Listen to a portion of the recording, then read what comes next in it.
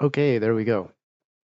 Finally got this thing started. I had a big problem where my dual streaming setup was overriding what I already had set up for my single streaming setup.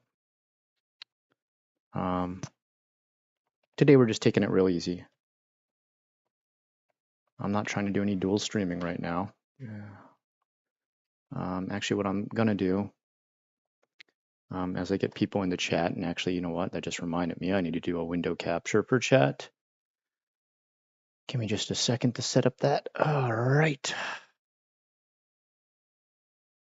Oh, no, I need to do that. Okay. Cancel. All right, I see what I need to do here. Let me refresh this. There we go. There's my live stream. It's kind of annoying. You've got a dock in your window as far as OBS is concerned. Hey, what's up, Jonah? Hope everything's going well for you. You're a trooper, having stayed on that super long stream from last night. Holy cow, did I go long? I did not realize how long that one went on. Let's see here. I'm going to grab this and pop it out real quick. Tonight, well, it's not nighttime. This afternoon, we're just going to take it real easy. I wanted to talk about men's loneliness in Japan versus America because it seems to be an epidemic in both countries. In fact, I've heard it's actually quite a bad epidemic in the UK. Apparently, the number one killer for men under 45 to 18 is self-deletion. You were playing WoW? That's awesome, dude. That's the way to do it, man. Actually, I encourage more people, if you're doing something like drawing, like I know Tim also draws while I do the streaming, have another activity to do. You don't need to be staring at my face or anything like that. I'm not so vain as to say you have to be staring into the eyes of the speaker while I sit upon my podium and signal boost my word. You know, like do something you enjoy playing. Hero, what's up? Also playing WoW. Awesome, dude. I've played WoW quite a bit. My big addiction back in the day was EverQuest 2. I was very deep into that game. There was like oh, you were doing hardcore? Oh shoot, what did I just do? Let me pop this out real quick. Hold on. Actually, you know what? I'm gonna pop that out real quick too. Let me just do a quick window capture. Chat capture, properties. Did I not pop it out yet? Bring it over to here. Pop out chat. Okay, there we go. Look at how smooth and non-complex this setup is. Yesterday, I think I started to realize it was real fun to add all that extra template layovers and stuff. But I did realize it was really taxing to my computer, my bandwidth, all different aspects like that.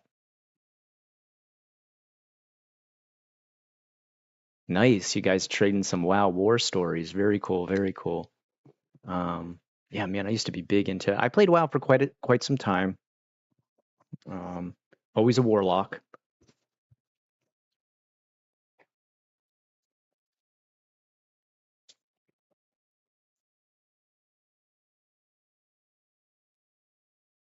I'm Mr. DPS when it comes to MMOs. I really can't handle anything else, quite frankly. Anything else is too much responsibility. Like if I had to be the healer or the tank, oh man. We'd have one name for our guild, Wipe Guild.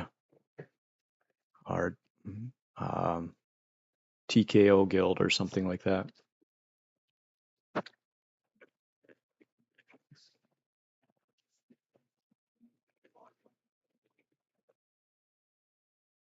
Yeah, I would agree with that, Jonah. The general hopelessness of how things are feeling in all countries contributes to the feeling of loneliness. Yeah, it definitely does not help.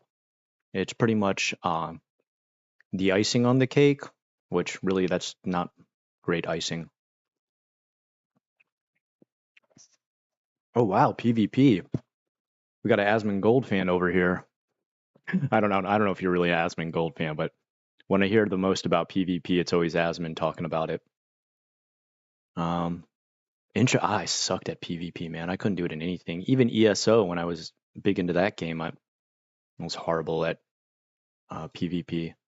The only game that was online, I don't know if I'd call it an MMO, um, but I got pretty decent at it in Sea of Thieves. I actually got two into it probably. I'd really start to like scream and yell at my computer, which is uncharacteristic for me. Let's put it that way. Classic, I've heard, is like the big thing keeping people addicted to WoW. Well, it's okay if you're addicted. Don't worry about it. I don't really think you're addicted though.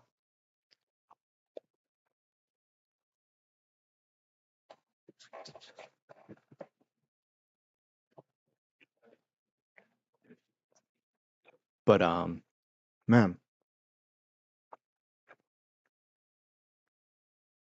all right, just checking my. Wow, really doing hardcore mode for the past 2 years? Yeah, that's hardcore, dude. No pun intended. I'm just dropping by, then going to the store. All right, Striker. I hope you're having a good day. I hope you're able to get some sleep last night. I knew you were having some trouble. Um, yeah. The epidemic of loneliness with men, and I guess just kind of every country, really.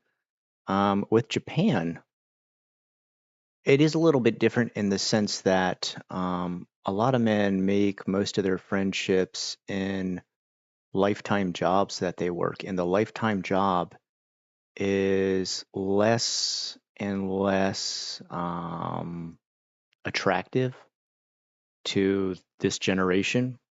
When I say this generation, I mean the newest generation of workers and age of working in Japan, which is usually 20, the age of 20, probably like 22, 23 if you're done with college,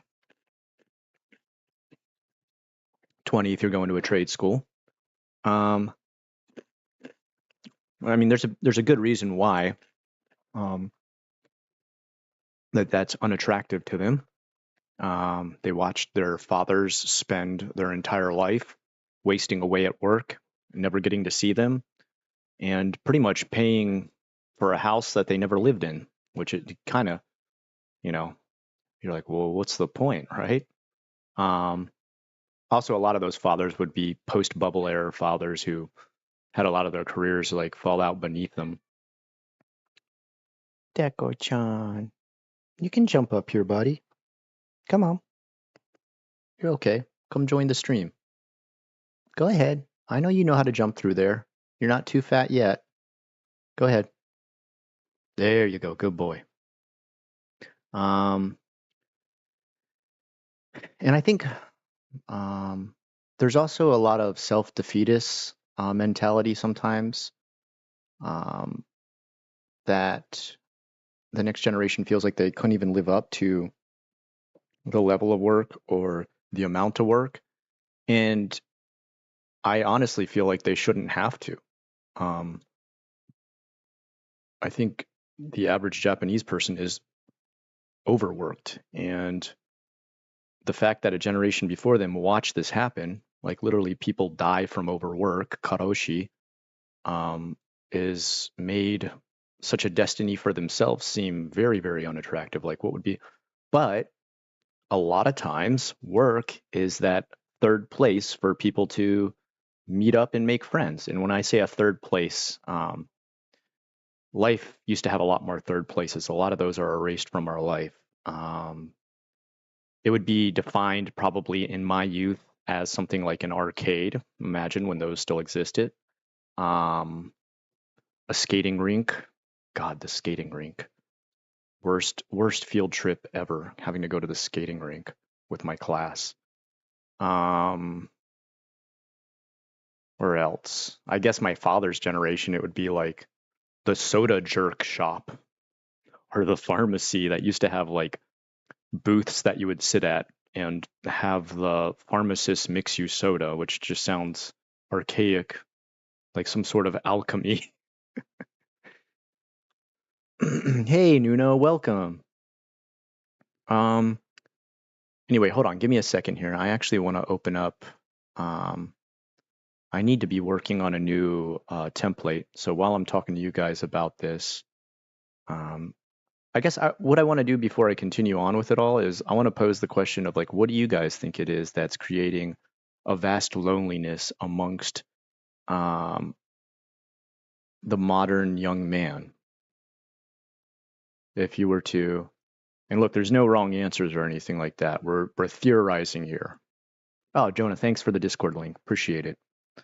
Um, you mentioned, of course, the general disparity of wealth in the world, I think is um, quite a letdown for a lot of youth, which you can completely understand. What else? Anything else you guys can contribute to that? I'm not here posing like I have a lot of answers or anything. I'm just looking at comparisons, really. Um, all right. Deck, are you sitting on it? There we go. Now it's not underneath you. You're gonna be okay, buddy. All right. Let's go to Canva. I don't get it. Why pin anything? When I pin stuff, it never ever shows up. All right. Design.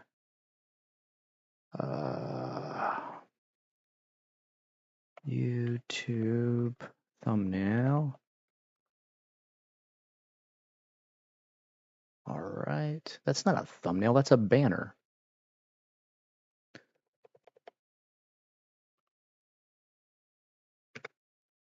Why? Why is it only giving me? Is it dumb? It doesn't understand what a thumbnail is? All right, let's go to the actual search page and look at suggestions. Projects. Okay, bye. I do eventually need to probably sign up for a actual subscription of Canva, considering how much I use it. Actually, you know what? I'll put it up what I'm working on while you guys are here, so you can see at it. Give me just a second here. Window capture. Properties. Oh yeah, I want to do that. I want to play. I was playing that game Firework yesterday. That was pretty fun. I want to try and complete that game today. All right, let's get my big dumb face out of here and just leave this one up here. There we go. All right. No, I don't need Canva Pro right now, although maybe one day. One day I'll get a subscription.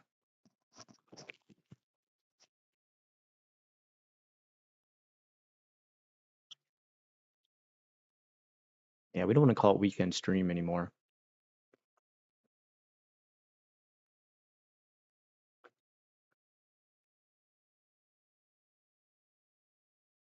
I think we want to get rid of this too. Actually, I think I'm going to just start from scratch. There we go. Let's just throw it all away. There we go. That's better. All right, let's upload then. Hi, Scott. Finishing making oat milk. Nice. You are always making oat milk. Are you, Meadow, are you vegan?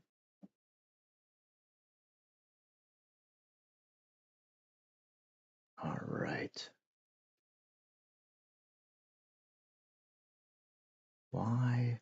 Oh, there we go. Okay, I was like, why is it cutting it off at the edges?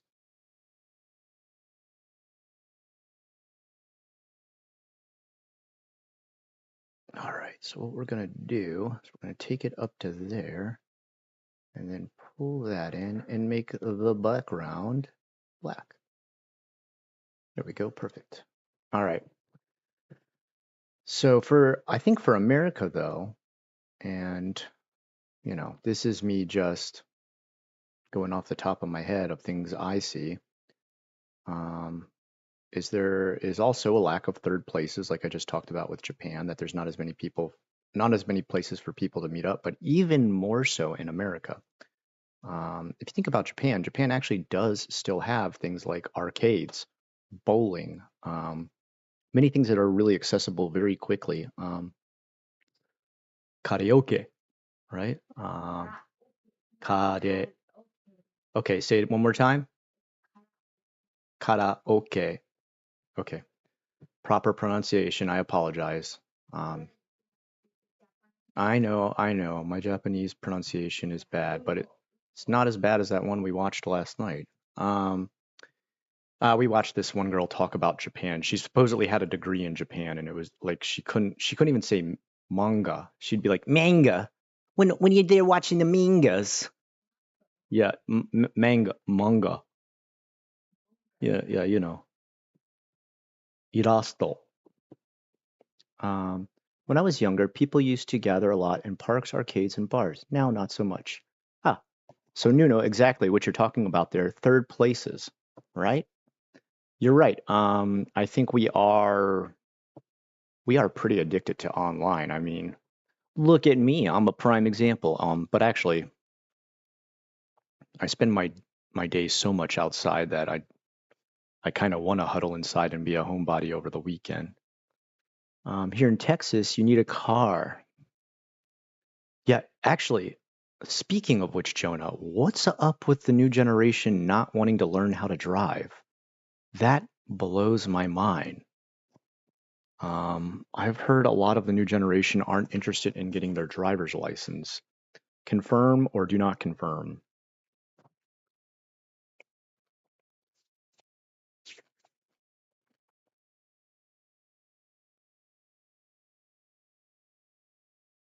I heard there's like a lot of people who are just like, well, I can just get an Uber if I want to get somewhere, and it's just like, whoa, really? I never even would imagine that as like, having to get an Uber every single time. I think that like really limits how much you can do. All right, I'm switching my accounts right now. No, not that one. Where is, there we go. There we go. And to make this, whoops, whoops, whoops. Oh, shoot, what did I do there? No. Ugh, I'm messing everything up. I'm just trying to get my phone so it only has, there we go. That's what I'm trying to do.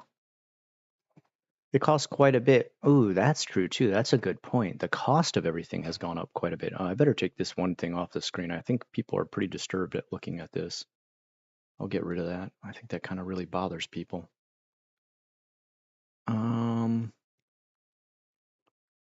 yeah, yeah. I mean, I can understand that. Um, the actual price of everything is like way too high.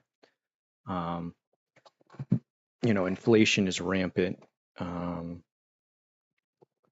simply the cost of even gas sometimes is outrageous, especially if you drive a car that isn't gas efficient. I never even think about that because my car's like I fill it up once every 2 weeks and it's like $30.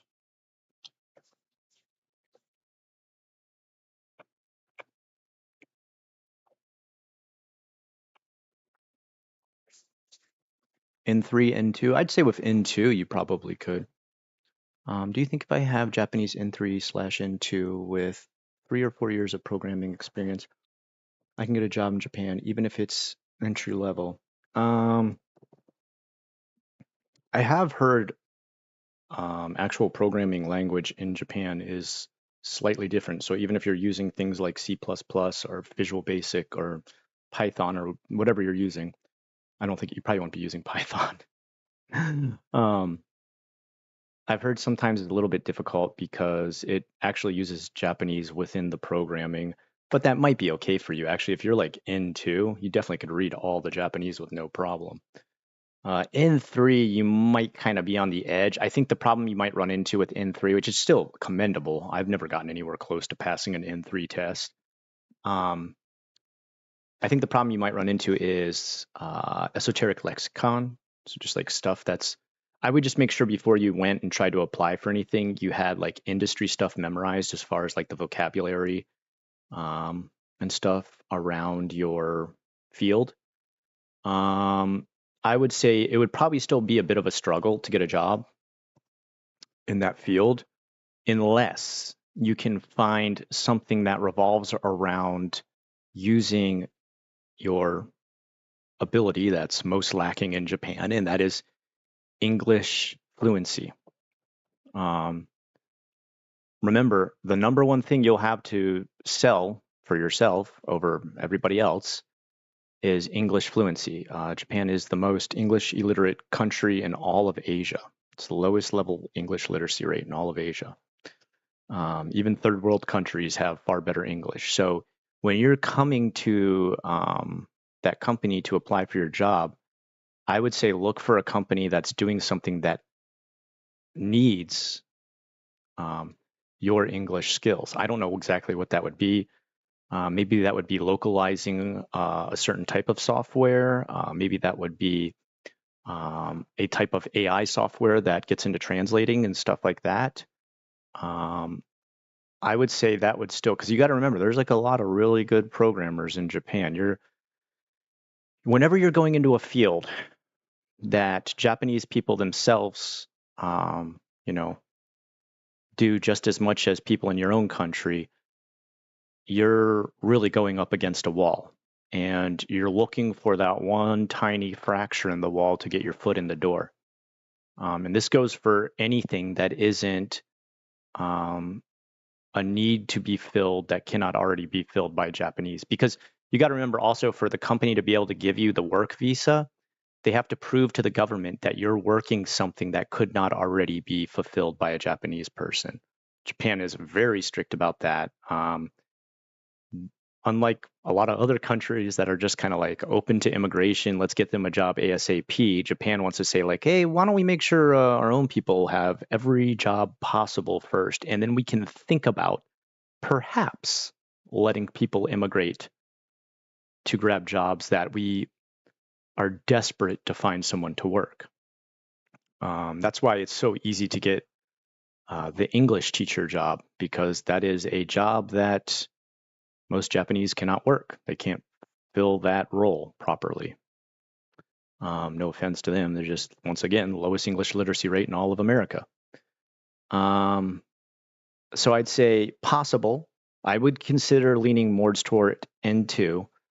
I would say you need to come in there with the vocabulary memorized in your field. Make sure you're very fluent in that aspect. And as a preparation, I would say get yourself a tutor on a website like Preply, a Japanese tutor, and have them interview you. Do a mock interview and get some constructive criticism and feedback on how you did. Also, got to ask this: Can you write your CV in kanji? Because they make you handwrite your CV there. If you cannot do that, they're not even going to consider you. That's one of their big things. They want to see, the reason they want you to handwrite your CV is they want to see how good your handwriting is for kanji, because that can make a massive difference. Communication is key, and they want to obviously see how literate you are in the Japanese language. And you do have to include a picture of yourself. I know some people are like, but that's bigoted. No, that's Japan.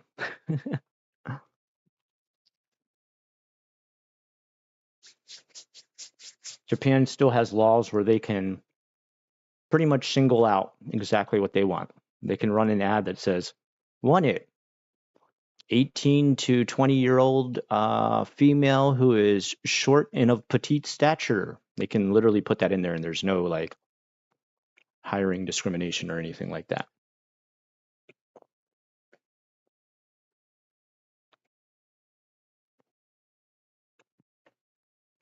Oh, okay, Meadow, you have an allergy to some. Okay, that makes sense. Um, oh shoot, second message. Oh no, it didn't make it through. That's weird. I wonder what happened. That's weird.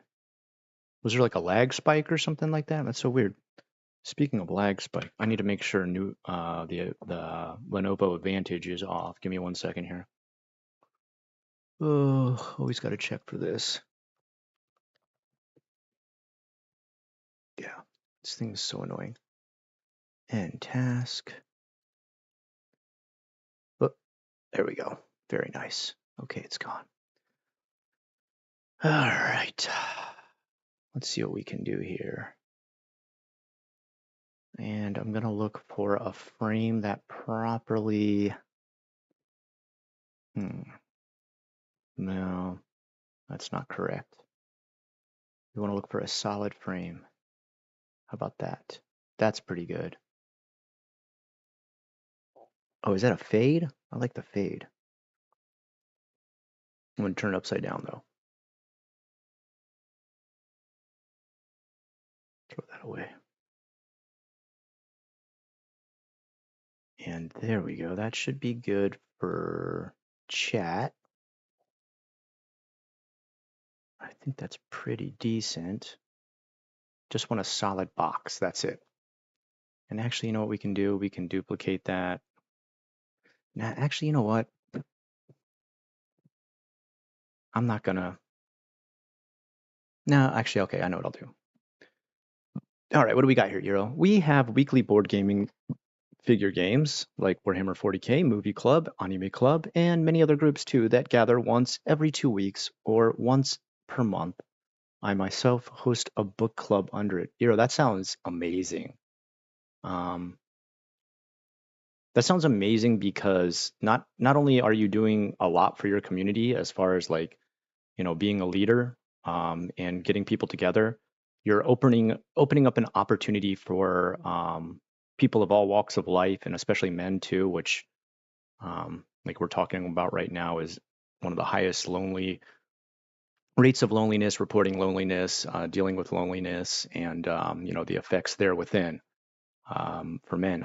I was listening to this one thing today about how men, one of the big problems is people try to set things up for men where they are talking face to face and that men just won't do that. I've never thought about it, but I guess this is it's kind of true.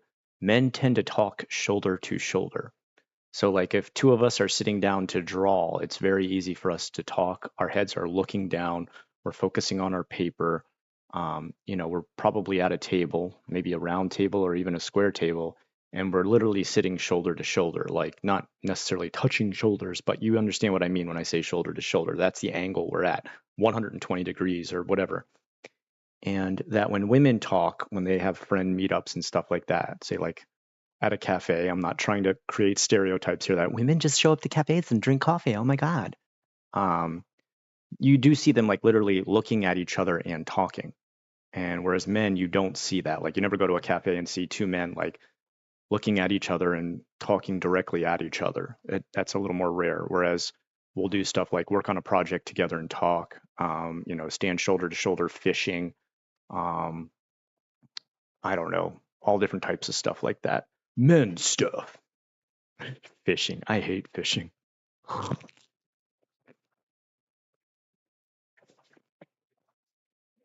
Nothing wrong with the hobby. It's just boring for me.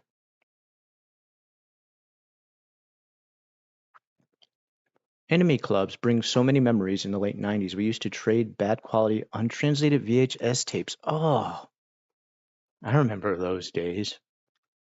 And then you'd run into the problems where, like, you thought you got something and it turned out it was, like, not, I forget what the different names were, like PAL or they had all these different names for the different regions they were from. And you'd be like, damn it, this one's made for a VCR in this country, but not for this country.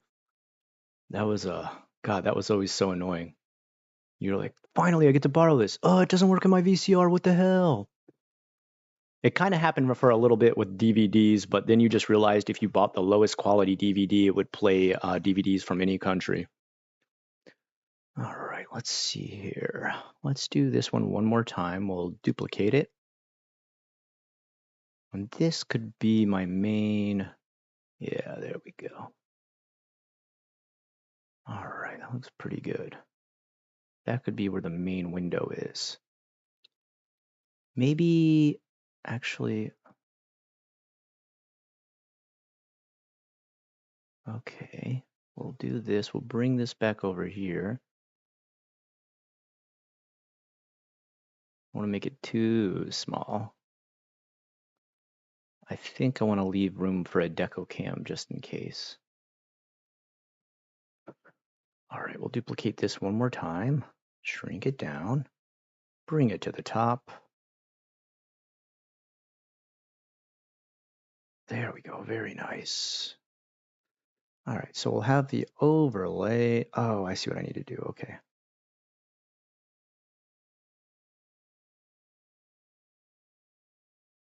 That should let it have a little bit. Sorry if I go quiet for a second. I'm just concentrating on getting this exact.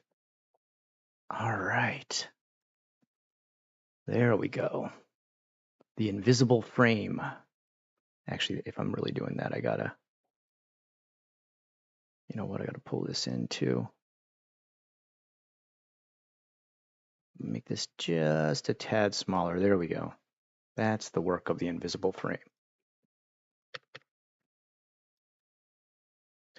And I think actually I gotta bring this down now. Actually, okay. I'll do it like this. That way I can bring it down easier. Yeah. Have a little bit more. Well, how is that? It's kind of an elongated video that I have on there right now. And my other one too, let me see. See, that one's like a little more square. All right. I'm just trying to think of the shapes that I'm trying to make to fit this video in there. Anime clubs. Man, I've only been to one ever in my entire life. It was at Ringling College. My own school did not have those. There was one message too above the one you first read. Oh, shoot.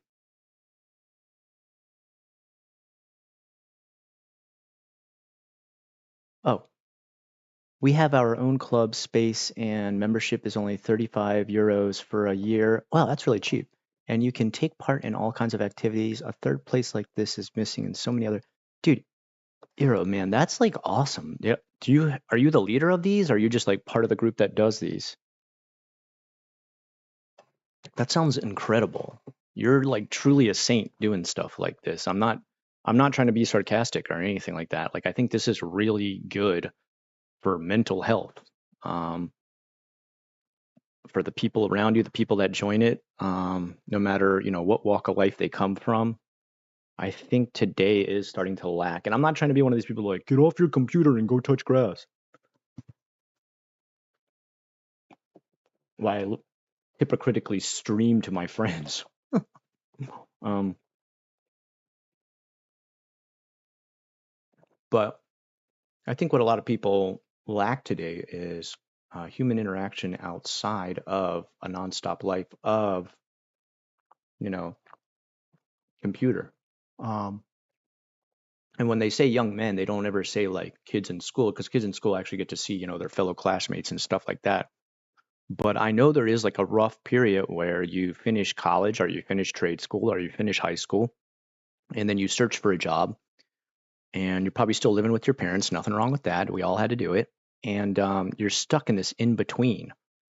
And sadly enough, there are some people who never escape that in between. Um, you know, maybe they get comfortable with the life that they're living with their parents, which there's, nothing wrong to that to an extent, but there is a point where a man does need to get out there on their own. And I'm not trying to be one of these guys like, you got to be stoic, you got to be alpha male. You know, pull yourself up by your bootstraps and get out there, boys. Um, I think sometimes this happens because there isn't a lot of mental support from other um, male figures in their life. Um, and I'm not saying like they're lacking a father or anything like that. I mean, they may be, but that's not what I'm trying to talk about. What I'm trying to talk about is people who don't have a connection with a fellow male to motivate them, or one to look up to, or one who can be seen as a mentor, or one that can be seen as a companion who's there as a shoulder to cry on. I think emotionally, men are starting to become more liberated, that we know we can cry, we can show emotion, we can be vulnerable, and we're not going to be pointed at and laughed. And, you know, um, during my time when you were a kid, you'd still get called things like gay and stuff. And That's messed up. It's messed up that that's used as an insult, and it's messed up that people would get called that simply for showing emotion. Um, that's sad in so many different ways. Um, these days, I think we're a little more mature, not extensively more mature, but I think we're more mature in the sense that we understand, we're only human and we need to show emotion in order to properly heal sometimes internally. But if you don't find someone who you can be vulnerable like that with in a male friendship group, that can be pretty lonely and devastating. That can be pretty rough.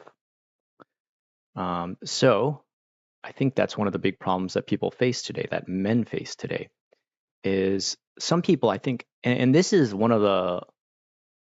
probably one of the sadder aspects of it is I hear a lot of people say, but I'm an introvert. I can't find anybody who's, I can get close to or be a friend with. And when I do try to do that, like I get laughed at by the friend groups that I join. And it's like, I think you're not an introvert. You're not shy or bashful. I think you've just had assholes for friends. Um, if you have a friend group that laughs at you when you need them, mocks you when you show emotion, or, is still so juvenile that they do say things like, you being gay, that's not friends. That's damaged people you need to get away from.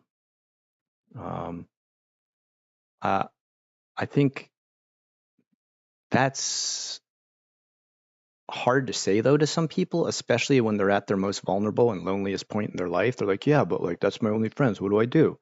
There's people I have to work with every day. What do I do? And it's like, um, maybe don't find your friend group at work. Maybe there's other places that you can find those friends. Like for example, the things that you're mentioning here, clubs that you can join, groups like that. Let me jump back into the messages here and see some other stuff. There was one message. Yeah, okay, I read that one. I love visiting Japan, but even if I get too lonely in a lot of the US, so I don't know if I could deal with isolation in Japan. It's rough in Japan as a gaijin. I'd say that was probably one of the most mentally straining aspects of living in Japan. I probably dealt with it better than most, and I'm not trying to say because I'm super tough, I got emotions of steel. I'd say mostly because I was an only child. Hold on, I'm gonna take off my. I was actually super cold earlier today. It dropped down to like 60 here. I'm gonna take off my jacket and stuff.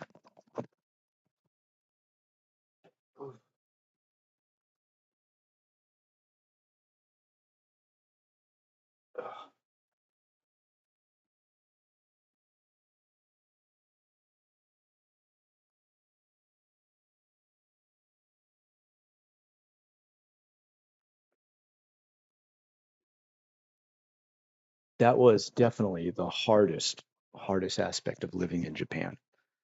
Being being a lone gaijin. And like the good thing I did have is I did have friends like my friend Sean. I did have friends like my friend Dan who kept up with me. If it, I feel like I always talk about Dan, but like that's the only dude I ever like.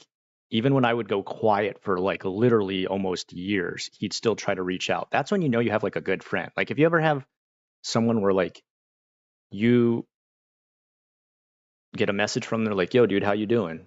And like you don't answer for like 6 months, and then like 6 months later, like, "Yo, man, just checking in. You okay?" And like they're still there wondering how you're doing. Don't lose friends like that. Just a word to the wise when it comes to other dudes out there. If you have a friend that does that, that checks on you like after 3 months of you not responding, that's a good friend. Keep that person. If they spam you, maybe maybe they're crazy, but if they just check in, they think, okay, maybe he's just busy. Check back in again like a few months later. That's a good friend there. They're actually genuinely concerned that everything's okay. I lived in Africa and the Caribbean, which are the opposite for better or for worse. Nobody leaves you alone, always noise. Ooh. I always think of myself as kind of an introvert, but I think I'm not really an introvert. I'm more of a person who can't stand that kind of atmosphere.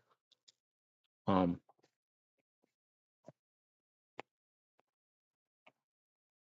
I went to the mall for like the first time in probably half a year for Black Friday, and I was just like, damn, I hate this. I hate the mall in Japan and I hate the mall in America. I hate the mall. It's like a collection of a bunch of stores I never want to go into with prices I never want to pay. Yeah, so many NTSC tapes and game cartridges. Yeah, dude, Nuno. I know your pain, bro. PAL tapes, man. If you guys are wondering what we're talking about, it's like region locked VHS and DVDs and games back in the 90s. It would stop you from being able to play stuff you got from other countries, which is really infuriating because there's some stuff that you just couldn't get. Oh, what am I working on? I'm making a new template for my overlay. I tried using an animated template um, with one of those, I don't know what you would call it, like just like active overlays. And I found that running it during my stream absolutely eats up bandwidth and RAM on my computer, like to an absurd degree, like an absolutely absurd degree. Like, I got 32 gigs of RAM. I got my connection here is actually quite decent where I'm at. Upload and download speeds are great. And man, when you run some of those overlay things, man, I guess you better have like a T1 connection and I don't know, like 64 gigs of RAM. I don't know what you need, but man, I guess I was dual streaming too. So anyway, enough with the tech stuff. Let's get back to this. Um, I'm in the board of the club. Okay, cool. So you are like part of the admin that helps get this stuff together. Switching from mobile to PC now. Found in Loss. Hey, Found in Loss, welcome to the stream. Are you in Central Florida? No, I'm actually more in what would you consider it? West Florida? Central West Central Florida. I'm over in down by close to well, not super close, but close to Tampa. I've mentioned it in the past. I don't know. I don't want to dox myself too much on a live video, but yeah, I'm in Florida. I've lived in Orlando though before. We used to live close to what is it called? Church Street. Is that the area? Um, Definitely don't want to live in Orlando again. Nothing wrong if you live there or anything or love it, but it's just I don't know. There's a couple places in Florida, like Jacksonville, I loved. That was wonderful. Tallahassee, I loved while I went to college, but after you finish college, you do not want to live in Tallahassee. Boca Raton was one of the worst places I ever lived. I mean, the place is literally called the Rat's Mouth. That's what it translates to. So it was like a rat's mouth, let's put it that way. Boynton Beach did not like. Um, this area that I'm in here, I like it. It's really more country than I'm used to, but I like the atmosphere of like living in the countryside. Um, my neighbors are awesome, nicest people I've ever met. It's a great community. My job's awesome. My my coworkers are awesome. I'm pretty lucky.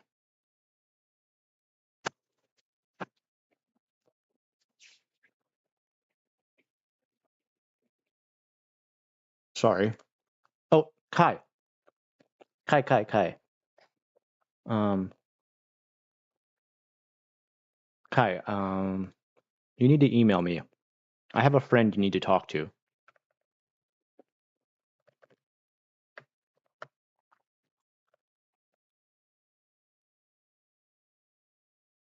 Kai, send me what is your best way to contact you for like email or whatever you use. All right. I have a friend. I talked to him last night about your situation. Um, and he's he went through a lot of what you went through. I don't want to I don't know how much you want to talk about it on here, but the things you've been describing, the way you've been talking about feeling, I have a friend who's like literally gone through all that same stuff. And like as you kept talking, like I thought, like this is just like my friend Sean, dude. This is like the stuff Kai's describing, the feelings he has. If you see my email on there, I want you to contact me on there. Send me the best way to contact you as far as email, messaging, whatever you want to use. And I talked to my friend Sean, and I think he's someone you can really relate to, really discuss how you're feeling with. And you guys have both gone through the same kind of experience. He was Special Forces Marine, dealing with a lot of PTSD post retirement, 20 years in that. Amazing dude, strongest dude I've ever met. But he's really gone through it. Like, I mean, really up here, like really had to battle with some demons. And I think you guys, he's trying to start a group for vets and stuff like that that are kind of dealing with what you're dealing with. And I want to put you in contact with him because I think it would be a healthy atmosphere for you. Um, I see you in pain on here sometimes, and I want to reach out and do something, but I don't have the life experience you have. And I could, I can be empathetic and be like, dude, that sucks. I'm sorry you're going through that. But I can't talk to the experience that you've been through. I can't talk to, you know, I can't talk to the level of strife you've had to deal with. I can't. I don't have, I don't have what you have in the past.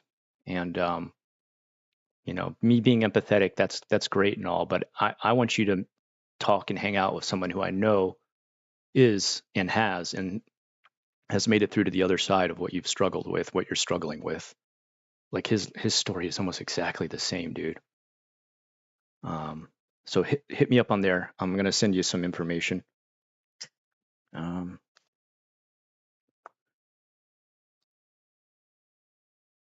Whenever you get a chance, man, um, hit me up on there. I want to send you his information. And I've already talked to him. I told him I have a friend online who I think you'd benefit talking to, and he said, yeah, I'm starting up a group right now anyway for vets and stuff, and so this would be good for you, dude. You're the same age and stuff too. You guys are around the same age and everything. Your art's really good. Thank you, Found and Lost, man. I appreciate it. And you love Japan. That's cool, man. So wait, Found and Lost, can I? Oh wait, hold on. Orlando kind of sucks. Yeah, Orlando was a struggle, man. I was in a bad way during that time of my life. I had just finished college. I tried to strike out on my own. You know what my first job was in Orlando? I was a QA tester for EA Sports. I did QA testing for NASCAR 2004 and tracked the 22 Caterpillar Dodge and every glitch that there would be with it. Literally a game where you turn left incessantly.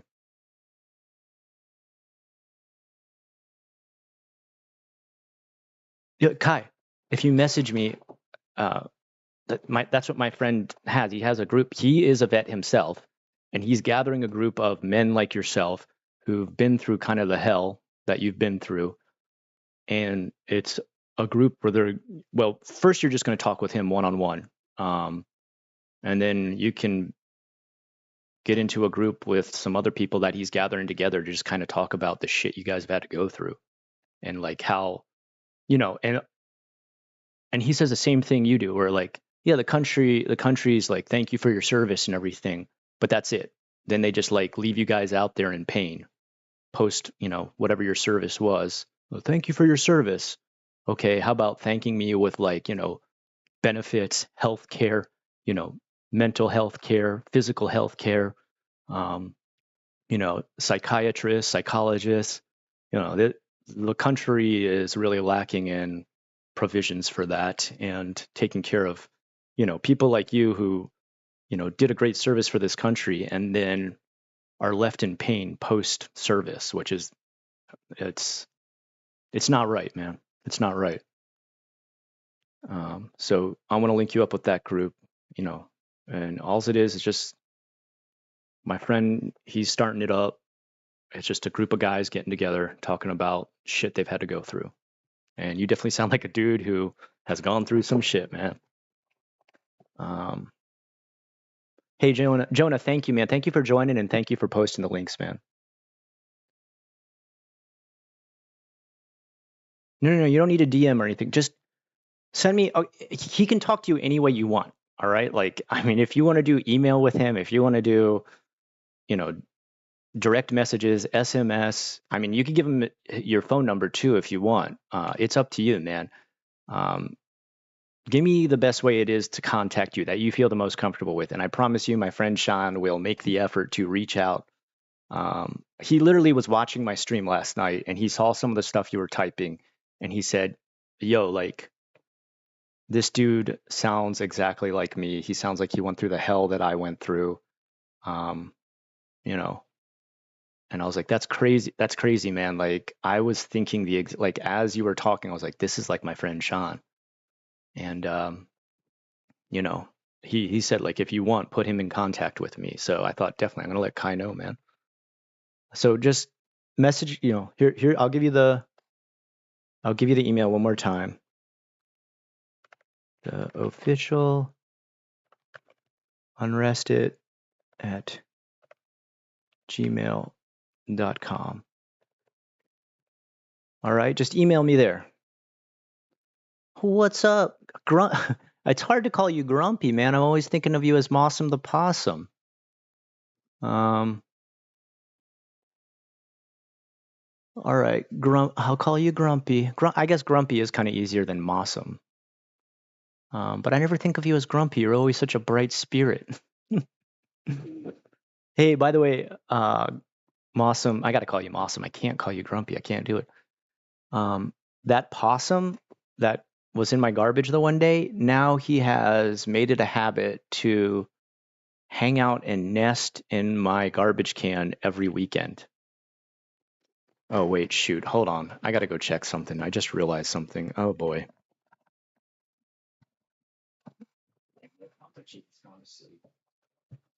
Maki. Oh, okay. Don't fall asleep, okay, bud?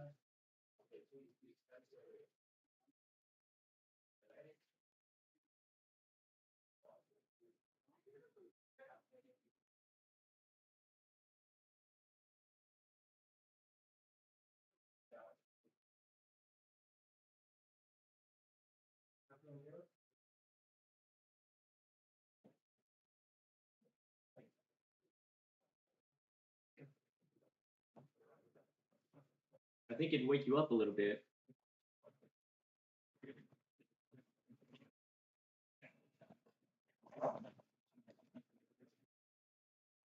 I know this sounds crazy, but I'm making sure my son doesn't fall asleep in the middle of the day. He stayed up real late last night playing video games, which is fine. It was Saturday night last night, But what happens is if he falls asleep now, he'll sleep until it's like 6 or 7 p.m. He'll wake up, then he'll end up playing video games all through the night when we've got like the first day back to school tomorrow. But he's still up. But I had to check on that.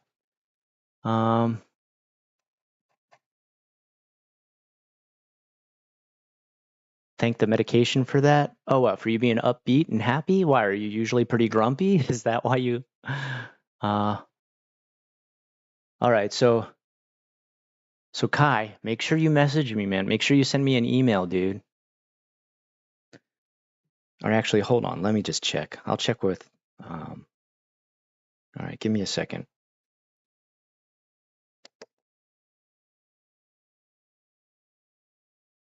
Okay. There we go. All right. Do you have Kai? Do you have Instagram? You don't seem like an Instagram guy, but do you have Instagram? If you do, I can give you his immediate contact on there so that you can skip me being the go-between. You know, just if any way you can get me to contact you, dude, I'm gonna send it off. I'm not gonna do anything crazy with it. I literally just have a friend who wants to, talk to someone else who's been through the same situation. Anyway.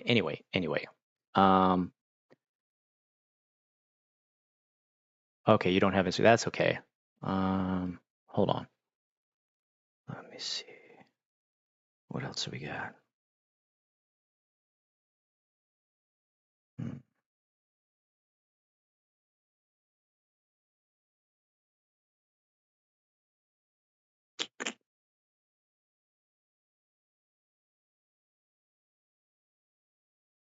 All right, I'll figure. Anyway, send me your contact info, and I'll have my friend contact you on that contact info. His name's Sean, by the way. Okay, so when he contacts you, it'll be Sean. I don't want to give more away about his name other than that because I don't think he wants to be straight up doxxed. Staying up late would make me wake up later in the morning, if not noon or afternoon. Whenever I pull an all-nighter, my day-night cycle goes out of whack. Yeah, exactly. The same thing happens to my son. I think the same thing happens to everybody, right? Like it screws up your whole circadian rhythm.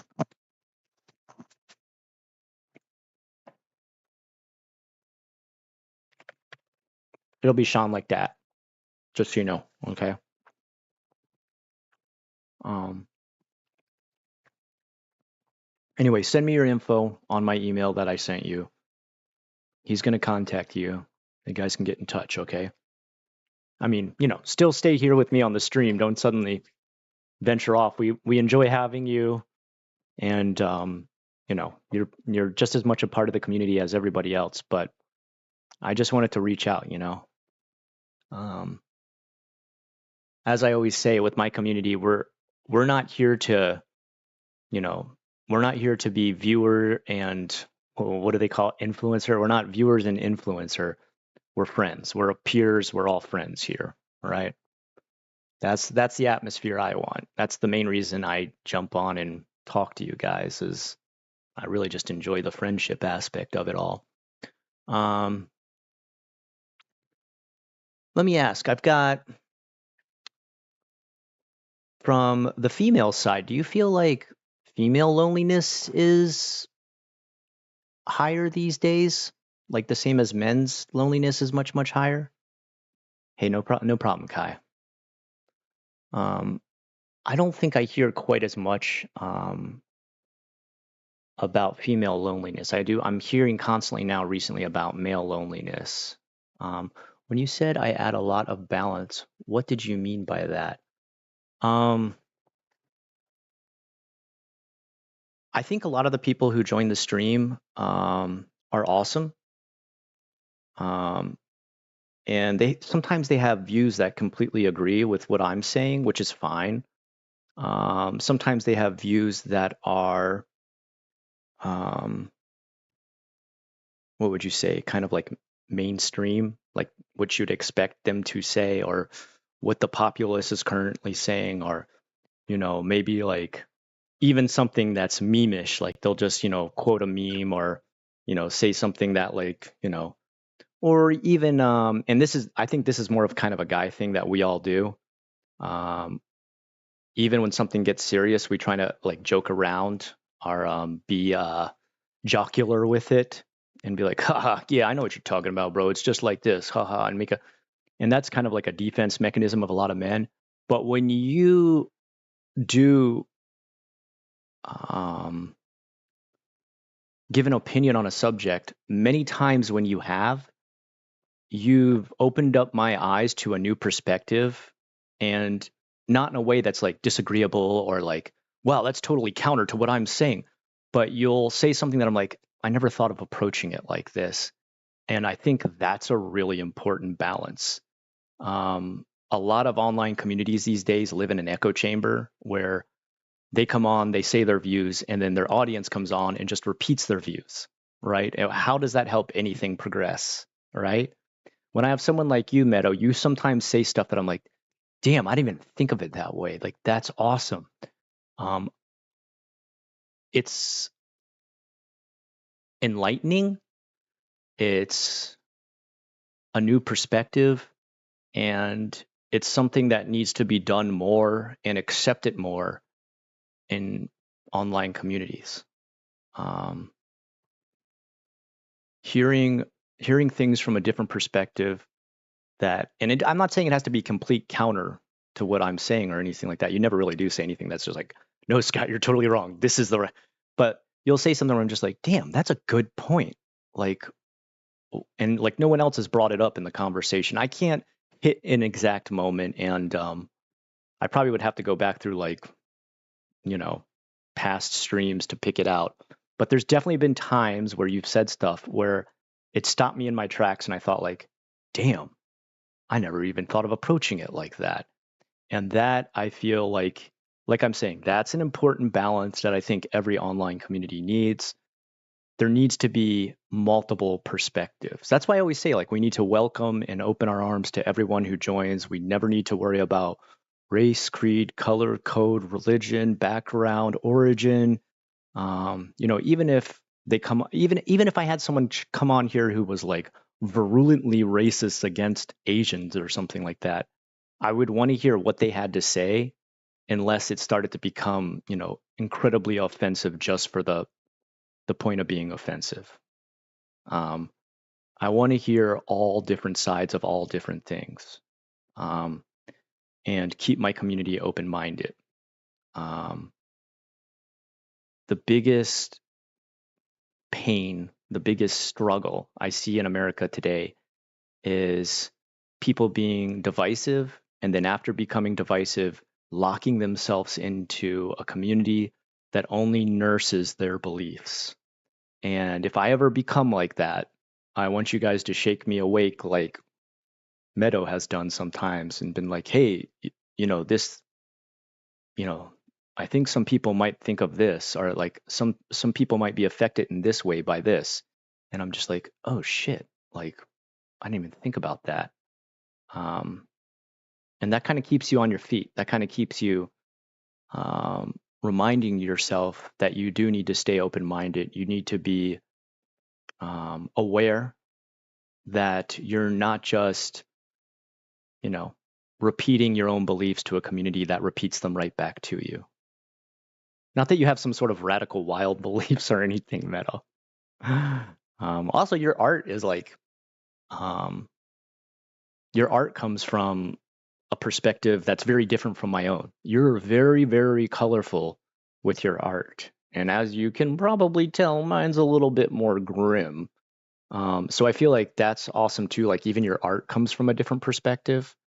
And I mean, that kind of bleeds into like the way um, you approach things too. It's just fun to talk to other artists and hear an artist who has, views that don't always align with your own and perspectives that don't always align to your own. I think that's super important for us as artists to um, never sideline your creativity or dampen your horizons simply because you've set yourself down a path of a certain design style, way of approaching art.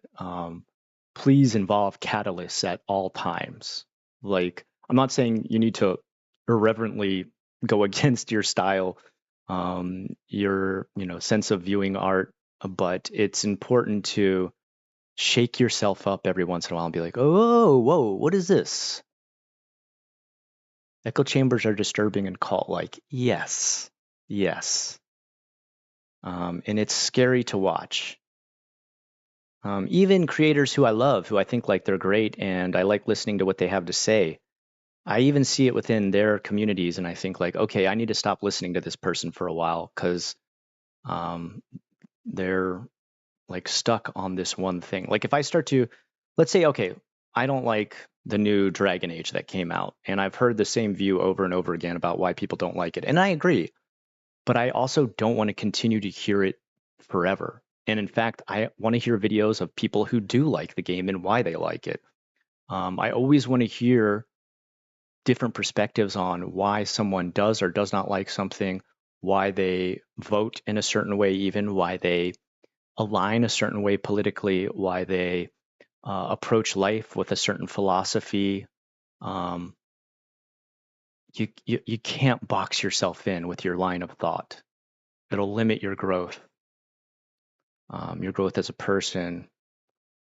Like for example, yesterday, um, one of my good friends, I hang out with him all the time, and he said something that I thought was like somewhat provocative in the sense that it might provoke, people, make them angry, but also made me think like, damn, that's like a harsh viewpoint, but maybe it's progressive as well.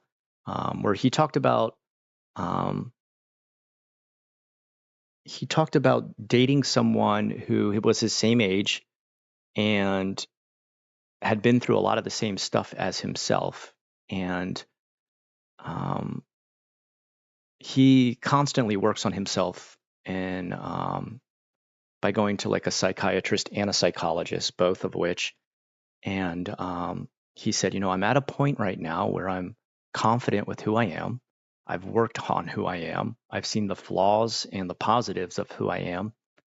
And when I met this person, they, of course, know they have flaws themselves and that they need to work on themselves, but they currently refuse to. And I can't get into a relationship with someone like that at this time in my life, not when I've gone this far. And I thought, like, well, you don't want to be there for that person, or like, maybe help them see the light of how psychology can help them, or go into.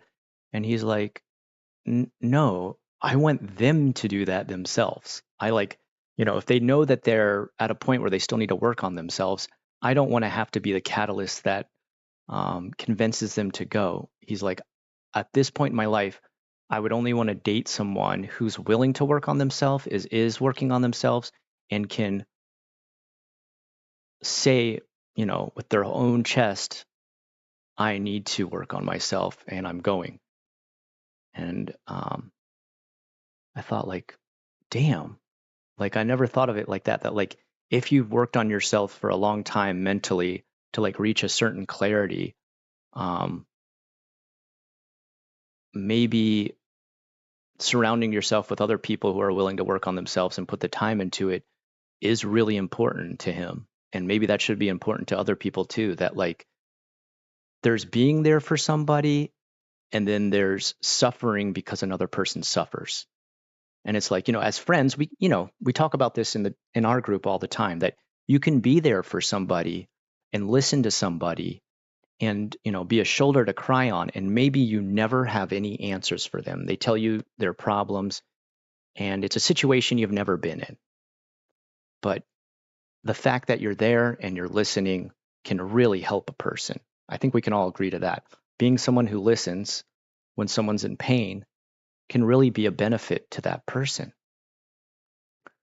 But if they do that and then never seek to mend the pain by getting professional help or some kind of help that's more than, it's beyond your friendship, it's beyond like what you can do as a friend, um, and that starts to pull you down, how long do you put up with that, right? And I think that's what he was saying. He was saying like, if when you get into a relationship, that's a bond that is like long term. He's in a situation in his life where he's looking to court, not date. I should make that more clear. He's not looking for like a fling or anything like that. He's looking to court, in which I mean like, a life partner, right? Get married, whatever you want to call it. And he's said in the past that the reason a lot of his relationships haven't worked out was because he was too damaged as a person. And to admit that is good. It's introspective. It's empathetic to the other person, and it's something a lot of people aren't comfortable admitting. I think there's a lot of people out there who, um, you know, are sometimes unreasonable with why past relationships have broken up. For example, I saw this article recently. I forget what online magazine it was, but it was called "Why My Past 40 Relationships Failed," and it was this woman going through all these different things that she dated, types of personalities and everything she dated, and how these men failed her. And I thought, like, that sucks. It sucks it's never worked out. Um, but why is there no part of this article where you talk about the conflict with yourself? Like, oh, are we just saying you dated 40 flawed men and none of it was your fault that it didn't work out? I mean, and this is like a woman in her 50s that's writing this article. And it's like, you know, you know, I'm not even saying that it was you who had the massive flaw. Maybe it was you who kept choosing the wrong type of partner. And um, when my friend said that, I thought like, oh, this is what people are talking about. That you'll continue to make these same flaws and find these same flaws in relationships if both people, or at least one of the people, is unwilling to work on themselves in whichever way that they can best work on themselves. Like that They know they need help. I think we all need help. I'm not trying to say like, my friend is perfect now psychologically. No, he's going to probably go to a psychologist for the rest of his life of all the shit he's had to deal with. But he's making progress, and he's taken note and observed that he himself can only handle dating someone who is also trying to make progress. And I felt like that was kind of harsh. I felt like, well, damn, like you don't want to try and help them get through like a rough spot in their life or work on themselves. And he's like, yeah, of course I do. But like, I'm not a professional that can do that. Like, I need them to, and he said like, and if we were married or we were like a long-term couple or something like that, of course I'd even be willing to foot the bill, but the person's got to be willing to go, you can lead a horse to water, etc. Right? So, and that perspective he gave me like that, like, cause me, I'd always be like, well, you should always try to be there for people no matter what. You should, you know, when they're in pain, even if you can't handle the situation, like you can't give them advice because you haven't been in the same one, you should still be there to listen. And like, that's true. I still stand by that. But there's a certain point I think you got to reach with some people where if they absolutely refuse to get help, um, and it's even starting to affect you, which obviously that can happen with relationships. And I'm talking like, romantic long-term relationships, then maybe you do need to kind of protect yourself at that point, like he's talking about. And I thought like, damn, that's a good point. I think that's a really good point. And that's like a new perspective. But you got to be open-minded. I've been with you here since 2015, dude. I'm glad, Kai, man. That's awesome. It hurts you personally when I disappear. I can understand that. There's YouTubers who I've seen disappear that I'm sad when they're like no longer around to give me, I guess, whatever that sort of fill of info I want is. Is there any YouTubers I've seen leave that like I wish I could still have their stories and stuff like that? Probably my friend Betamax, who used to make used to make videos. Um, that kind of sucked to see him go. I don't know, anybody else? Any long-term YouTubers who I'm like, damn, I wish I could still hear his videos. I guess, okay, one that I wish I heard more stuff from, I got more videos from, Frederick Knudsen, which I'm sure you guys have listened to before. It sucks when I can't get a new video from that guy, but he also goes on like 1 to 2 year research papers of what he's going to talk about. Dinky Kong, I like that name. I don't understand why Reddit has a downvote option where you post comments too. It just swallows opinions and only shows you the ones that people like. Yeah, I agree with you on that, Dinky. Dinky, first of all, welcome to the stream. And I agree with you on that because it's like sometimes you go back and visit the same Reddit page and you're like, dude, it's still the same 5 articles here at the top. Like, what the hell? I want to see something new. At the same time, there's, obviously this can also happen when someone is like improperly contributing to the thread or whatever. So I don't know.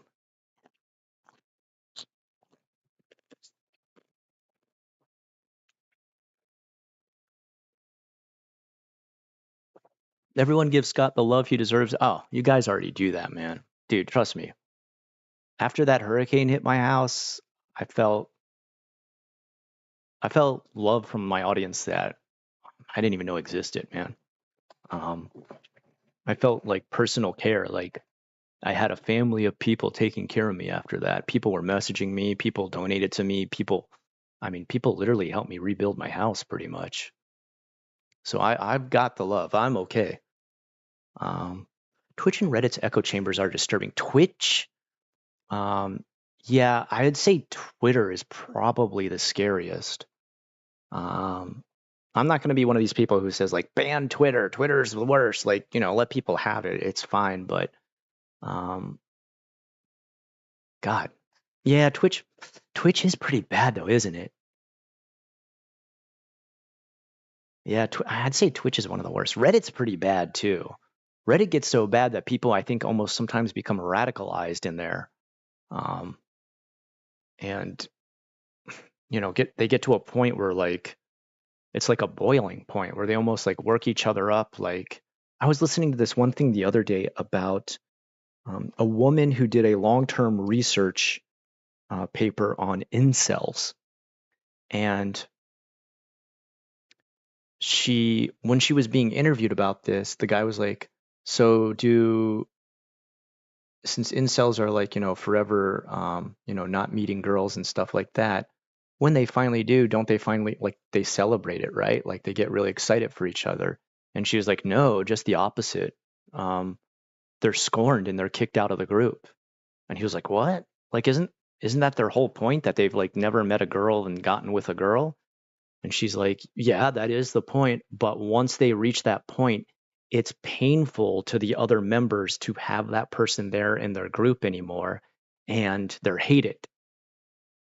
I thought, wow, that's disgusting. That's like a really toxic, I don't like to use that word too much, toxic positivity, toxic male, toxic masculinity. That's a toxic community. Holy crap. You're there talking about how you can never meet girls and wondering what you're doing wrong that you can never meet them. And then when one of you achieves the main goal of what you're trying to do, you're kicked out of the group for having done it. What? Hold on, I gotta take this. I got an earbud in right now on top of the headphones. It's a little bit too much. What? Are you serious? She's like, yeah, like they're absolutely scorned. They're hated because the advantage that they've finally reached, the level they've finally reached, is too painful of a reminder to the people still in that group on Reddit that they have yet to do that. Like, can you imagine if there was other groups that work like that? Um, if we were all in a bodybuilding club, let's imagine that, looking at me, the first thing you think is bodybuilding, right? And I got myself up to a stature that was just like an incredible build and everything like that. And guys are like, damn, he's too ripped, kick him out. Like no one would do that. They'd be like, what's your technique? What do you do? Okay, for example, one Reddit group I'm part of that's still very positive. It's actually a very lovely group, is a Warhammer 40K painting group, painting our figures and stuff. When someone posts something that we're like, damn, that's the best thing I've ever seen, no one's like, get him the hell out of here. He pisses me off. That'll never be that good. No, people ask him what his technique and stuff is. So we can maybe, hopefully, one day start to master some of the same things with our own technique. Like, that's insane. Someone reaches the highest level of what your group's goal is, and you kick them out for doing that. Like, now that's toxic. That's where I really got to agree that some Reddit communities can get like really grotesque and disgusting, right? Holy cow, dude. Can you imagine? Yeah, yeah, yeah, yeah, yeah. Um, I don't know. I think the biggest problem with incels is they think talking to women needs some sort of special and unique dialogue or riz or charisma or confidence, when my advice to any guy trying to talk to a girl remains entirely the same. Don't ask how to talk to a girl. Ask how you talk to humans. That's all you need to do. Talk to them the same way you would talk to any other human. I mean, unless you've got some sort of absolutely aggressively provocative dialogue that you open every greeting with.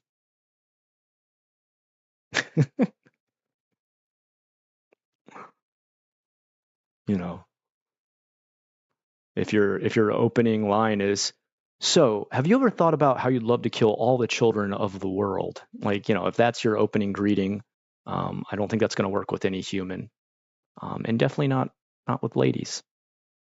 I don't know. That's just, I don't know. It's always kind of shocking to me. It really reminds me of the men in Japan who have to pay to go to snack bars and hostess bars and stuff like that. They have to go pay, and all you get to do at those is just talk to women. That's it. You're not doing anything else other than talking to women. And just like, if you want to talk to women, just go talk to women. Like what? You know, they're they're not gonna bite your head off. I don't get it. All right, let me jump back in here.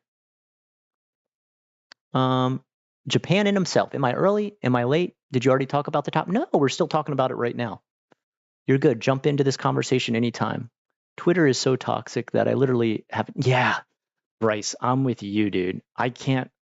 I post my videos on there like I always post my videos. I tried to get a little more involved with it when I had my old Inksmith channel, and it was just so disgustingly toxic. I couldn't last. I was just like, no, this is horrible. Um, what the hell? Hold on, let me go grab. I gotta grab some protein bars and get something to drink. I have nothing here to drink. By the way, Japan and himself, welcome. I think you've been on the stream before, Japan and himself. I can believe it. I'm part of Star Wars and pro wrestling anime subreddits. Oh yeah. I don't like echo chambers. We need to question everything, especially from the point of view we agree with. Yes. Yes. We need to question things outside of what we agree with. We need to listen to things outside of what we agree with. But we also need to question information and sources too.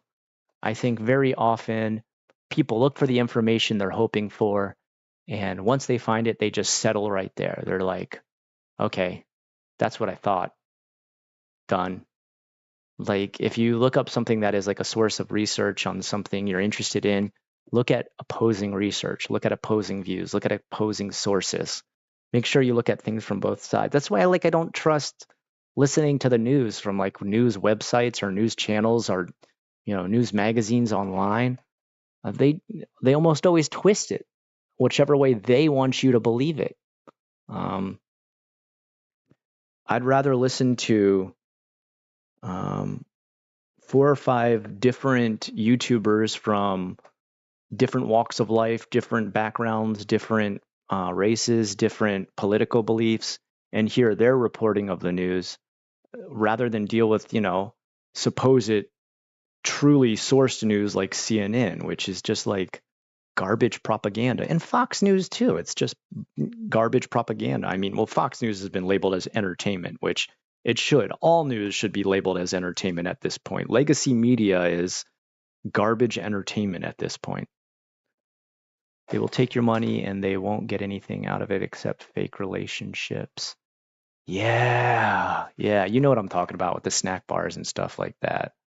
I don't know. I guess the only good thing I can say about it is at least it's innocent. You know what I mean? Like just chatting it up and just talking. At least that's it. You know. Um, the only thing bad I could see happening from it is if someone was convinced that they were in a relationship that didn't exist and the person was making more money off of that, which I'm sure I'm not accusing that of constantly being done in these bars, but I'm sure it has happened. Japan seems like a strange place, especially when you read Haruki Murakami novels. Hold on one second. Give me just a second here. What do we got here? Hold on. Let's see.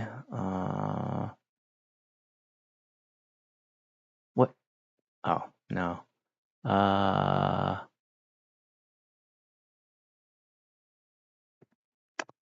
wanted to open. I'm still. Wait, what happened to my. I just closed out my Canva. I hope it saved it.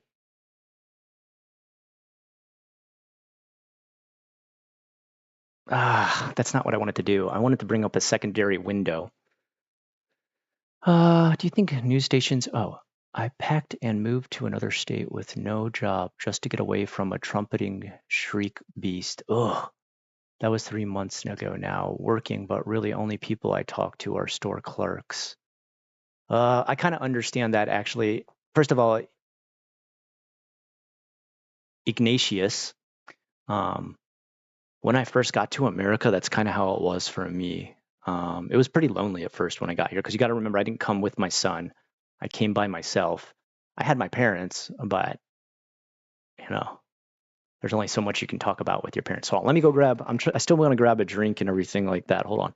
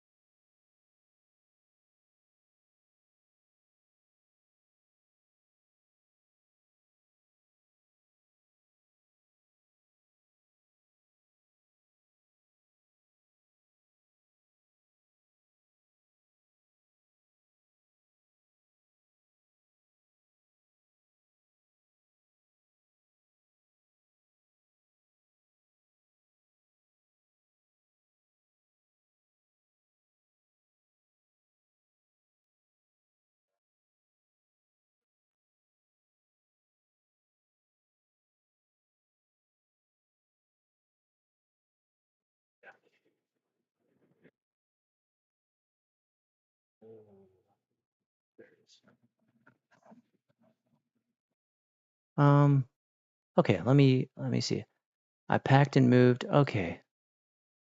Yeah, Ignatius, that can be super lonely. I know what you're talking about, man. That's kind of how I felt when I first came back to America. I had no friends living in Florida at the time. I hadn't even started a job yet or anything like that. I hadn't even applied. And for the first couple of months, yeah, like literally store clerks. That was all. I had my parents to talk to, which was okay, but they were gone most of the day. And the worst is I was still living at home when I first came back. For how many months? I had to live at home for like almost 7 months. That was pretty rough. Um, it's not easy as liking same video games or not just because of marriage. It can be different lifestyles. For example, I'm allergic to drunks and everyone and their mama around me drinks. Ah, yeah, I'm not a drinker either. So I kind of know what you mean. I always feel kind of awkward sometimes if someone's like, "Let's go out to this place and everybody's going to be drinking." I don't I don't really drink. I'm not opposed to it. I don't care if people do. Um, but I know if there's going to be like a long party where people are drinking all night, like I'm gonna eventually it gets awkward, right? Like eventually you're like, when people try to talk to you when they're ultra drunk, there's like these weird lapses in silence if you're not also drunk. I bet those cafe people are pros at getting people to fall in love. keeps them coming, making them think there's a chance, then ask them for money for your sick mom or yeah, okay, actually, Bryce, I'll tell you one scam that they run really often, okay? So a lot of these girls that work this, and like, you know what, more power to them. It's kind of like how they survive. So I'm not mocking the trade or anything like that. So a client who they build a long-term relationship with coming to their bar or their hostess club or whatever, they often like to buy them gifts, right? These are salarymen who make like a lot of money and they almost never get to spend any of it because they don't even have any damn free time. And any little free time they do have, they spend it at these sometimes really stupid snack or hostess clubs. So they'll be like, hey, like the holidays are coming up. What's something you'd really like to get? And they'll ask for like a really expensive handbag, which totally makes sense, right? A high quality, nice, like Gucci, Dolce Gabbana. Uh, I don't know. I don't know much about women's handbags. Just imagine a very expensive one, right? And then the next client comes in and they'll ask them, what do you want for? And now you would think like they'd be like, oh, I'd really like a nice pair of earrings or some jewelry. Next guy comes in, you think maybe they'll ask them for a nice dress or something like that.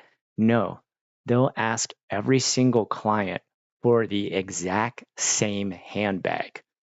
And you're probably like, what? That doesn't, so what? You get like 6 or 7 of the same expensive handbag? Like, what the hell for? So when the client buys them this handbag, they want to see them using it because they want to think, oh, that's what I bought you and you're using it. I'm really happy to see that. Makes me feel good about buying that for you. But what they're actually doing is getting the same handbag from every single client because then they'll go onto a place like Yahoo Auction or Facebook Marketplace and sell the other 6 off for, a decent chunk of money because they're brand new, expensive, upscale handbags. Only keep one of them and use that for every client that comes in to be like, see, look, I'm using your gift all the time. I really appreciate it. Isn't that hardcore, dude?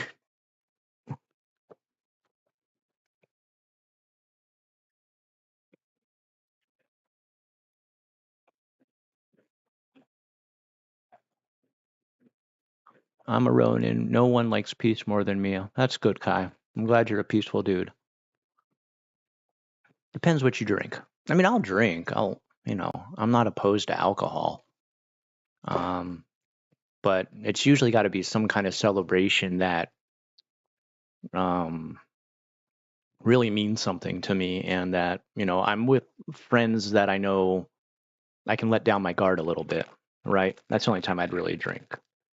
Like I drank at my wedding. I drank a bunch then. Um, maybe like a work party. If I knew all my, colleagues were there, I'd feel comfortable drinking with them. They're cool people. Last night, I was with my 3 best friends having dinner, drinking beer. There was a barrage of sexual jokes, homophobic jokes, grape jokes, 3 immature guys. I need new friends. Ugh. I mean,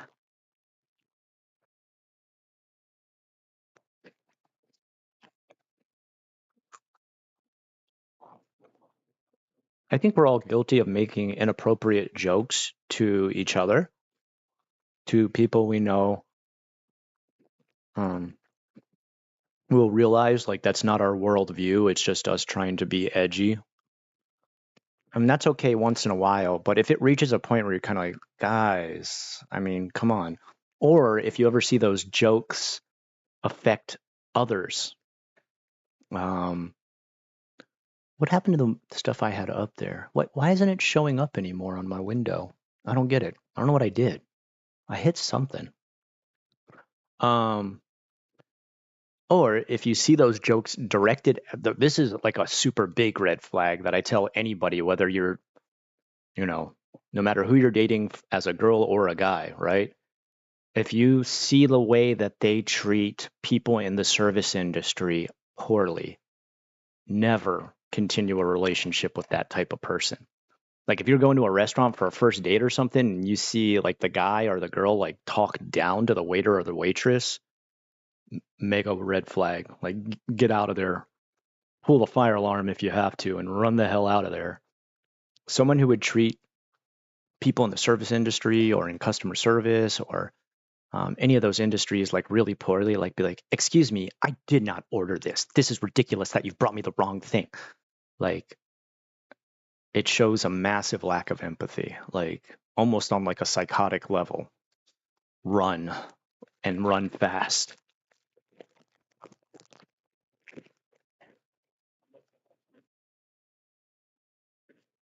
Oh, it saved it. Thank God. Why did the window disappear? I don't get it. Hold on. It's still there. Oh, there we go. Sorry, I'll get that one off the screen. I know some people are really disturbed by this one right here. I'll try to, no, it just made it bigger. Okay, hold on. I'll do this. There we go. Wait, why is it gigantic on the sides? That's not the shape I put it in before. Why is the canvas changed? Can I change the canvas?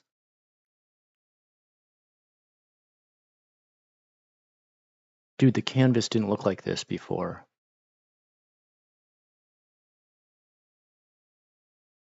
Shoot, what did I do? Dang. All right, I guess I can chop it later. Okay, let me go ahead and get back in here.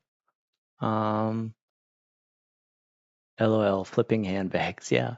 French wine or hard liquor? I'd much rather have hard liquor over any kind of wine, that's for sure. Dang, look at what it did here. The window closed out and now it reopened it. And this is not a YouTube thumbnail size. This is a YouTube banner. I did not ask for that. Oh, God. Where can I go in to change this? Damn it. Oh, resize. Does this only let me do it? Resize your design. Please tell me I can do this. Custom size, Instagram story, more. I just want to see YouTube thumbnail.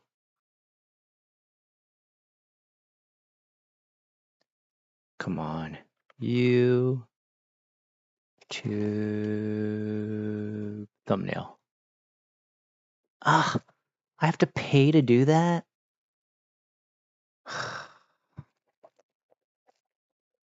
How much is it?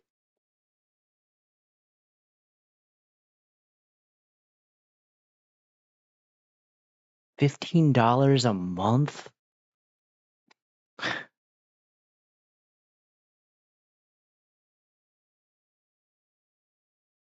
$120 for a year. Ugh. I'll think about it. Maybe I'll do it later. I'll just cut this later. Whatever. Ah. Sorry, let me get back to the comments here. I love these bars. They're called the clean bar, but they fall apart so easy. I think there's just not like a lot of preservatives and stuff in it. All right. Did I miss anything? I feel like I messed some stuff up here. I think they say loneliness is torture, solitude by choice is bliss, something to that effect.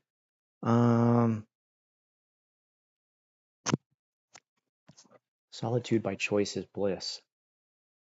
Well,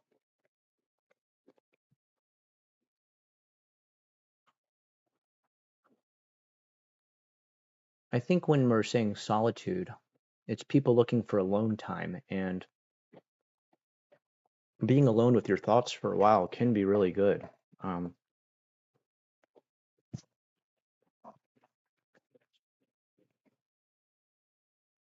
but usually people looking for alone time deal with like, a house that's constantly amok and like, craziness of like young children, you know, I've been there with that situation where like I step out of the house because I have to go run an errand for my wife to pick something from the grocery store.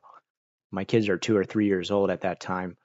And I'd be like, oh my God, this is so quiet. Like I'm just walking to the store and this is wild. Feels like a different world and nobody's screaming, no one's running around. And I also worked at a kindergarten too during that time. So it was like 12 hours of every day. Scott, do you think the news stations you just mentioned went down a similar path to that of reality TV shows? Ooh, now see, okay, Meadow, this is what I'm talking about. I would have never thought to approach a question like I thought for sure you were gonna. What I expected your question to be was like, do you feel like a lot of like mainstream media is like in its own echo chamber? But instead, you're asking me from this is what I'm talking about balance. Okay, I'm glad I can point this out right now. This is number one. This is a great question. And number two, now I really got to think. I really got to like get my mind out of this whole echo chamber conversation and be like, as more as reality TV. Yeah, yeah, yeah. I would say not the actual articles or segments themselves, um, but the infighting has become like the drama you would see on a show like that. All right, I got to start a whole new design. I got to start over. Um, YouTube thumbnail. Why does it say thumbnail? These are not thumbnails. These are banners. Sorry, it's just pissing me off. Um,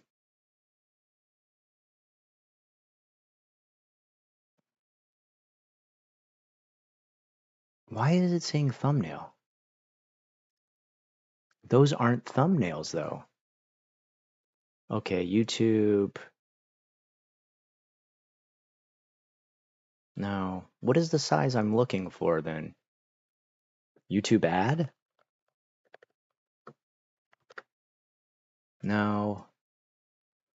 Why doesn't it give me more templates to work with? I just want to see all templates, styles.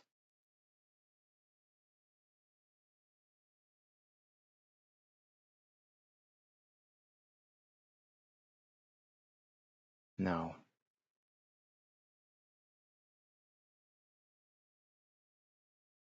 No.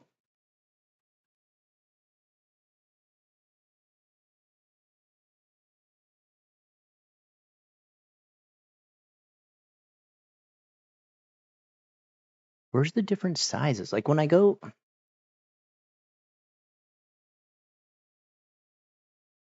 no, see, that's the wrong size too.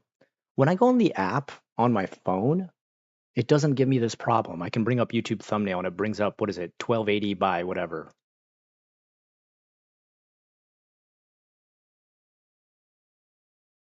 Oh, this one's the right size, right? Yeah, see, that's the right size now. Okay. All right, let me get back to the questions here. Sorry about that, guys. I get myself frustrated sometimes. Okay, there we go. Get rid of all that. Okay. Um, so the infighting between news channels is how they've mimicked reality TV. So, for example, they'll talk about Joe Rogan and be like, "Can you believe Joe Rogan said he takes worm killer that's made for horses?" And it's like, okay, well, first of all, he didn't actually say that. The stuff he's taking was actually prescribed stuff from a doctor.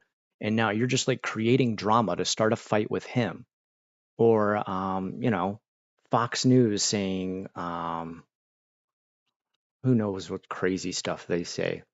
Um, talking about the election being rigged.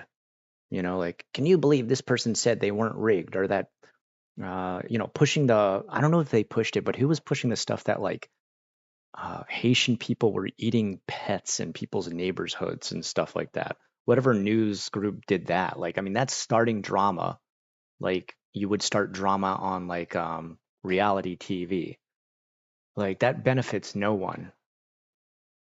That's just merely to be like clickbait. Um, say something dramatic that gets other news companies angry and then lash out at them. It's like different people on the show where they're like, you obviously knew this person was going to start a fight with this person. That's why you put those two personalities on the show. You wanted to watch drama unfold, right? I'll say other aspects that are kind of like reality TV is um, when they do interviews where you can tell that they've rehearsed the interview. We're like, okay, what you're going to do, you're going to step up and you're going to say, yes, I really believe in this policy. and then just give us like 4 or 5 segments of why you believe in it. Let's try those now, and I'll tell you which ones are the best. Okay, go with those two. All right, and we're gonna film in 3, 2, 1. And that's how reality TV is too sometimes, like where they'll create fake, all sorts of like fake manipulated situations. All right, there's a lot of lonely people in the US and Japan, single people that lack conversation skills, high standards. There's a lot of reasons. The scariest one with Japan, the one that I see like that makes me the saddest is people who become lonely because they've made some sort of faux pas or lost face. Um, they handle something poorly at a job and were so embarrassed they quit the job, and then they never come out of their house again. Like that's one of the most devastating ones to see. I've seen people be stuck like that where or they went to a job and someone treated them like shit. Like they dealt with power hara, like power harassment, and they decided they're never going to work a job again because they were treated like shit at that one job. I mean, that happens in America too, but not quite as much. Yeah, mostly because in America we know like there's so many different backgrounds, personalities, types of jobs, types of bosses, types of managers that we know like we're rolling the dice every time we go out there and apply to something new.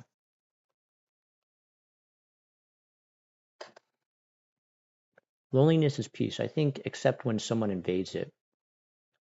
Loneliness can be peace if it's chosen to be something you want to do.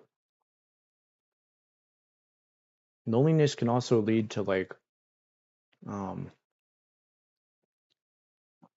some pretty depressive situations if it's something you didn't choose to do, but have had extended and forced upon you due to circumstances that you either can't control or refuse to control. That's when it gets kind of sad and scary.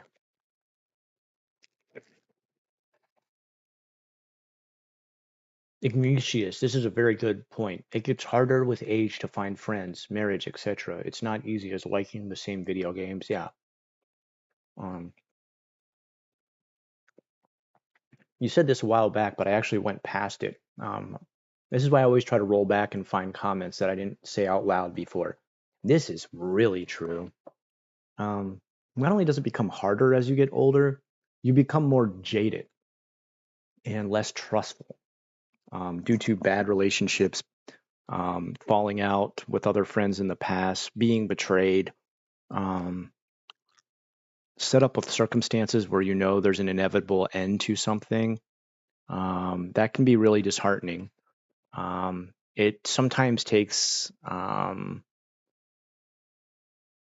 true push of the human spirit to get past some of these sort of jaded roadblocks we put on ourselves as we get older.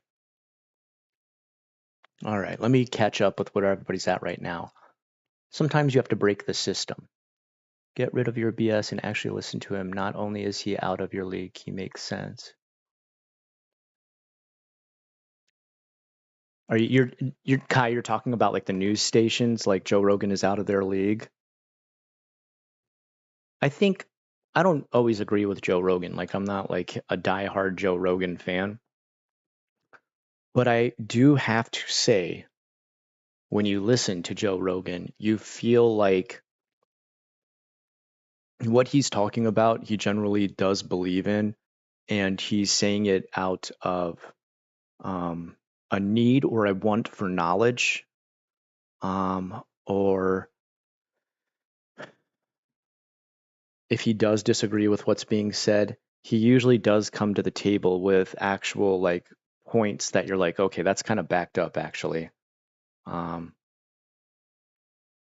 and he's not afraid to call people out on their BS too, like when they like you saw some of the stuff that MSNBC did with his talking about like who could be a female president and stuff like that, how they like redid the clip to make it look like he was saying different stuff, like, and then he'll call them out for that. Or the one where the guy said he's taking shots for worms that horses take, and it's like, no, he's not.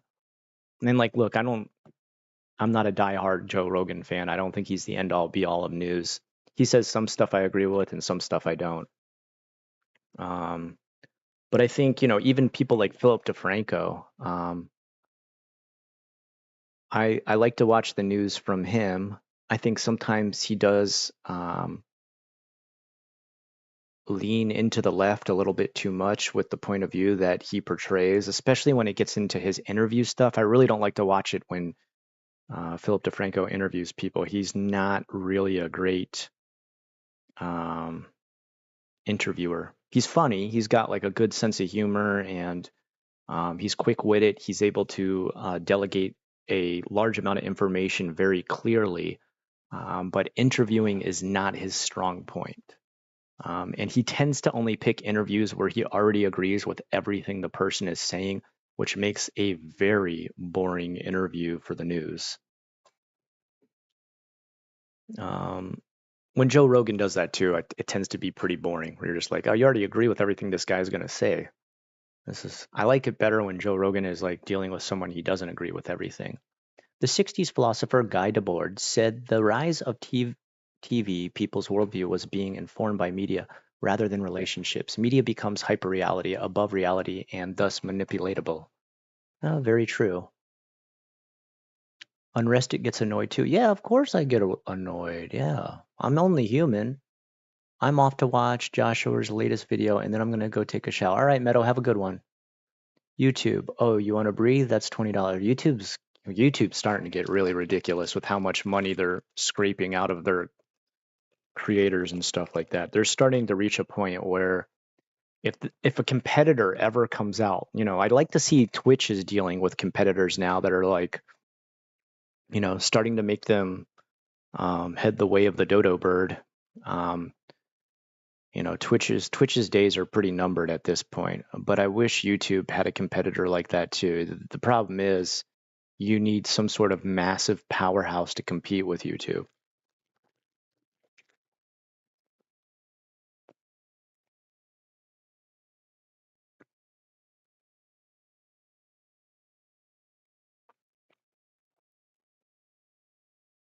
Let's see, uploads. All right. Now I got to start all over again on this just because it saved it as the wrong size. I could have sworn I started at the right size to begin with, but whatever. Whatever.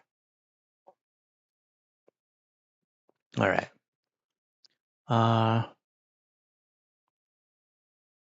I take cream liquor over wine because cream liquor tastes so dog. Yeah, it does.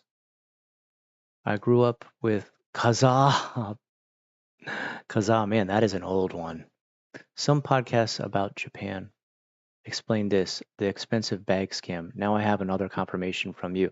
I actually, Japan in himself, I heard that story from a friend who dated a girl who worked as a hostess, and she told him that's what she does.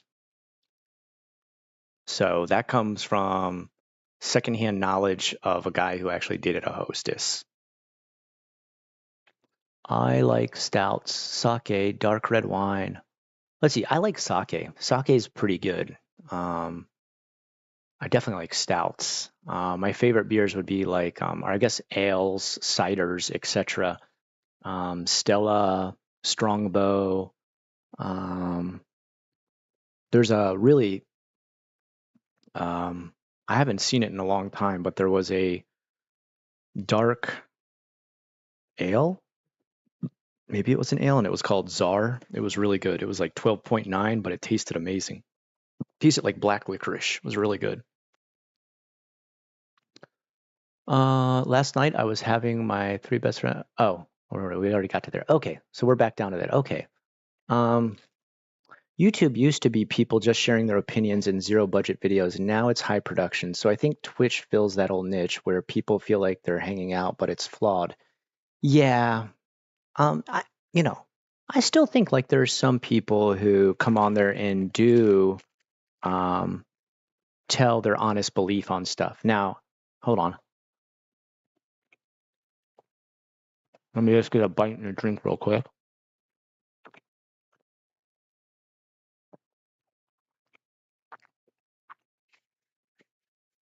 Here's where I really see YouTube go wrong. And this is like YouTube creators, all right? So they start a channel and maybe their center, all right? Their political belief is center.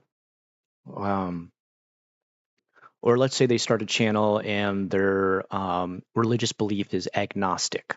All right. These are center. All right. Now I'm just using these as examples. I'm not saying this relates to any exact channel creator in particular, but I'm sure you guys have seen this too. Um, you're reading this backwards from an hour ago, but I want to make sure I don't miss anything, Kai. I do my best, but so you've got someone who starts in the center of a topic, all right? Center of belief, agnostic for religion, center, between leaning left or right. When they get on there, they're a fresh new face, they're honest, they're opinionated, and they get out there and clearly state their opinions due to whatever circumstances they are in their life. They're like, this is what I see around me, this is my environment, this is how I feel about it. And that's very pure. That creator is handing out very pure POVs of their situation.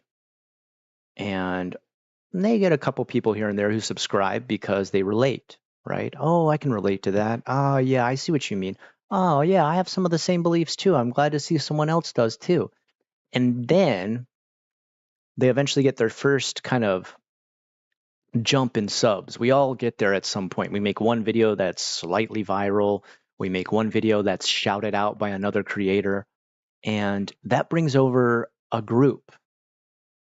And who knows where that group lies? Maybe they lie more left leaning, more right leaning, or maybe religiously they lie more, extreme Christian fundamentalist belief, or maybe they are like the atheists who are like super anti-religion, hate everything that is any sort of religion whatsoever, to the point of animosity. All right. So there's extremes that start to come over. And when that YouTuber gets that dopamine rush of seeing a large group join his channel, his or her channel, I've seen this with female creators as well. I've seen it of all different backgrounds, of every gender, of every in between. They start to be like, oh wow, people are listening. This is crazy. I went from 100 subscribers to 5,000. And if there was any point in that video where they said something slightly more leaning in a certain direction, and there's comments that latched onto that, they're like, yeah, I also believe there's no God. I hate it when people talk about there being some sort of big, silly God in the sky. They start to get a hint of what the audience is looking for. And instead of staying true to their own beliefs, they start to lean towards the audience and be like, oh, people really liked it when I said that. Oh, I should say more of that in my next video.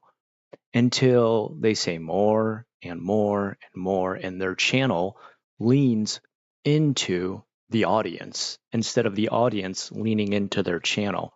And their entire channel from that point on starts to become dictated by the audience they've been gathering. Their beliefs start to lean that way. Their clickbait titles start to lean that way. Their prerogative starts to lean that way until their entire view that they came on there to talk about becomes completely warped into something different than what they stood for originally creating their channel. That's where I see YouTube go really, really wrong. I've definitely seen it happen to people on the left and the right where they become extremists because they're like, the more extreme I get, like the more followers and viewers and subs and, they become addicted to that. And the problem with that is number one, you lose yourself, you lose your identity, you lose who you are, and you just become one in the crowd of your audience. Number two, your channel loses any kind of distinction of having been original material, opinion-based material, or maybe even fact-based material, depending on what you're actually talking about. Your sources become, Dunning-Kruger effect, where like you don't even realize you're not looking for more than one type of source. You just go to the source that you want to hear and say, I know everything about this now because I've looked at one article that agrees with me. And even though you'll get the respect of that flash in the pan audience that is absolutely addicted to that idea for that time period, you eventually lose all your steam because views change over time, right? So, for example, and I saw this happen a lot during the time that there was Gamergate. If you remember that whole controversy with Gamergate, um, there was people who started out with kind of like, "Hey guys, I'm looking at Gamergate, and I don't think it's right that a lot of gaming news media wants to get together and kind of yell at people who are video game players simply because they don't agree on the same feminist views." And they get a bunch of people on there like, "Yeah, screw that. I hate feminists. Stupid feminazis are suck. You know, I can't stand that crap." And they're like, "Oh, wow, these people are really attracted to the idea that I don't agree with this." So instead of being like, "Well, look, guys, like I don't agree with it, but we don't need to make like these violent insults or like say disgusting stuff about women. That's a little much, guys. Let's pull it back. I'm just saying I don't agree with, the media manipulating this aspect of gaming news." Instead, they lean into it way too hard. This I saw this happen with a lot of channels. They're like, "Yeah, guess what? My new channel's name is antifeminist.com. And if you guys want to come here for anti-feminist views, I'm the channel for that." And they lean into it so hard that eventually when things like Gamergate dies out, no one cares anymore, or when there isn't this whole anti-feminist movement, um, their channel loses any kind of steam, and then they don't know where to go from there, because if they pull back and be like, "Guys, maybe I went too far with the channel," then they'll lose the audience that they created that barely watches anymore. They won't gain any new audience because they'll be like, "This person's too wishy-washy on their views," and they're changing them as they lose subscribers. And then they also are stuck in the past with an event that happened a long time ago. That's where I really see channels get warped. When they lean into an idea because their audience shows any sort of prerogative towards one. You shouldn't let your view on something be dictated to you by your audience. You should remain who you are. And I think I've done pretty good with that on my channel. I've tried to always give a balanced view of Japan. I've never been like Japan's the best place on earth or Japan sucks. Now that hasn't helped me grow my channel massively huge. If I got out here and made a channel about like Japan, the most wonderful anime-like nation in the world. If you come here, you will live like an anime character. I could probably get a massive following of desperate weeaboos who really do think Japan is just like a paradise. I can't tell you how many people still write to me, asking me about, working all kinds of jobs that they, you're like, "Oh, I'm pretty sure I can be an anime artist. Look, I drew some cartoons back in high school." And you're like, "Okay, that doesn't, a little bit more work to it than that." Or they're like, "I want to come there and make video games. Listen to my voice acting reel." And you're just like, "What? What the hell?" Like, I could just dictate to that and be like, "Oh, guys, it's so possible. Look at all these routes to getting yourself a carefree job in the gaming industry here in Japan." I'll never lie to my audience about that. I'll never be like, "Oh, it's so easy. Japan is so accepting of everybody and they'll do anything to get you a long-term visa." I'll always be clear about the struggles and things like that. But I could have gone from the beginning and been like, "Japan, the most wonderful place to live." I mean, there are channels out there that are like that. They're like, "Look at this job in Japan. It's so fun." Um, Yeah, of course. Yeah, there are some good channels that grow. I mean, I'm not saying every channel ends up doing what I've just said, but the channels I see stall out or become warped or like lose steam or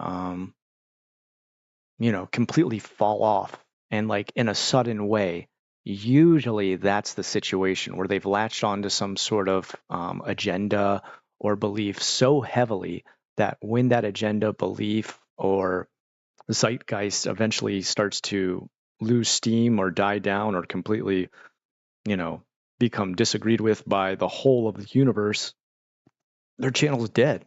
We got nowhere to go with it. Um, I forget who is that one really right leaning. Lieutenant Cobra, where like she started to go more and more extreme right until she eventually made a video where she like pretended to be like an Islamic woman and like said all this racist crazy stuff. And there was that other guy, I can't forget what his name is. Um, God, he was like really hard right leaning, and like then he was like pushing all um these like traditional beliefs and everything, like really super conservative, like um I'm pro-life, women women don't get the right to like kill a baby and stuff like that. A baby's life should come first. And then they found out like he had been pressuring his girlfriend to have an abortion. And then he was like, "Oh no, I'm gonna have the baby anyway. I don't know who thinks that I said that." And it was like, "Well, actually, your now wife came out and said it at the beginning of your relationship." And like he lost all credibility because he went towards that belief way too hard. Um, those are the kind of channels where you see like you let your agenda take over your life, your personality, your prerogative, and your channel so much that when you couldn't follow through 100% on it, you lost everything.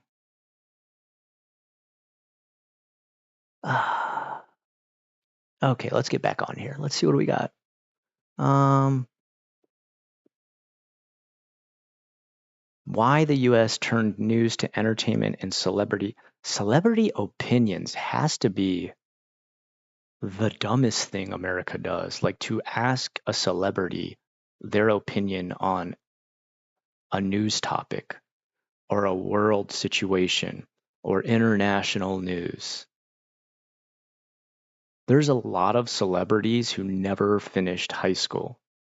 They started acting at a young age. When you act at a young age, you can't go to school regularly. They hire tutors to help you get through some of the tests that let you pass certain levels of certain grades, just so you follow like the state code as far as what you need to actually do to get a GED. And maybe they do get a GED because they're able to pass a couple tests that let them grab it, but they never had a formal education whatsoever and never had further education beyond a tutor showing up in the trailer on set. And those are the people others think they should listen to for their world view. What? And then I know some people be like, yeah, but they've shot movies all over the world. They've actually been to these places like Afghanistan and stuff like that. They know better than anyone else. Do you really think they went on like a full world tour and media class event of meeting, every level of the feudalistic life that goes on there? No. They were in a trailer just like they were in a trailer back in America during shooting on the set. Um, like do you think they learned how to speak the local language or like partaken in any of the religions or anything that go on there, take part in any of the culture or traditions in that area? No. They were in their trailer on set, right? And it's just like, why would we listen? I think celebrity opinions have to be some of the worst opinions on earth. What was the movie? It was World Police, that movie made by Trey Parker and the other guy from South Park. There's a really good quote from it where I think it was George Clooney. It was not actually him himself, but the doll playing as George Clooney. He said, as actors, the world needs to know what we think. The world needs to know that we read the newspaper and then repeat it back to them and pretend it's our own opinion. I thought, God damn, is that ever true? Densha Otoko too. It's a difference between having casual acquaintance and being physically, socially, and emotionally isolated. Yeah, it's kind of what we're talking about for sure. Okay, let me sorry, I'm starting to miss some stuff here.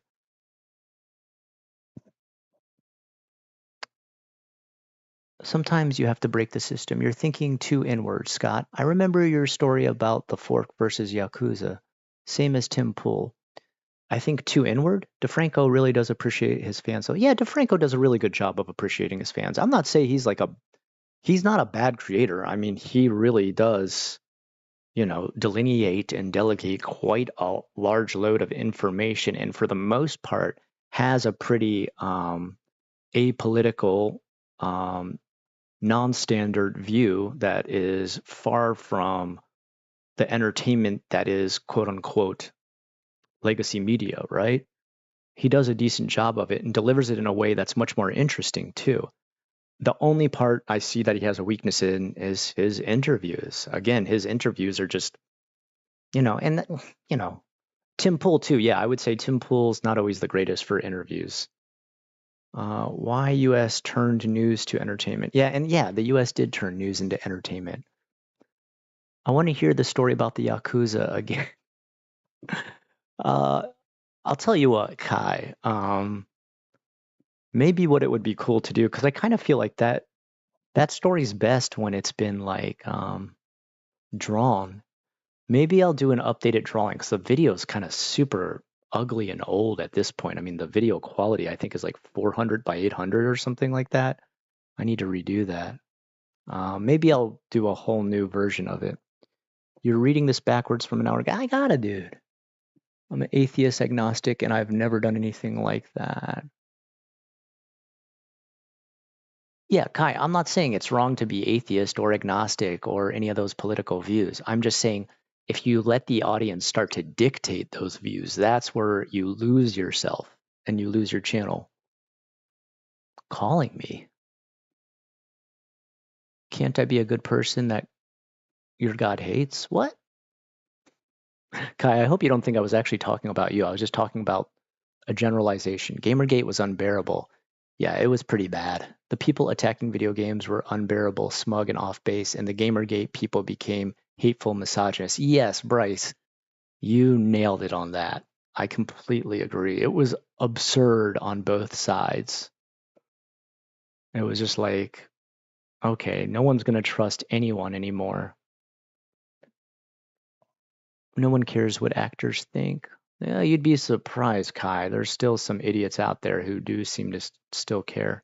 Matt Trey and Trey Parker, a redo of some of your old videos would be cool. Yeah, I think some of them do need to be redone. I know one of the biggest ones that I've been asked by um, a lot of viewers is pretty much my story of coming to Japan and stuff, which that definitely needs to be dusted off.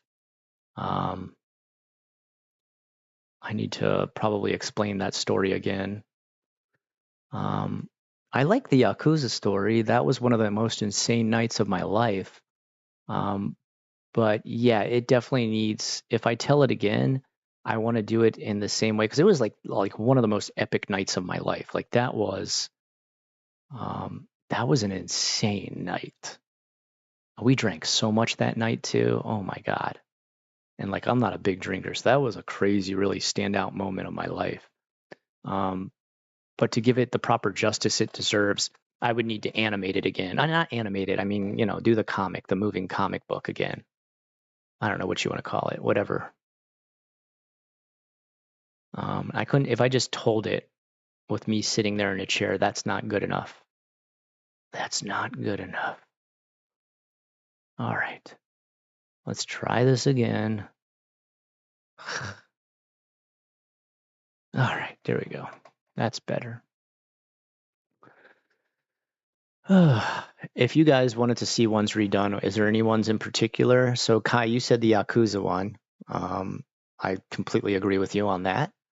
I've heard the Unrestology. The Unrestology stuff is the ones where I pretty much talk about my story of coming to Japan, which is it's really weird to think about now that the main reason I came here is because I couldn't get a job as a teacher in America.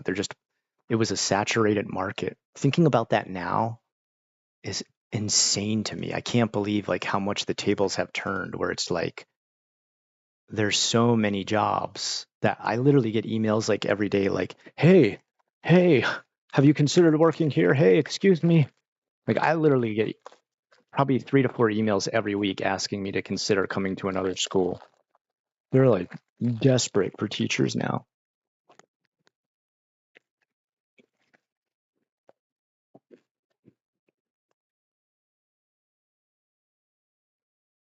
Ooh, Pep Guard.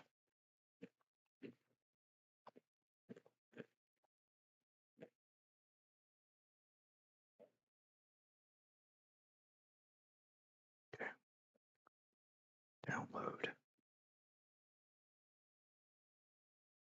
Can you post this to Facebook for the book fair? It's open from Monday, December 2nd to Friday, December 6th.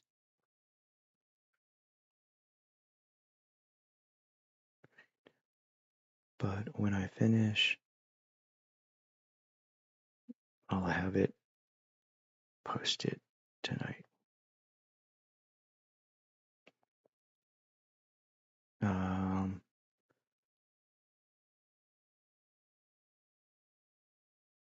Okay.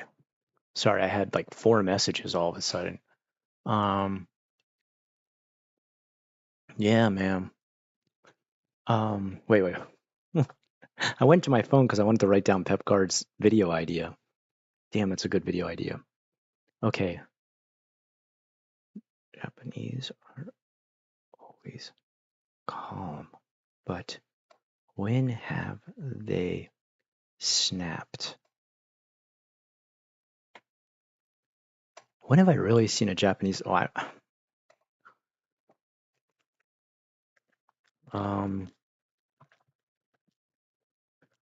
I'll never forget one time I saw a Japanese worker at a place called Kokumin Pharmacy. I don't know what it was. He was like probably like 20 years old or something like that. And in the middle of working, he got mad about some job they asked him to do, and he like knocked a bunch of stuff off the shelf, knocked over like a cardboard stand up that was like advertising something, and like shouted something at another employee, and then just still went back to work. And I'd just never seen that before. I was like, holy cow, that's crazy.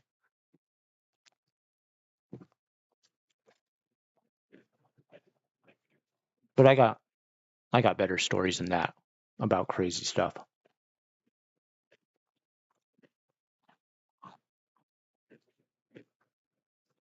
The man that went to Japan and came back with a whole wife and kids, yeah.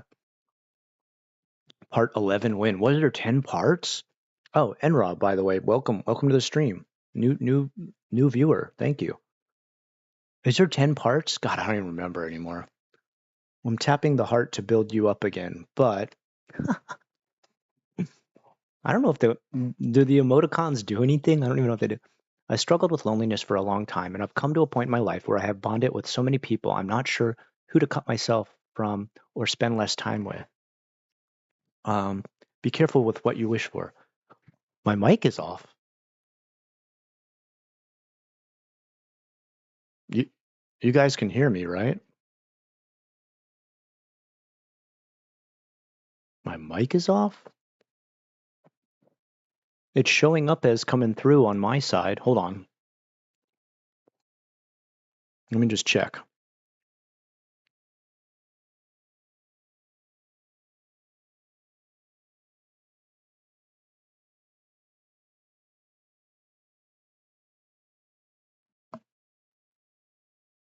No, the sound's fine. What are you talking about? Your sound is off.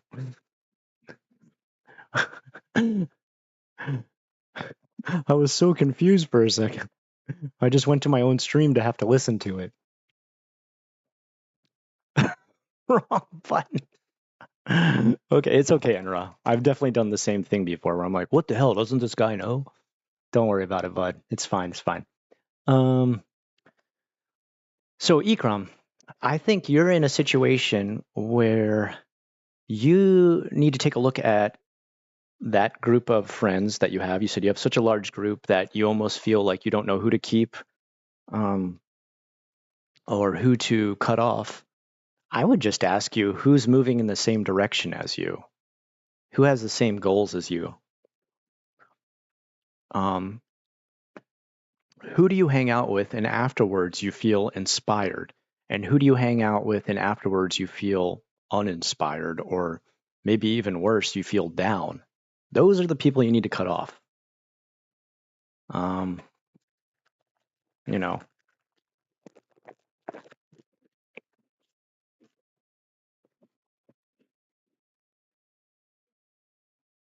who do you hang out with when you afterwards you feel invigorated?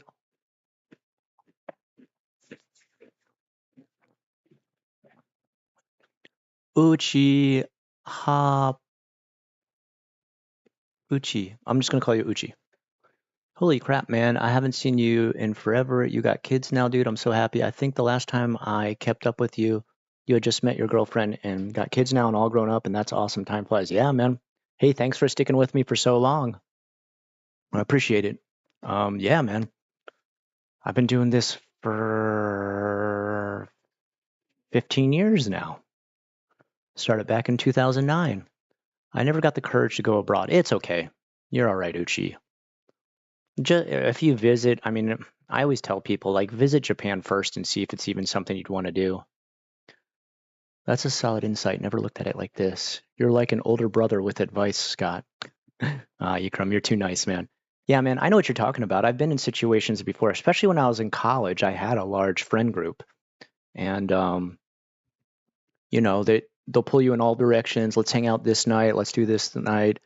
And what I started to realize is you need to look at your future and say, what are my goals for the future? Who has some of those same goals? And I'm not saying like they have the same goals as far as like a career is concerned, but maybe like your goal is to move up in your career or, maybe start your own business or maybe like, get into a different career path. And you have other people in your life who, when you meet up with them, they're also like, yeah, so hey man, how's it going with you like moving up in your career? Or like, what have you looked into the future with your job? Or like, maybe you're a creative person and they're like, what have you been creating lately? And like, what have you been up to? Like, they really want to know. They're invested in what you're invested in. And in turn, you also want to ask them what they're invested in. So, for example, my friend Dan, I talk about Dan all the time, but him and I always go back and forth on YouTube stuff. All right. He he just helped me out with printing t-shirts. I'm about to start printing the first wave of unrested t-shirts. I helped him out with getting OBS going. He helped me out with changing my monetization over to the US, which I was having a massive problem with, and he talked me through that. Then I talked to him about how I just figured out dual streaming, how I got that working and like overlays working and stuff like that. We're always pushing each other to like do more, go farther, learn more about this.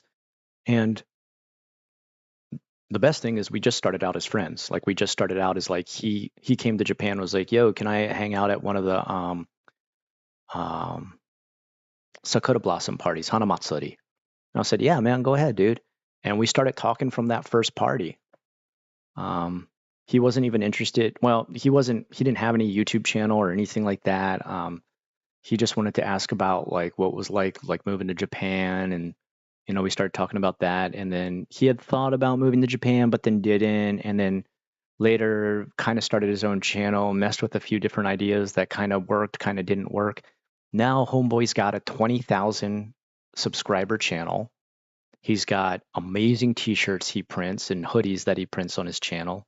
He's got a loyal audience that watches him do urban exploration, which he loves. Um, you know, and him and I go back and forth on ideas of like how to progress further with our YouTube. It's still a hobby for us. We both work normal jobs at the same time, but we're always helping each other progress further in what we enjoy doing. And he's also just there for me as a friend too. Those are the kind of people you need to keep in your life. Like I'll check up on him every once in a while, see how he's doing. If we haven't talked in a while, he'll check up on me. And we also check up on each other's progression and the stuff we love to do. We work totally different jobs, like our actual jobs are completely different, but we both share this hobby and push each other to go further with it. And that's a good friend.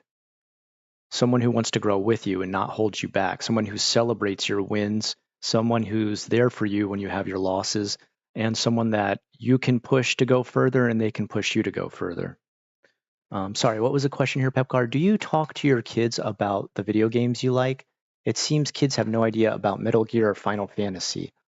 Um,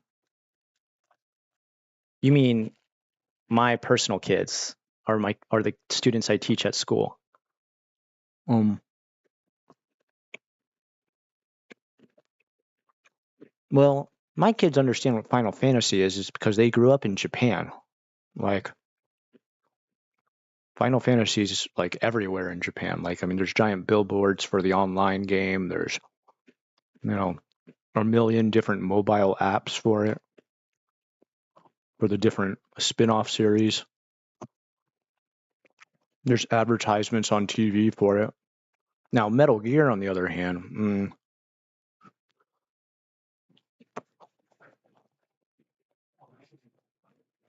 Metal Gear I loved. Um,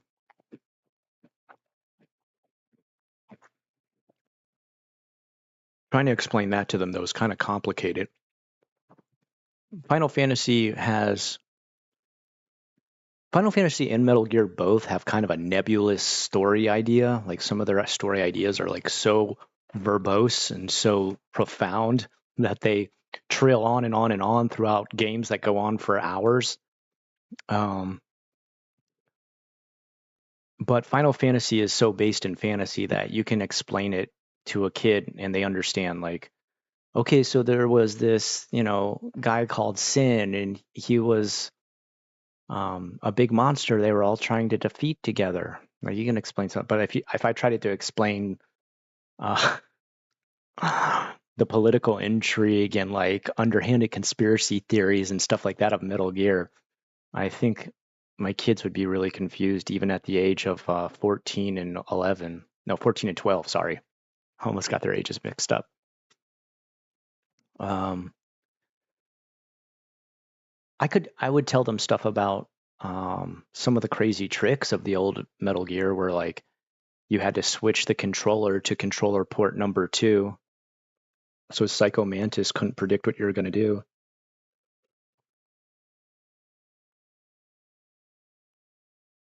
Um,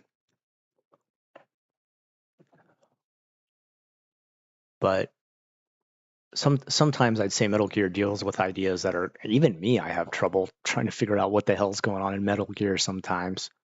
Um, Final Fantasy, I can usually kind of explain some of the ideas.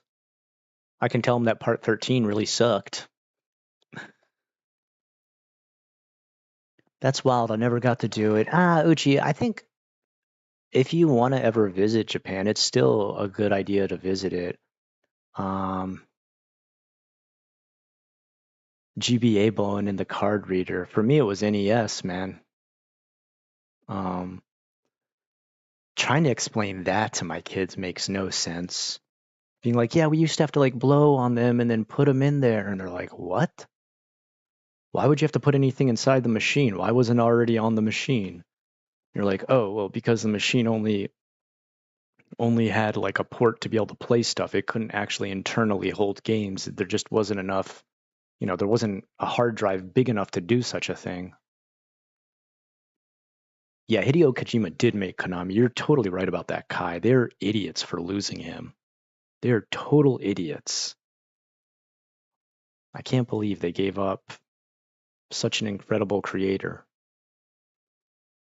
I just hope Hideo Kojima gets to make a horror game soon. I've heard he's possibly working. There's like rumors he's working on something.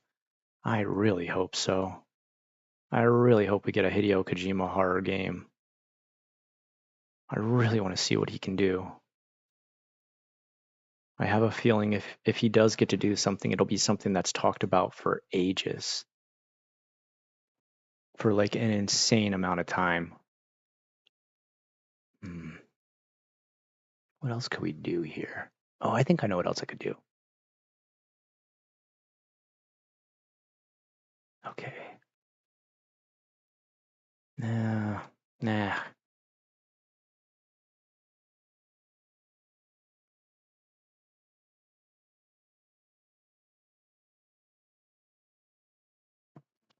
There we go.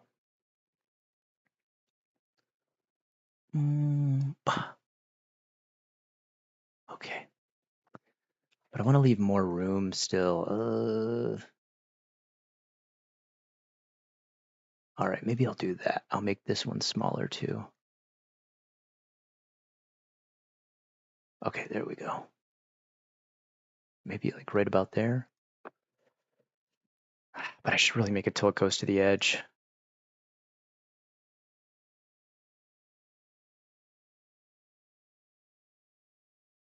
Yeah, that's what I'll do. I know what I'll do. Here's what I'll do.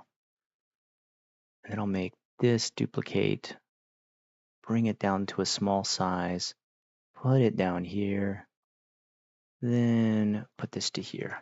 Okay. Sorry, let me get back in there. Show us your Christmas tree. You can see it, right? Okay, hold on. Properties. Oh, there we go. Configure video, camera controls, zoom, zoom, zoom, zoom, zoom, zoom, zoom. Pan, pan, pan, pan, pan, pan. Zoom, zoom, zoom, zoom, zoom, zoom, zoom. Tilt.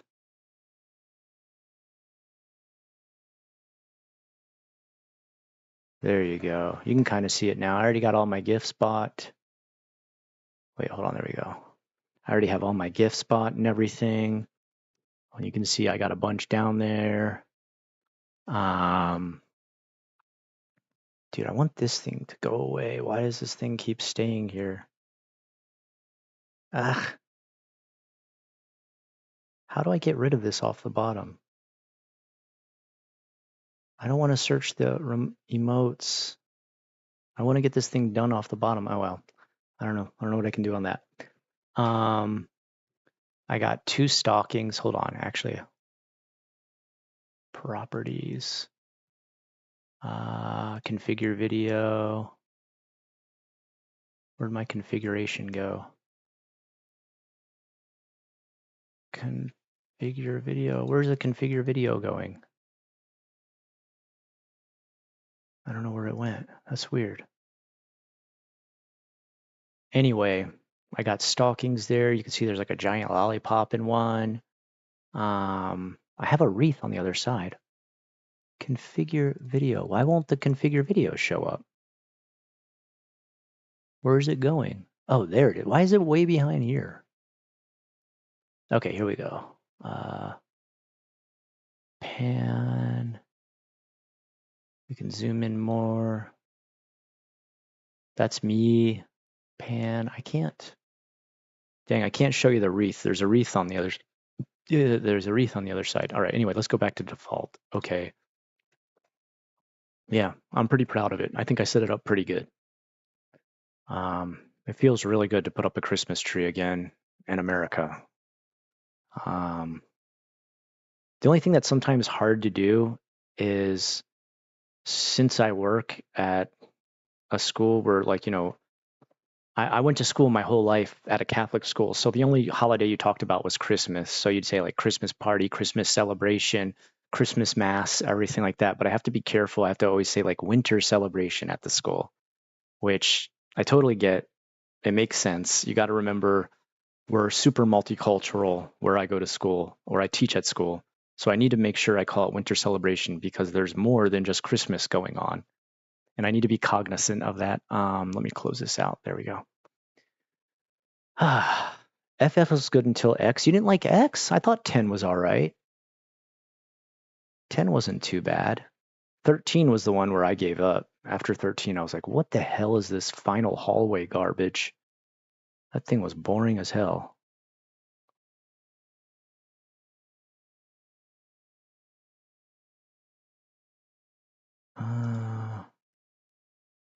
I should pull that. Oh, that's going to be too big.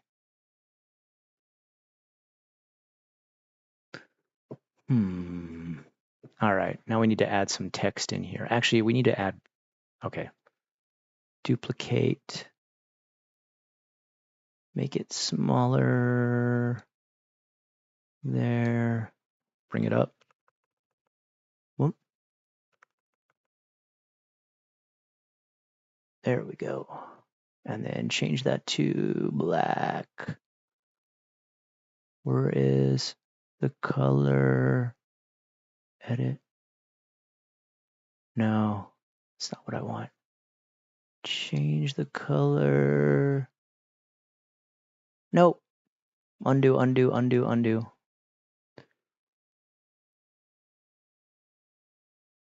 No. Not background remover. Where's my colors?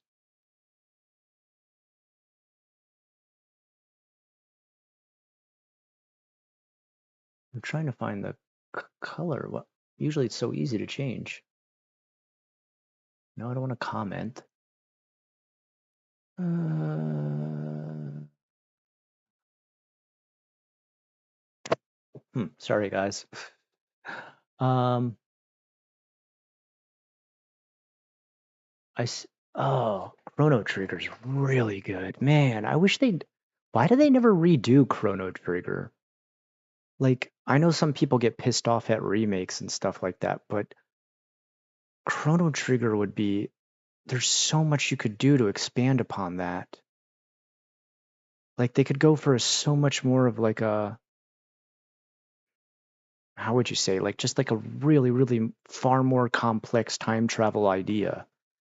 That game blew my mind as a little kid. I wasn't that little. I'd say a little kid. I think I was in high school when I played it.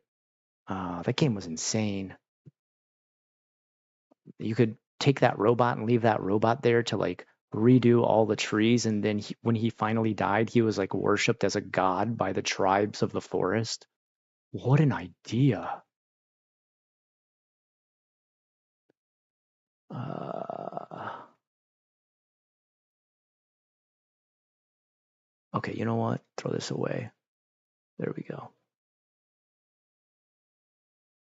This is the same color black, right? Yeah, okay, I thought so. All right. All right. Sorry, sometimes I go quiet because I'm trying to concentrate on this. There we go. Perfect. Okay. Um, ah, Easter. We have spring celebration, but we don't really do Easter at the school. Uh, provide the tree lore in the name of festivity. I wish Konami had remakes like Snatcher and Police Knots. Police Knots. God, I haven't heard anything about that game in a long time. Snatcher. I think like only you and I played Snatcher, Nuno. No one cares about Konami. I think Konami finally caught on that they needed to put some of their IPs in the hands of people who respect them. I think that's one of the few good things Konami's doing. They let Bloober Team handle Silent Hill 2, but they still kind of fumble sometimes. Like, look at that weird phone app they did for Silent Hill. What was that? Did you guys see that? That was straight garbage. God. Um, so they're starting to make some right moves, but yeah, there's still some stuff Konami does. You're just like, what are you doing? They're putting one of the Silent Hills in charge. One of the people in charge of it is the people who did. It's a company called No Code, and they did a game called The House Abandoned. And if you've never played that, um, oh my God, what a game! The writers for that company are like incredible, so I think it's in really good hands. We'll throw this away. All right, we need to add some text. I wonder if they have the same text. Let me see if I can find. I think it's called Digtor. No, Digtor.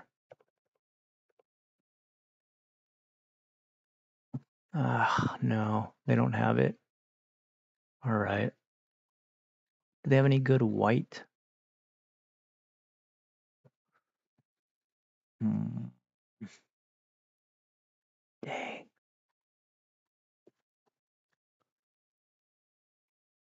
No. Dang. What kind of.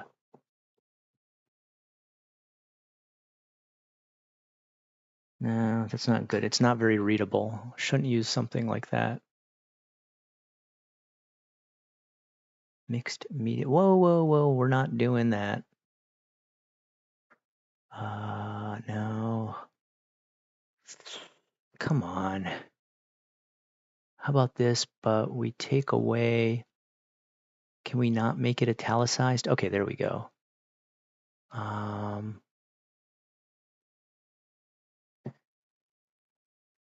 YouTube. Gotta make this way smaller. This is like way too crazy big. Can we change the color to white? Will that mess it up too bad? Oh, no, that's not what I want to do. Wait, there we go. White. There we go. How does that look against the black? It looks ugly, doesn't it? Yeah, that doesn't look right. No. Delete. Show us your Christmas tree. Hold on, we got to go back down. Kojima made the company. I'm watching them. What up? Hey, Horror Stories. What's up, dude? JP, I don't know. Sometimes I feel like Konami moves towards money rather than art. Oh, yeah, 100%. You're right about that. Um, Konami is 100% into the money. Yeah, they've lost all sight of the actual art of video game making. That was lost a long time ago. And I mean, that's why you're seeing, they are finally using the Silent Hill IP to bring those games back into fruition, but they're not handling the games themselves because they finally did realize, I think Metal Gear Survive kind of taught them that, like, oh gosh, we suck at making games now. We better stop. Um, yeah, Horror Stories, AAA gaming is pretty doo-doo. Yeah, I would say 80%, about 80% of AAA gaming is just straight garbage these days. I mean, quite frankly, indie is killing all, AAA stuff these days. Yeah, I mean, if you think about this whole year has been complete and utter misses by AAA in general. We got what? Kill the Justice League. That game was garbage. Dragon Age Vilgard. That game was garbage. Concord. That game lasted 12 days or something before it was thrown in the garbage. What other AAA games came out? I think Call of Duty 6 came out. That one did okay. I've heard some people like that. If you're into FPS, I'm not. I don't know. Would you call Silent Hill 2 a AAA game? Bloober Team's still kind of small. That might be just like a AA game, but I'd say that one did really good. I'm still playing that game. That game's incredible. Helldivers, that did good. That was one of the few that did good. But again, I would call that like a AA game that was propped up by Sony, but made by like an indie creator. Trying to think of what else came out this year. But I mean, Horror Stories, you're totally right. The biggest games. Oh, wasn't Skull and Bones out? Was that out this year? God, what a piece of garbage that was. Everything Ubisoft came out with this year was just straight trash. I don't think they came out. Yeah, Outlaws, that was trash. I don't think they came out with anything good this year.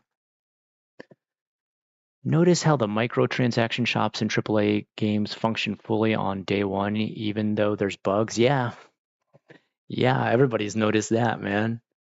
Be like, "Yo, we got a 55 gig patch, but guess what? The microtransaction store ready to go." Indie companies don't have investors that wait their options to make safe investments. Good story. Yeah, that's why indie's blowing up right now. I think what you're gonna see eventually is a lot of the ones that we kind of like grew up with. They're gonna close out soon. I mean, I don't think Ubisoft's gonna last much longer. They're either gonna get bought out. They're gonna get bought out, or they're gonna eventually have to have like a massive, some sort of extreme change is going to have to happen there where like all the management's going to get switched out. But I have a feeling they're just going to go bankrupt probably after the next year or two. BioWare, they're not going to last much longer. They're either going to be bankrupt or like consumed by a bigger conglomerate. Kiana, what's wrong? Oh, what, Kiana, you're not a video game fan? It's okay. We'll try not to talk video games too long. What else? I think, I mean, the main reason you're seeing these AAA video game companies fail is the legendary creators who started all the good stuff are gone. They've moved on to their own little tiny indie development company and started their own tiny companies. And that's why you're like, wow, why are indies so much better than AAAs? It's because the people who started those great AAA companies and made the first great games got sick of all the changes, of all the corporate greed, of all like, the supposed fixes that executives wanted to put in there, like, you know, um, making a game a live service, which is just another way of saying making it a highway robbery game where you just like rob your players of everything possible with every tiny microtransaction you can add.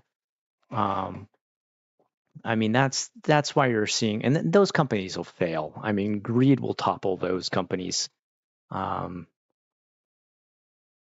that's greed and just like making stuff people don't want to play. That's the craziest thing is I just don't understand like their complete shock that no one enjoys the stuff that comes out, and then they're like, well, sales were a little bit low. We're kind of wondering why, but don't worry, our next title's going to hit it. And it's just like, not if you continue making them the way you're making them. Like, I really don't have a good feeling about the next Bethesda game. Like, I really want a new Elder Scrolls. I've heard it's set in Hammerfell. Um, I desperately want to play a new RPG by Bethesda, but my God, Starfield was what a freaking bore fest. So I don't really have a good feeling about that. Todd Howard's about to retire from there. He said, I think he said after the new Elder Scrolls, he's done. He's going to retire. So I think you're only going to see stuff go downhill from there for that company. Um, yeah, they do. They walk in their own bubbles. They have that for real toxic positivity. I kind of laughed at this term the first time I heard it, toxic positivity. I thought like, come on, they're not that stupid. Like I think we're being a little too mean, but no, I think there actually is a constant toxic positivity at some of these companies where they're in such tight bubbles of patting each other on the back for what they're making that they're no longer asking the gamers to pat them on the back. They're just like, "Hey, other developers, does this game look awesome? Hey, Legacy Media, does this game look awesome? Well, we won't give you a free game if you don't say it's awesome. Yeah, yeah, yeah, yeah, it looks so awesome, looks great, looks amazing. Okay, here's your free game. Glad you agree. See everybody, the game's gonna be awesome."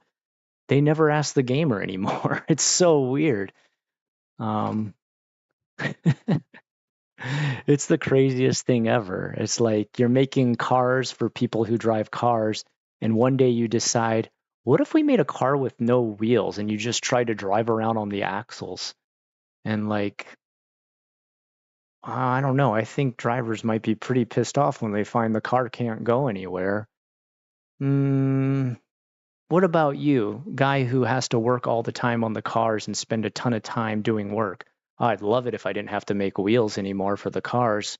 Let's just put them out there on axles. All right. News media, we'll give you one of these free wheelless cars. All right. I think they're awesome too. Why is everybody so angry at these wheelless cars? That's kind of the way it works now. It's so weird. Class divide within a bubble must thrive. Improve roads, bro. Yeah, yeah. Dude, Kiana, dude, you nailed it. Like, well, the roads are just being rude to our cars. The roads don't want to change. And it's time for roads to change where they don't need tires anymore. We're past the point of tires. They need to start to make a track system, a rail system. And if they don't, they're going to be left behind. No, I don't think we're going to do that. We're not going to change our whole city into a rail system for your wheelless cars. Well, well, your city and your roads are wheelist. I don't know. What a dumb, what a dumb analogy, Scott. Is horrible. Um, Comments get lost. Uh oh, shoot. What did I lose here? I'm going to go back and look.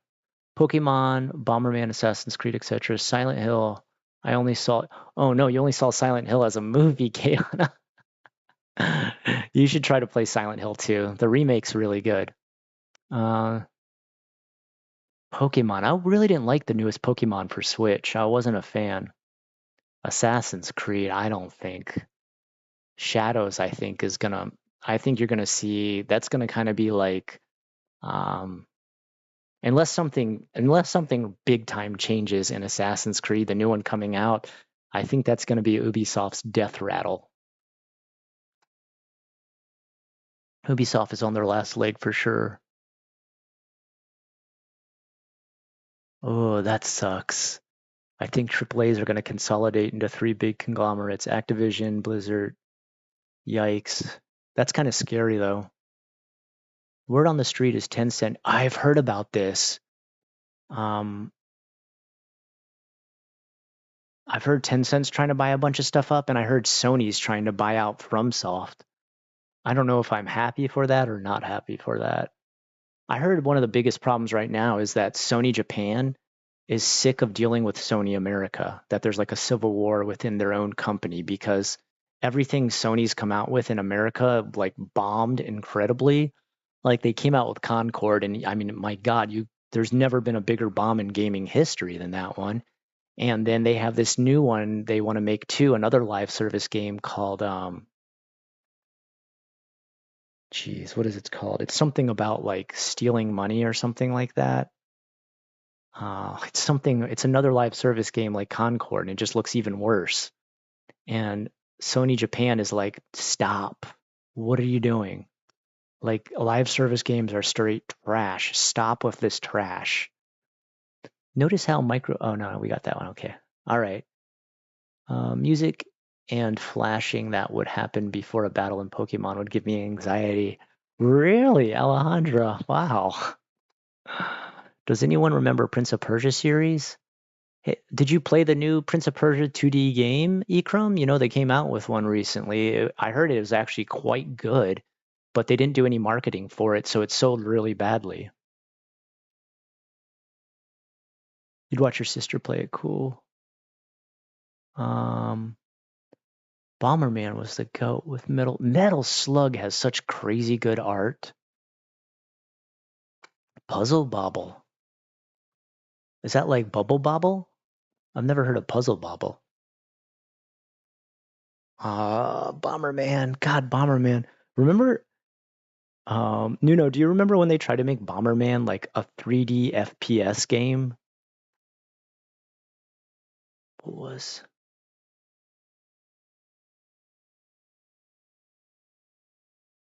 Yeah, sorry if I ever miss anybody's comments. I apologize for that. I swear I'm not trying to ignore anybody, but I do understand the frustration of like you're trying to scream something at me and I'm like blah, blah, blah, blah, blah, looking at my artwork. And you're like, is this idiot ever gonna read my comment? God damn it. Look at the screen, Scott. Yeah, sorry. I don't try to be ignorant of your comments and stuff like that. I apologize. I think everybody's comments are equally important. Actually, I gotta see, does this match up? Okay, there we go. That's what I'm trying to do. Yes. Okay. Um, damn, I still need to figure out. Maybe, oh, this might work. All right, let me try this. YouTube.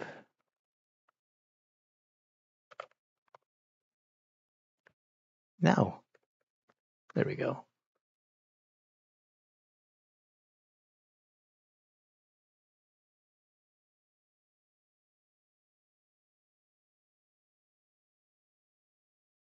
Ugh, no, that doesn't look right. I gotta change the font. I wish I could get the same font.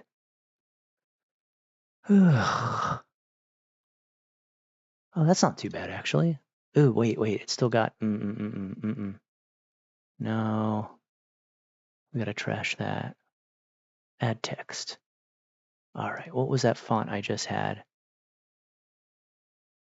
There we go. That's what I'm looking for. All right, YouTube. Ah, why is it black now?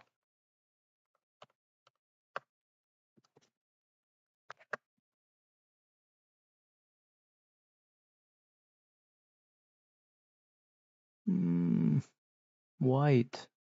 There we go. All right. YouTube. What is it? Just at Unrested? Did I get the full name Unrested? I can never remember. I did get it. Wow.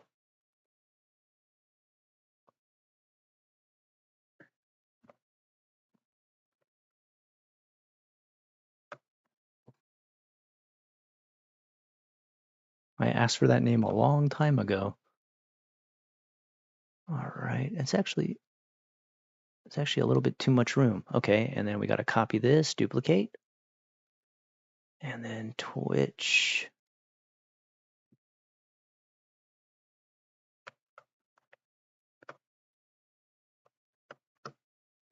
The official. Oh, whoops, it's all one word. Sorry, I got to do this before I forget, guys. The official Unrested. If any of you are on here and could do me a massive favor and just hit a follow on my Twitch, it's the official Unrested. I'd really be happy if you could do that. I'm trying to get up to 75 followers so I can get partnership status. That way, when I dual stream, I'm I'm able to make money on both. I don't make money from you like giving me anything. I'm not asking for donations or anything. It just like on YouTube, you get monetization. Same thing happens with Twitch. Oh, wrong thing. Shoot. Undo. All right. So if you wanted to do me a big favor, that's totally free and only take a little bit of your time. Go to Twitch and go to the official Unrested and hit follow. Really appreciate it if you could do that. Okay, give me just a second here. Okay. YouTube. I should probably eventually make an Instagram for Unrested, shouldn't I? Should I do that? Oh, Discord.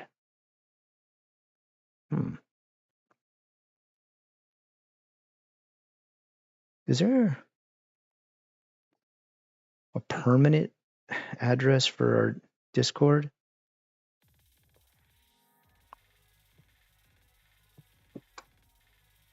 Why does it play that now? I don't even have Twitch open. Like, I know what that means. That means someone hit follow on Twitch, but I don't understand how that's playing. I don't even have Twitch open. Where is that playing from? Hold on, let me check.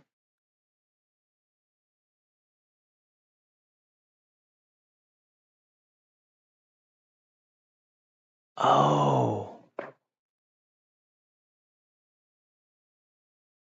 There must be something I have loaded on there. But where? That's so weird. I don't know how that's still playing. Anyway, let's get this back open. Gotta finish this. Eventually gotta finish this. All right. That's so weird. When people follow on Twitch, it makes that sound. It plays that music. But I thought that's only if I had Twitch open and streaming at the same time. That's so weird. All right. Anyway, thank you for whoever did it. Not heard of SOR. What type of thing is it? SOR.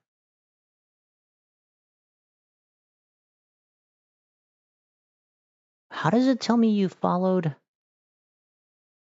That's weird. How am I able to see a follow on YouTube if you followed me on Twitch?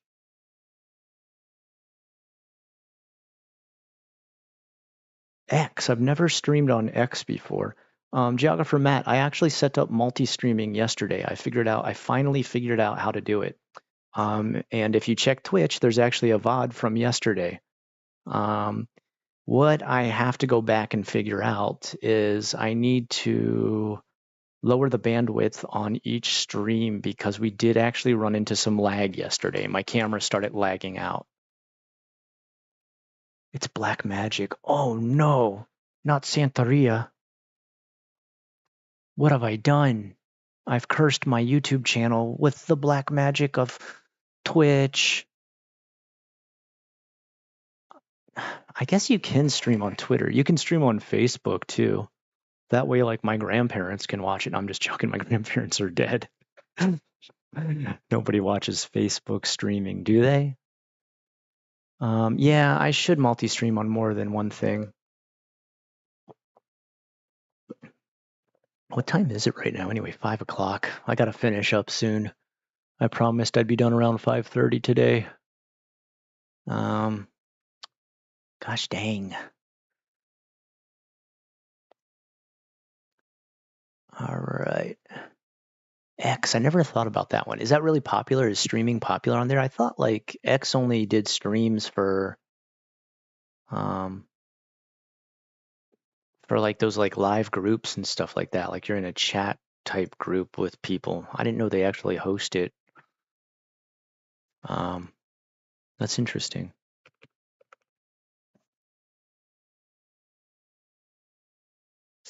It still doesn't look right. No, that's not the right place. There we go. I should put one more thing in there. What else can I put in there? Discord.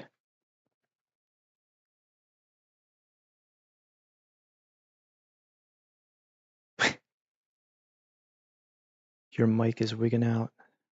How long ago was that? Well, that was back in 11/29. That's weird. How did I not get the message till now? All right.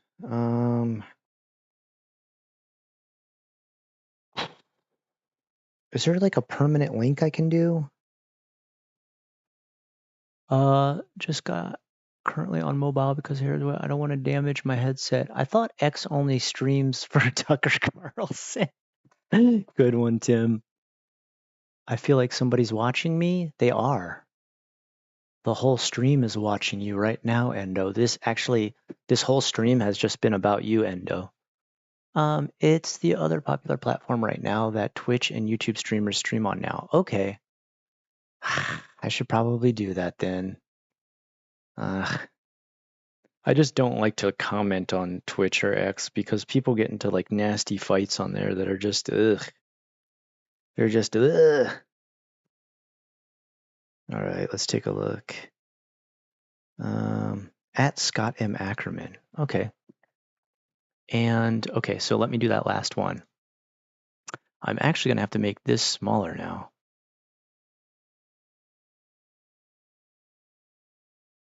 Can I match the same size? There we go.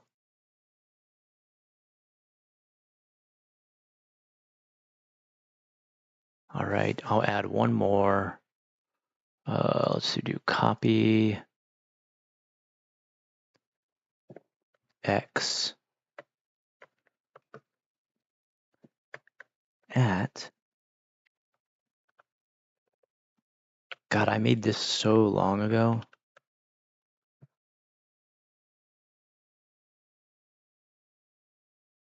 I guess I can say X/Twitter.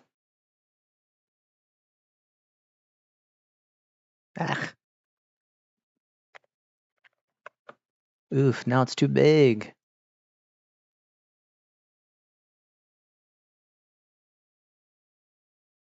Why does it look like it's...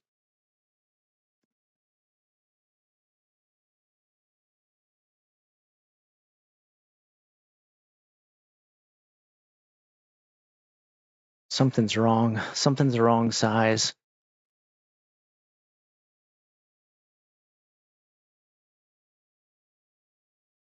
What's going on? Something feels like it's the wrong size. Oh! I think I see what happened. Ah, caps lock was on.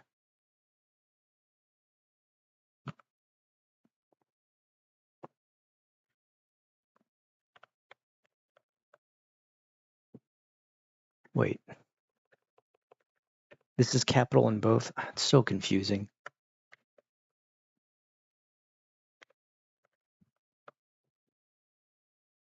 There we go. Wow, that was confusing. I was really confused.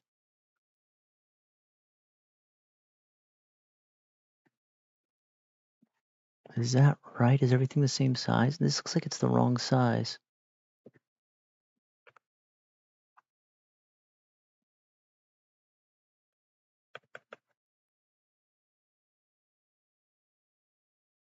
That's the same size, isn't it?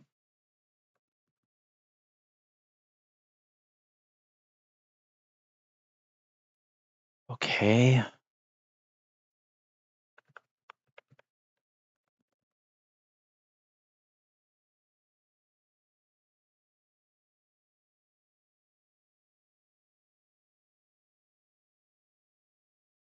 Is there any other information I should have up there? Can you guys think of anything else that other streamers have that I don't?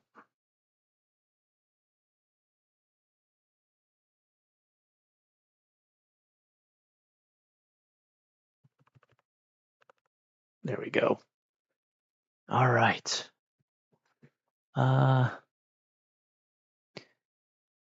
Sora is a game, an arcade style beat 'em up like Final Fight or TMNT. Streets of Rage, is that what you're talking about? It's Scott's bedtime. Yeah, I go to bed at I go to bed at 5 o'clock. Yeah, Streets of Rage. I actually bought the newest one on PlayStation, PS5.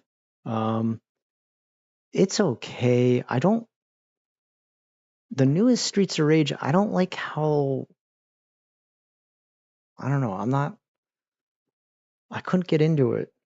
I used to love that game when I was younger, and then I bought the new one with like the characters are now older and everything like that. I'm not as into the newer versions of the characters. They're just like, they look like they're too chunky or something.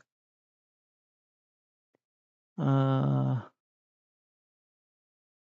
yeah, Streets of Rage. Yeah, Streets of Rage is awesome. The older one was so fun. The new one, I was kind of like, oh, why is everything so big and chunky? I don't know. Maybe I'm crazy saying that. Nah, it's too big now. Undo. All right. Is there anything else I'm forgetting? Okay, I got room for 2 cameras or a game in 1 camera. Chat. There's got to be a way to combine dual chat. No, I don't actually. I don't go to bed at 5 p.m. Kiana's starting to spread rumors about me. I heard Unrested goes to bed at 5 p.m. Why is he called Unrested? Boy sleeps so early, he must get lots of rest. Oh, I know what I should say. Okay, I got this. Um, let's make it say live chat up there. Whoops, wrong thing. Here, let's do this. Duplicate. All right. Ah, dang it. All right, here we go. There we go. All right. We'll just say live chat. I wish there was a way to permanently have a Discord link. I could save Jonah a lot of work. He wouldn't have to post it every time.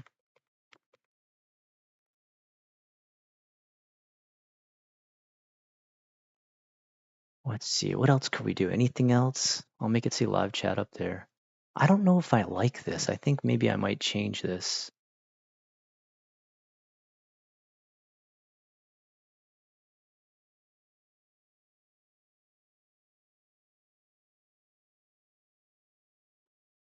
Hmm.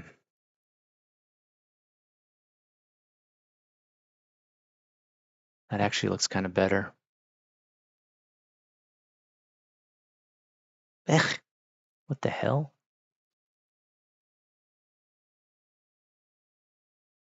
Where does it? Spacing, position. There we go.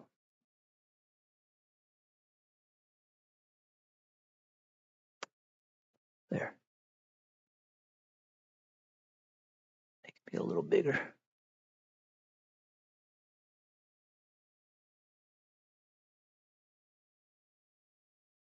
Live chat.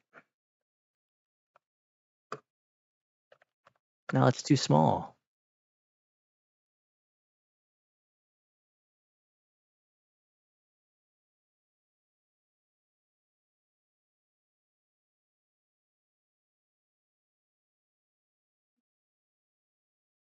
That doesn't look good at all. I don't like it.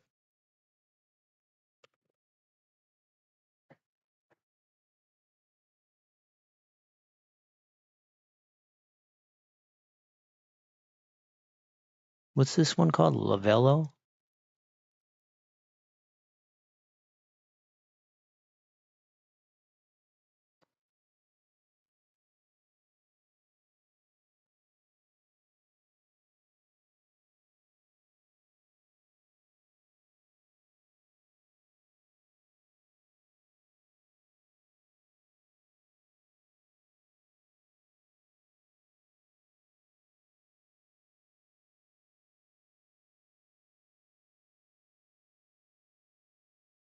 There we go.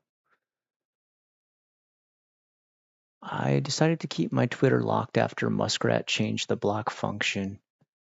Yeah. We're overthinking of different things, but also pinning the Twitch link is a good idea. Oh, I should put the Twitch link. Okay. Okay, give me a second. I'll do that too.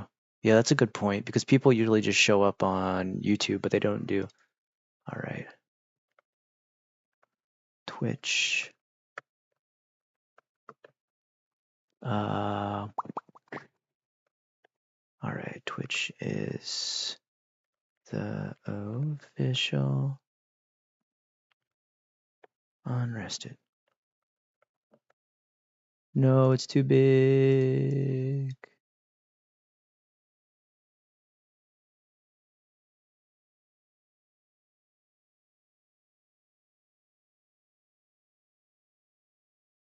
No. What did I do? Maybe I can put it up here instead.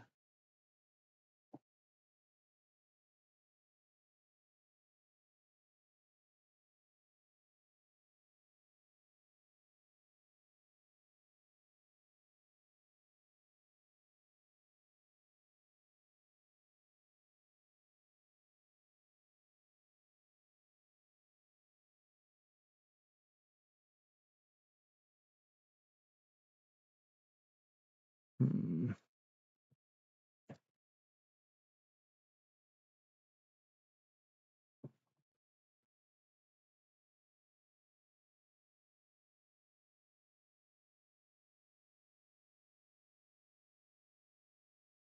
Hmm.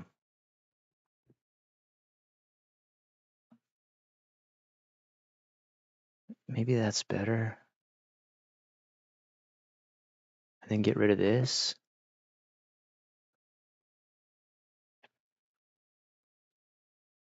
Maybe get rid of this. No, no, no, no, no. Don't do that.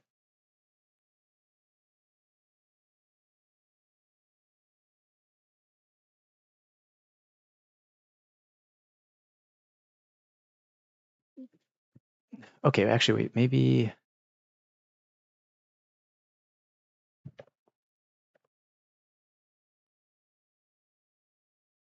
like that.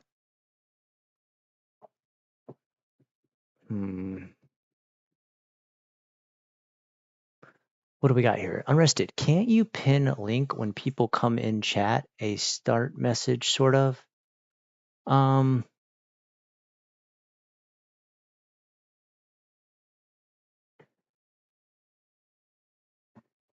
Yeah, I think I can. I mean, I can add text at any time. Um. Hold on. Let me do one thing here. Wait, I feel like that's the right size, right?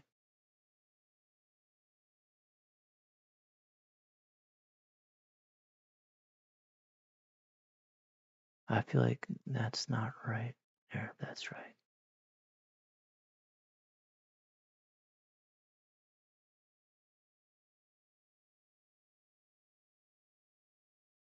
I feel what's going on here? Like one of them's that's the same size, right?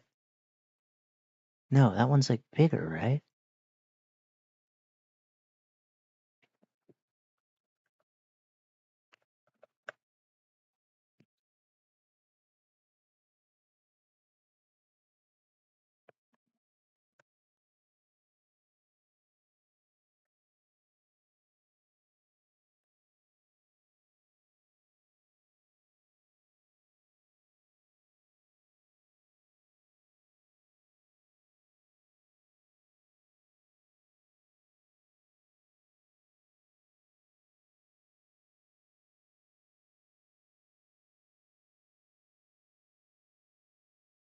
That's the same size, right?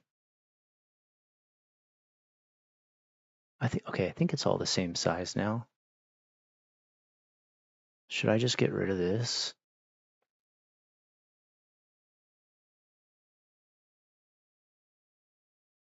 Okay, I know what I should do. I gotta shrink it down. 13, size 13. Okay. I'll just type in 13.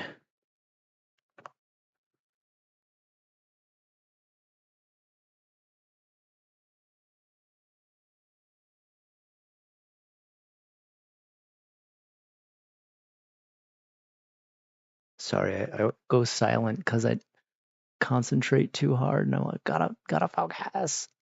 Okay. And then that should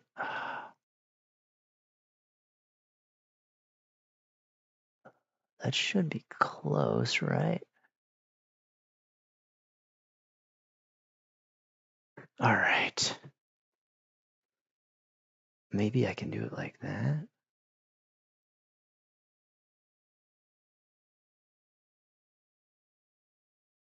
Can I do a keening on it? Can I keen it?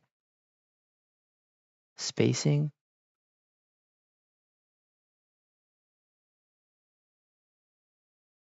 And then can I make it, is there like not a bold? Underline? No, that looks awful. Can you change the,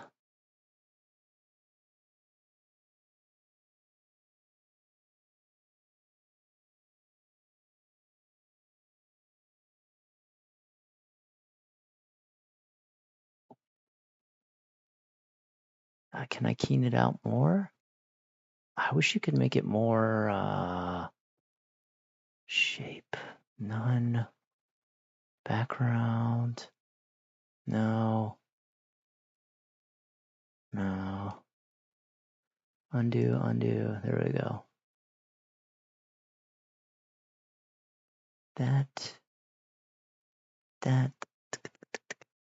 It's too big now. There we go.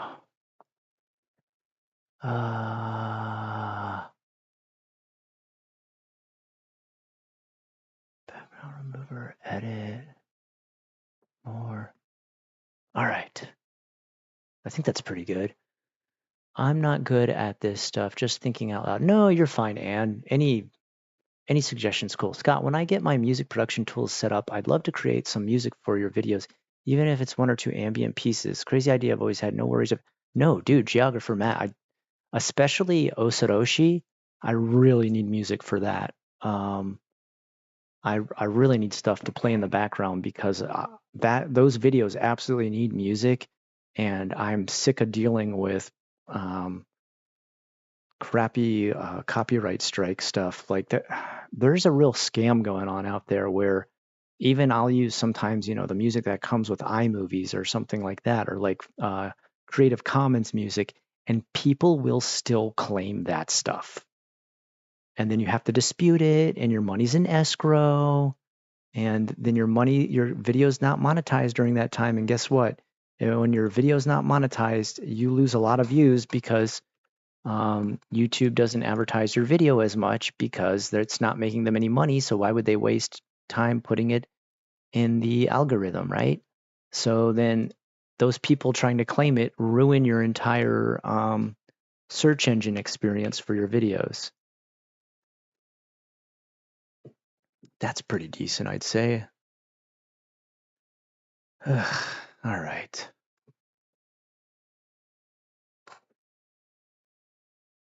Let's see. Is there anything else? I don't know.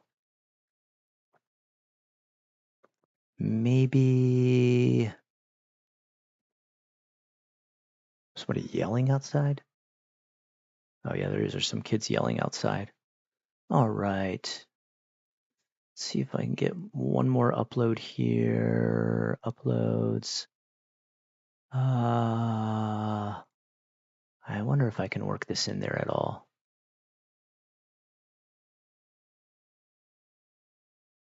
That's where I want to put in my video, though. What could I do? I feel like this would be really cool to add.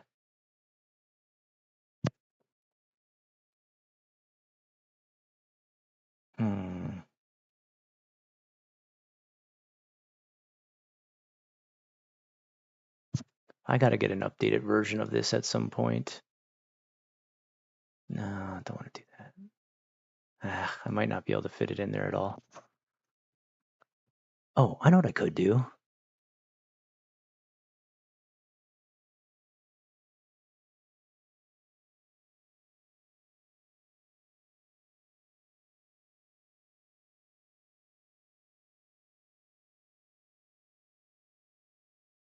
Where could I put? I feel like I could fit this in there now.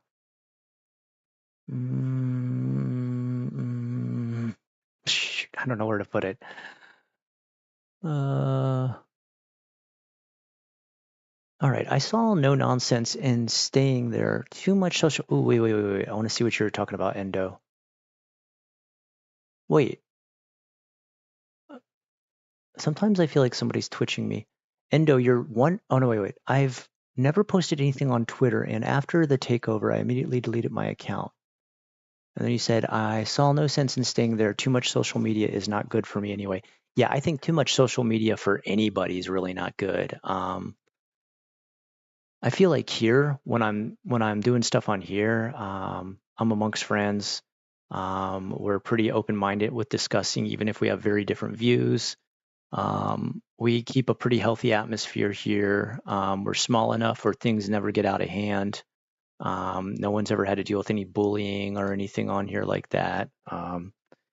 And it's pretty safe. But I feel like I'm not saying Twitter is like officially and objectively bad for your health, but I've seen some YouTubers like lose themselves on Twitter, like absolutely lose who they are, like just kind of like annihilate their life on Twitter, which is it's kind of scary. It's kind of scary to watch, and I don't know. I think people always got to be careful of that. Maybe should I do it like this, and then I leave room for maybe like that, and then I put this here.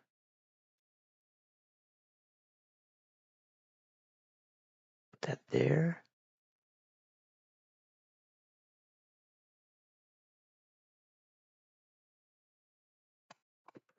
But what am I making this bar for?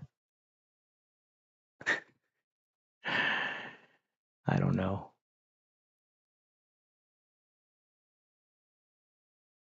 Actually, no, but then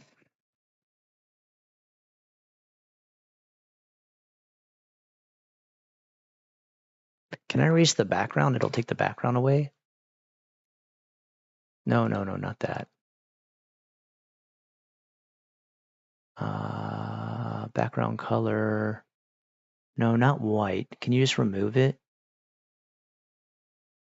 And this way the overlay has nothing on the back.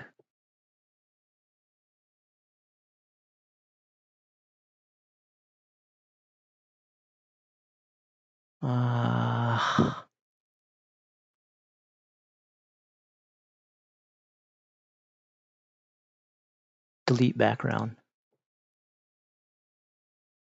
Does that mean there is no background? Nah, I probably shouldn't do that. Because I just realized that takes that removes all the links I put up at the top. Never opened Twitter. Best decision of my life. I think you're right. Yeah. Scott, when I get okay, I'm good at this. I'm not good at stuff. I got a claim on a video the other day for a song in a video that's 10 years old. Yeah, dude. Horror stories. It's so annoying. I mean, I've literally had videos that I uploaded from like 14 years ago that I made back when I had my first like Air Mac that had the music that came with iMovies, and people will claim it, or they'll claim sound effects from iMovies, which how does YouTube not have anything to like filter that? That's not like a massive collection, right? That's not like a massive like database. Like, shouldn't they have like some kind of system of letting companies that want to give away music for free run the stuff through a database that is like already a net that can catch people trying to claim that? And I think the other thing is too, they need to have some kind of reprimand for people who do false claims. Like, one, maybe, hey, that's kind of a warning. You made a false claim, just so you know. Like, it's been rebuked, and we found out you made a mistake. Maybe you made a mistake, or maybe you lied. We don't know, but this is a warning. Second time, you're banned from doing any claims for like the next 3 months. Third warning, you're banned for like 6 months. And then final warning, you're like banned for a year from claiming anything. And then, I don't know, fifth, maybe perma banned. Because I mean, that's kind of ridiculous that we have to put up with that. I don't think this is going to work anywhere. Can I make this small enough and still? Oh, maybe that's not too bad. Nah, maybe not.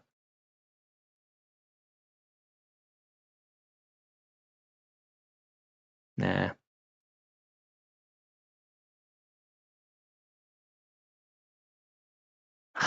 I need an O in my name. Why can't I be on rested? See, if I was on rested, I could just do like this, and that could be my O, and people would totally get it. I should have been on rested. I need a time machine.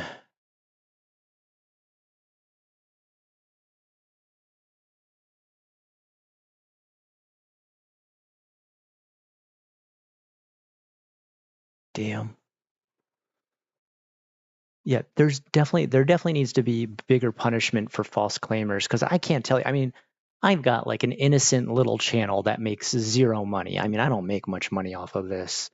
It's all a hobby, and I still have to deal with idiots claiming my stuff. And it's just they just have bots. They just have bots that go out there just trying to claim anything new that just gets uploaded. Become unrested. I believe in you, unrested. Uh, Thank you, Bryce. I appreciate it, man. You're the best. All right, let's see here. What if I do this? I bring this here. That kind of looks cool. I like that. What else would ever possibly be added that I would need? The one rested. Dang, I like that too. See? You guys are coming up with all these better names 15 years after. Where were you 15 years ago, guys? Where were you? Why didn't you care about me then? When I was a nobody with less than 100 subscribers. Let's see. Can I make this bigger? Ah, oh, dang. Okay, actually, you know what I could do? Hold on.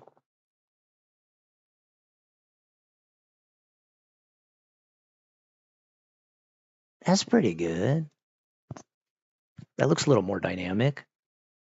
Actually, I could do duplicate, turn it. No, let's do a perfect 90 degree. There we go. Grab it, put it here. Nah, this is going to be too much, I think.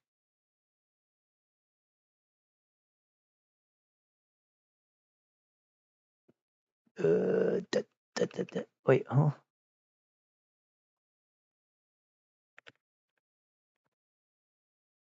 Nah, I think I've done too much now. Oh, but I could have gone all the way across, Tom. No, but then I cut off. Nah, it's not worth it. Trash it. Nah, we're going to go back a couple steps.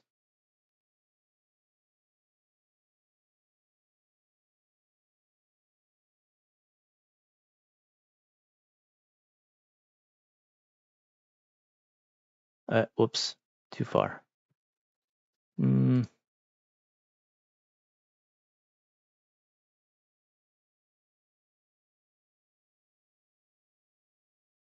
Nah, there's no point in putting this here. This doesn't help anything. I think this one too, that doesn't add anything. So this way whatever I'm showing here could be big enough. Maybe I think I'll bring this down just a little bit. That way the camera there can be just about any size.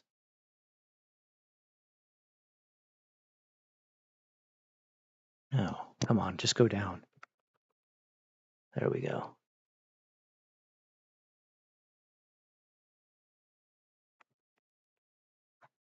There we go. I think that's probably the best we can do. I don't think it's going to get much better than that. Making frames kind of screws me up. Yeah. The letter R, it might be too small though. What are you talking about? Which one? Oh, and unrest it? Let me try to type it again.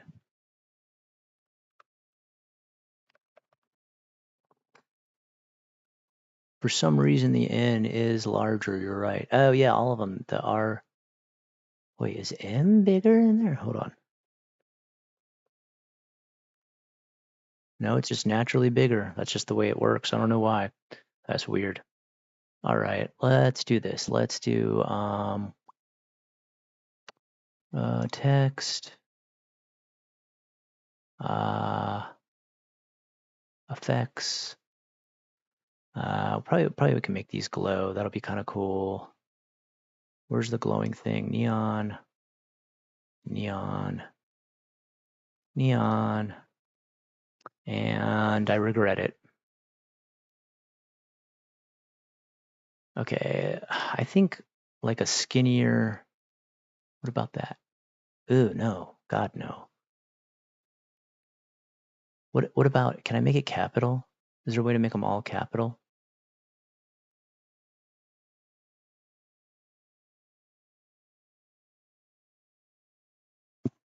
Is there like a super skinny capital one?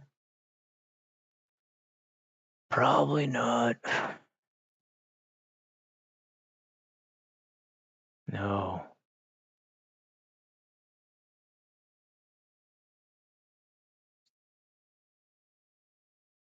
No.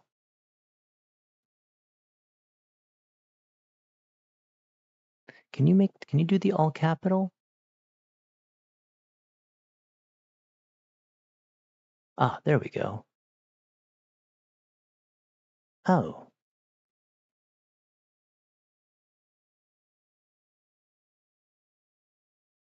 Ugh.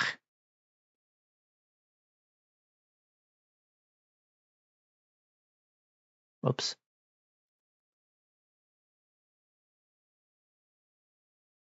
And then make them glow?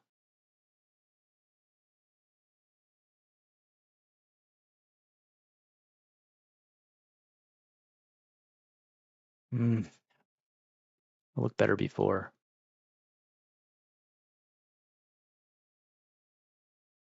Yeah. What the fuck? My messages contained absolutely no swear words or anything controversial, but it got censored. Well played, Google. Yeah. You're not shadow banned on here. I don't think the only thing we've ever banned on my streams was a bot that was like advertising some like college girls corn site. What is this website? What I'm making right here? It's not a website, it's just an overlay. All right, let's see. Share, download. No, I don't need to. All right, open it up. Close this down. Blah, blah, blah. Where's this at? Edit. No, I don't want to edit it. Actually, I just want to do no. Where did it go? Let's try that again. Downloads. Open. Where did it save to? Is it just downloads? Hold on. Let me just check. Pretty sure that's where it went. Downloads. There we go. Okay. Give me just a second. Close that out. Close that. What? Okay, go away. What is going on? Cancel. What? Okay. Okay. What is going on?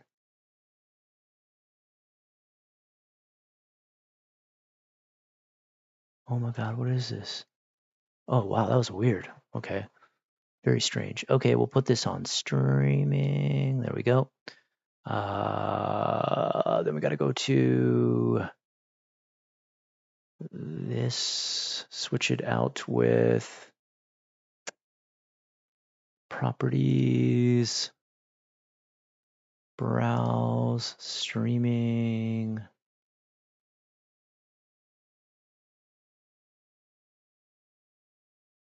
Open. Okay. Properties, defaults, yes. Okay. Well, great job, Scott. All right, let's get rid of this. Delete. Remove. Yes. All right. Add image. Unrest it. Template. Okay. Browse. Let's try this again. Open. Okay. There we are. And then just stretch this out. Perfect. Bring it to the back. There we go. Now fix this up to fit the size. Take this one down here. Check how this one fits. Ooh, that does pretty good.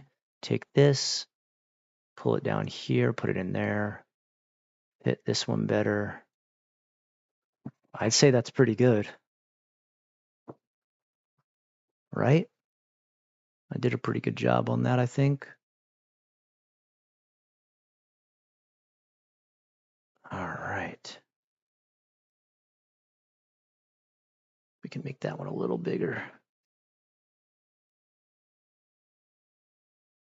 And then pull up the edge. Perfect.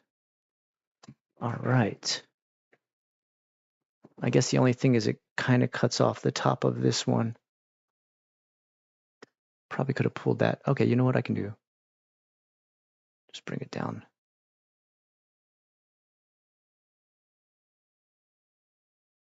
And that'll let me pull this down.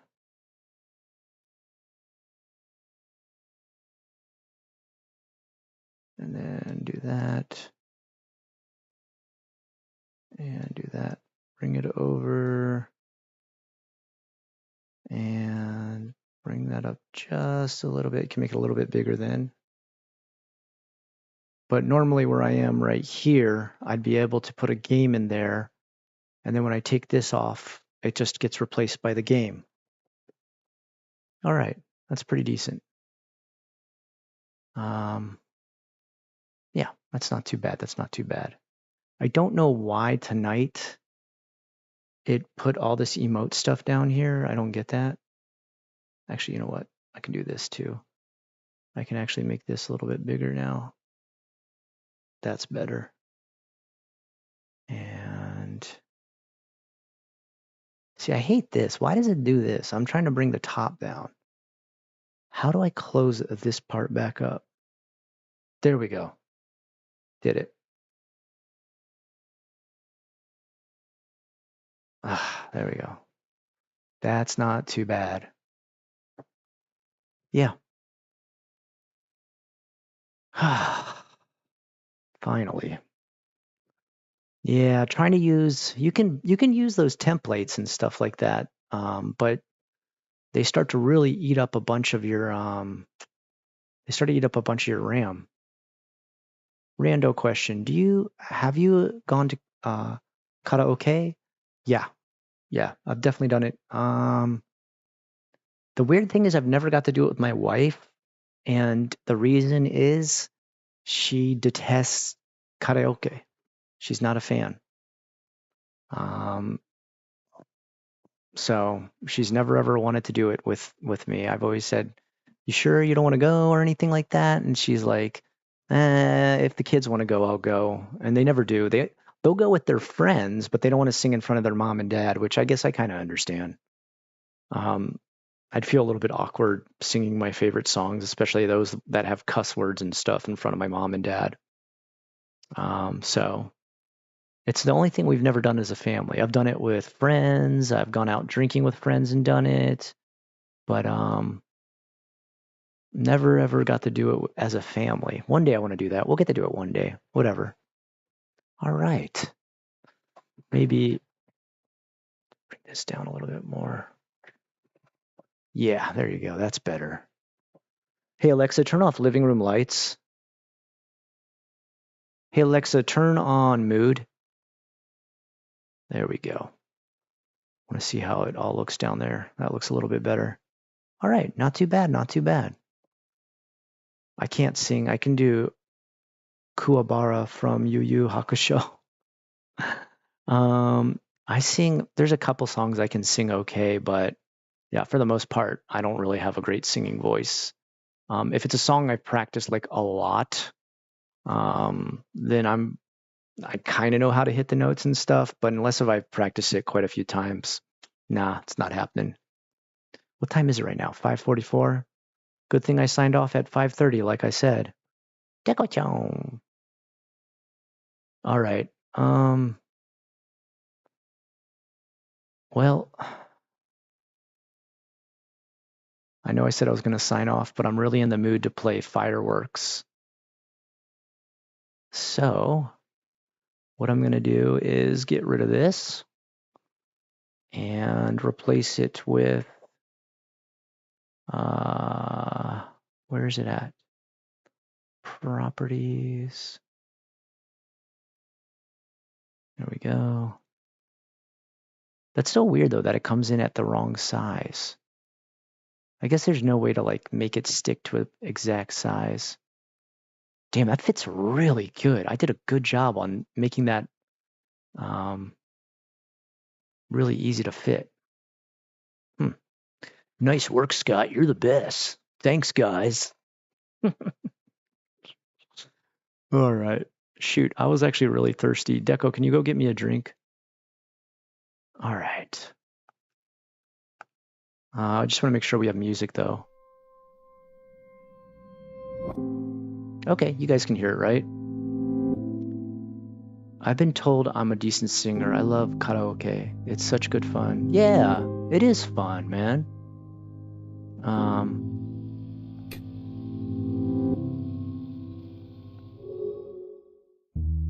Nice work, Scott. You're the best. Thanks. Thanks for goading my ego. I really appreciate it, Alejandra. There's a wooden box on the lecture podium. Oh, sweet. Another one of these puzzles. All right. Is there like a hole? Oh, there is. There's one where there's like nothing. Okay. This one, I think, goes in the middle, if I'm correct. This one's going to have to go over to the side.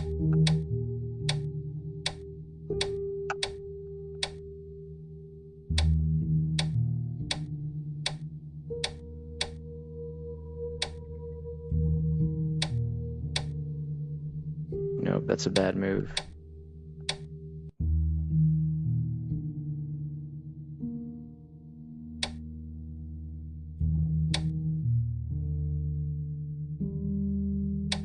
Oh, there we go.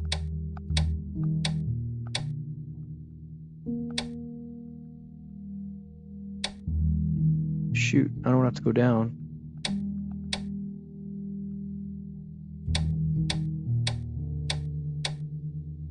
Oh, I thought that was the right connection.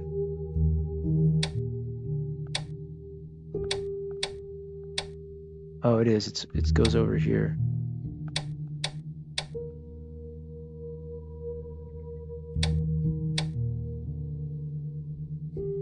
Oh, and this one goes here. Okay. Right? Okay, I was right. Okay.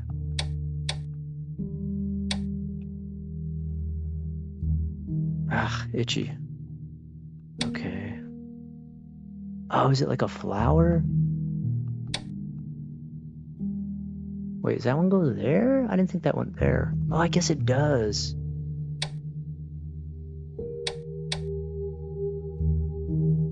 Dang it, stop moving.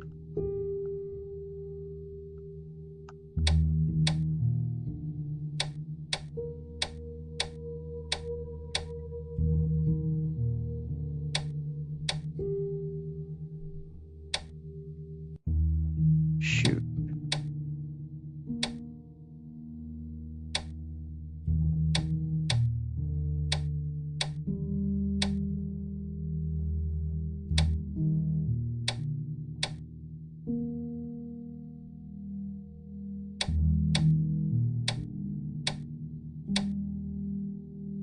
I've messed it all up. Okay, hold on. Does it reset? Okay, good. Whew. All right.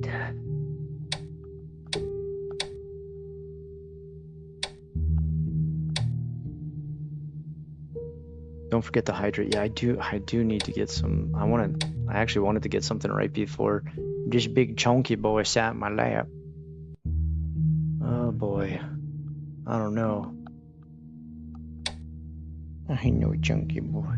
I know, chunky chunks.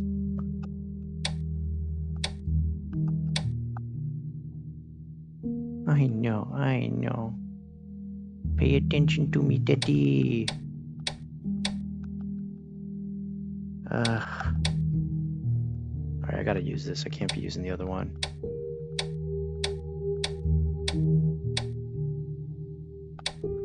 I know, baby boy, I know. You're super important, I promise. I promise, I promise. You're the most important kitty in this whole house. I know. I know. You're the most important Neko. Nobody more important than you, sweetie boy. Let's see. Oh, okay, I see what I can do here.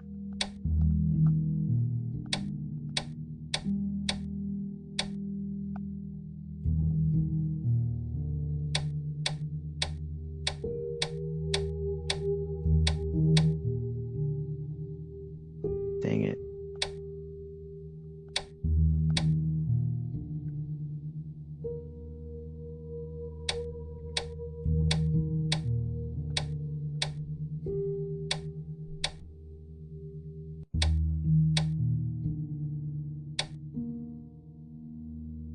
Is there like a simple way to do one of these? I don't know.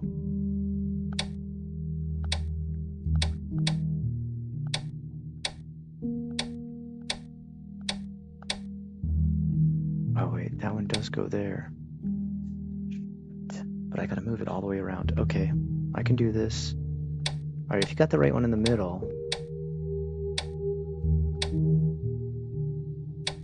then you should be able to move it all the way around to get the right thing, right? Yeah, I think so.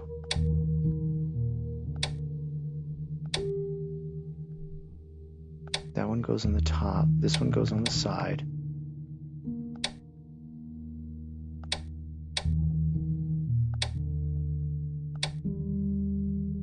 So that'll put the right place. That'll put the right place. I'm moving that to the wrong place though now, aren't I? Damn. Okay. Is that the right one? No, I thought, oh, okay, that one goes on the top. Okay.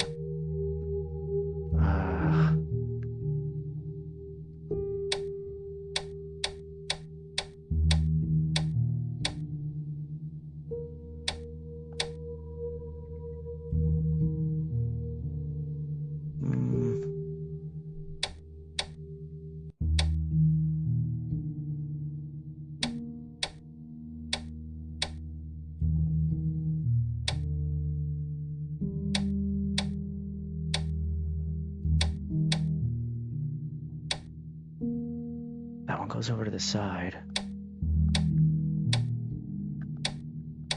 I think maybe this will be okay.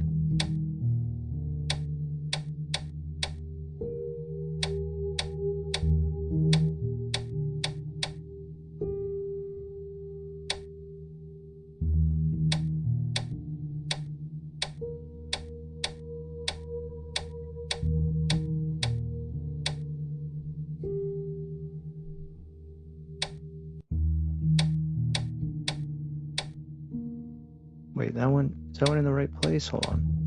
Ah, it is. Shoot. Okay, that one needs to move over to there, and I need to get the other one to the bottom. Okay.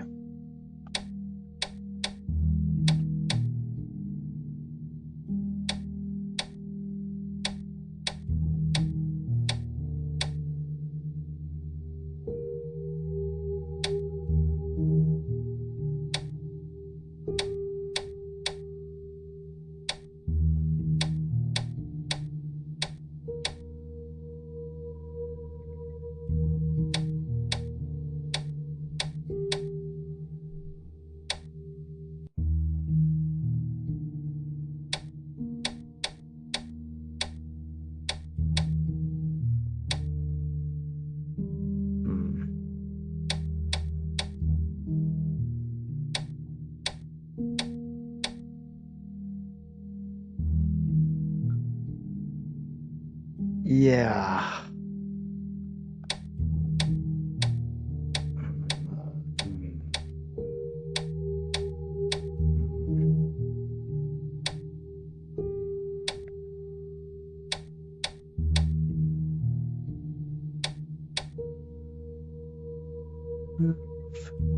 Quit. Damn.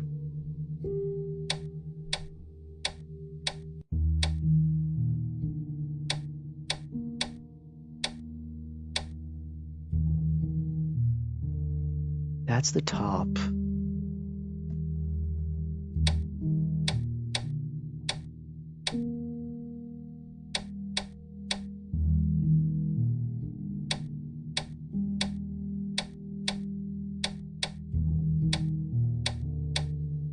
No, wait, I see.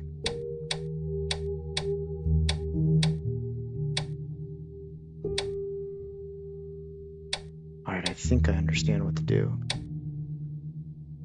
Maybe.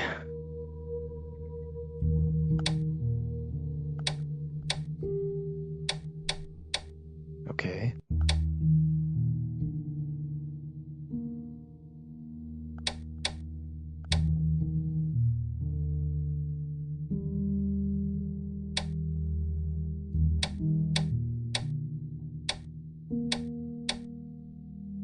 Ah.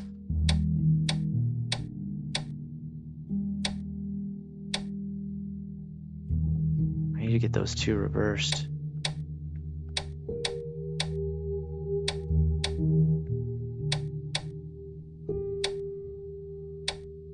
No.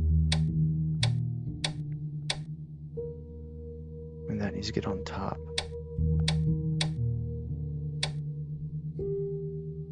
And this needs to get over here. Okay. Ah.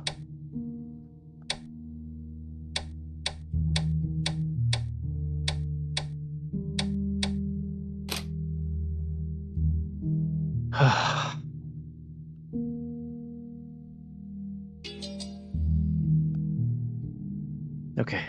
I hope I never have to do another one of those again. I'm not sure what it is for. I'll check the vicinity first. Dead end, right? Okay, good.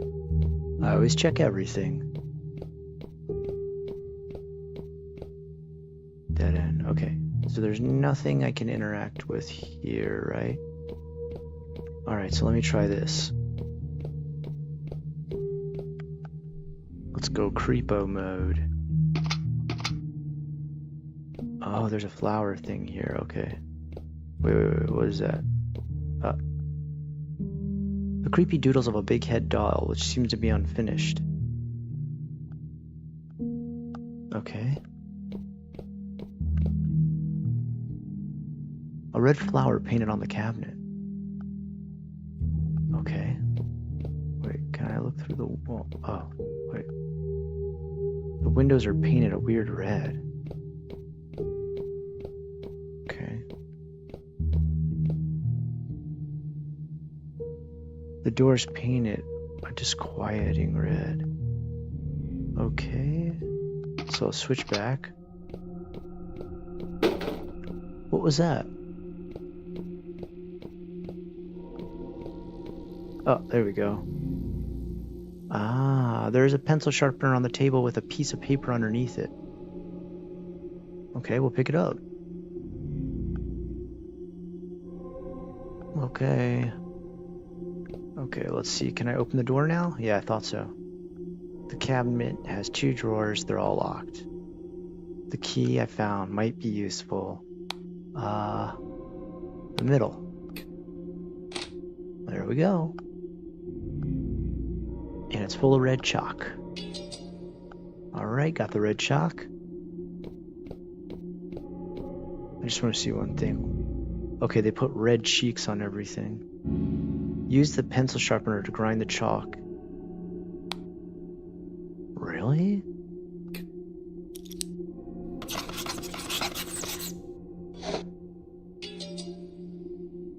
Red chalk powder. That's to make the cheeks? Let me just make sure there's no more. Okay.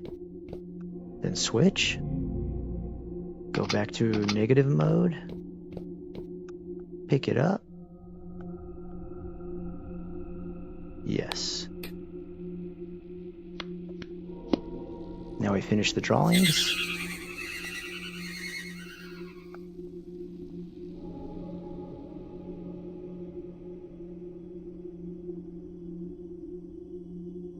Okay. Oh, oh. What was that weird thing? Oh.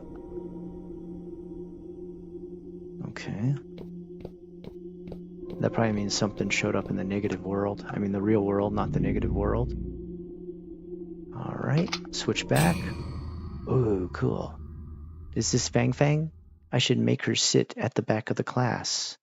Otherwise, the new teacher will be pissed when she sees her zoning out all day. If you send her to the back, her grandpa will come and cause a scene at the school. Great, I will tell Jiang Zhengrong know what his granddaughter did in class. Look at the doodles on the exercise book. Ah, Konji. She will never achieve anything like this. Tiang Fang Fang. Press A to turn the other piece of paper. All right. Dicko chon, dicko chon, dicko chon. Tiang Fang Fang.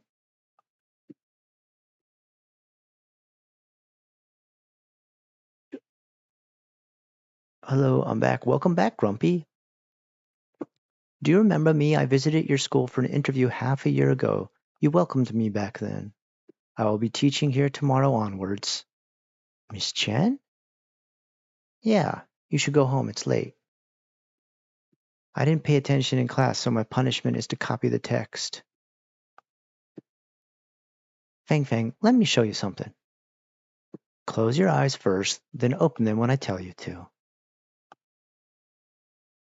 Oh, sorry, Deco. Okay. I don't know. He got really pissed off at me. Fang Fang, you can open your eyes now. Sick, fortune teller. Have you played this before? I have.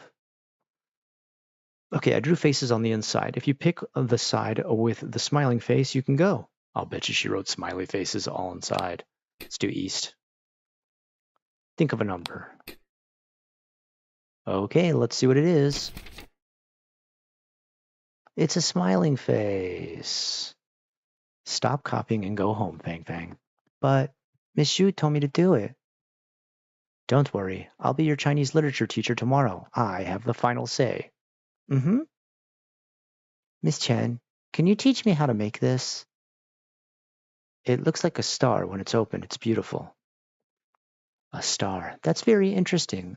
I like it. I'll teach you. First, fold it up like this.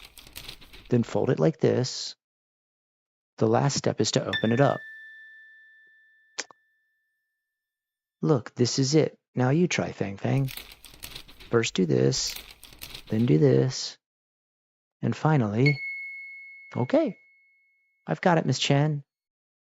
You learn fast. Let's fold more. How lovely.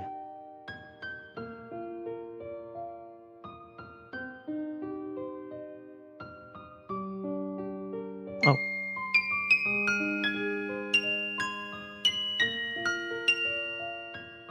I folded a lot of stars with Miss Chen.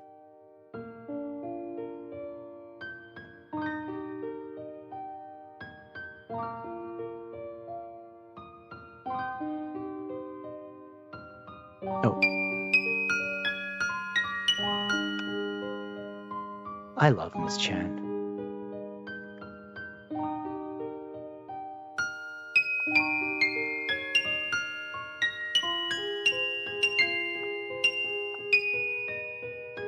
I will study hard because Miss Chen told me. This game is tranquil, making me sleepy. Let it take you off to sleep, Ikram. It's okay.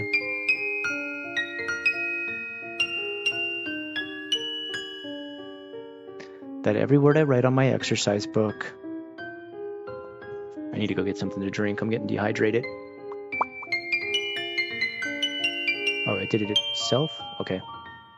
Will sprout and grow into a flower field.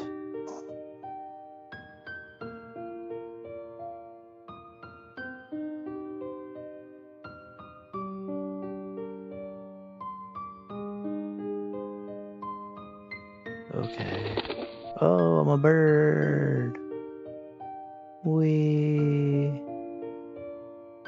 Wait, do I? Okay, I'm just gonna go forward and not worry about that stuff. Okay.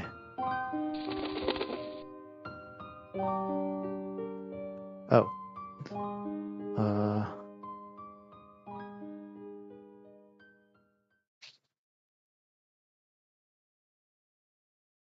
Feng Feng, why did you come home so late today? A new Chinese literature teacher in the school taught me origami. What does the teacher look like? She's different from other teachers, but she's as pretty as mom. It seems you like the new teacher very much. You should study hard since she's going to teach you. I will. The food is ready. Wash your hands and call your grandparents over to eat.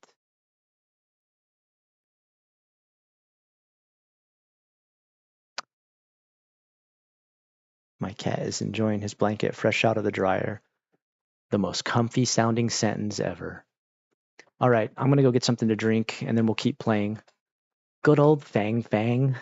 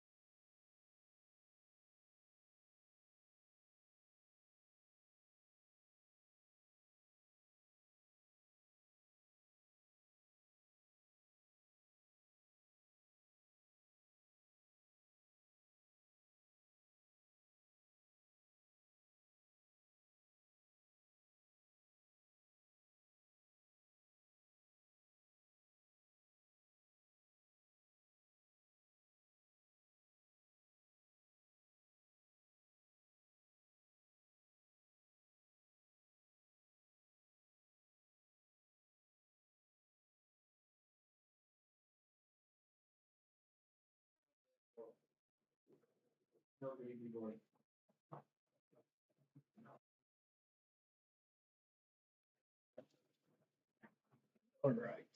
Uh, Starting to get cold, so I put my jacket back on and put another blanket on my son, make sure he's nice and warm. Okay, let's get back to this. Ah,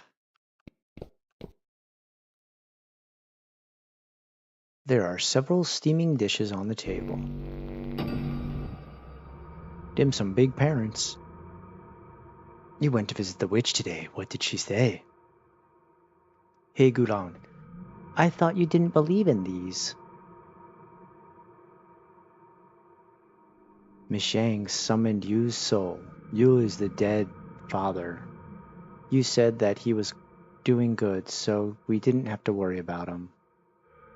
He also asked us to take good care of Fang Fang. So Yu is Fang Fang's dead father who died from like cancer or something. Anyone can say this kind of cliche. You old fart, did you know Yu also asked me to send a few words to you? What did he say? He wanted to tell you, Dad, I don't blame you. He also said, Dad, I don't regret being born into the Tiam family. Did he really say that? You can ask your daughter-in-law if it was real. I'm full. I'm going out for a walk. I'm not hungry. I'm going to light some incense for you. Fang Fang, fish is good for your brain. You should eat more. Get an A in your exam and show it to your dad.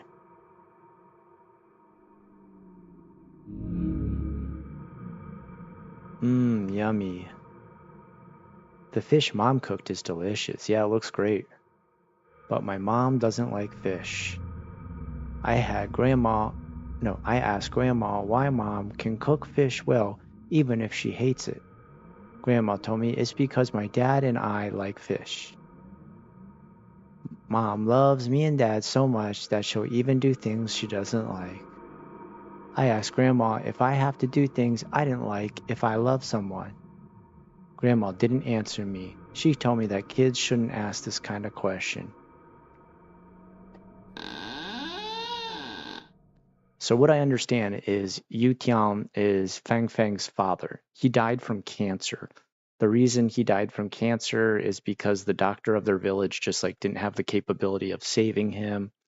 Um, Meanwhile, the grandfather and the grandmother and the mom who's still alive are taking care of Fang Fang.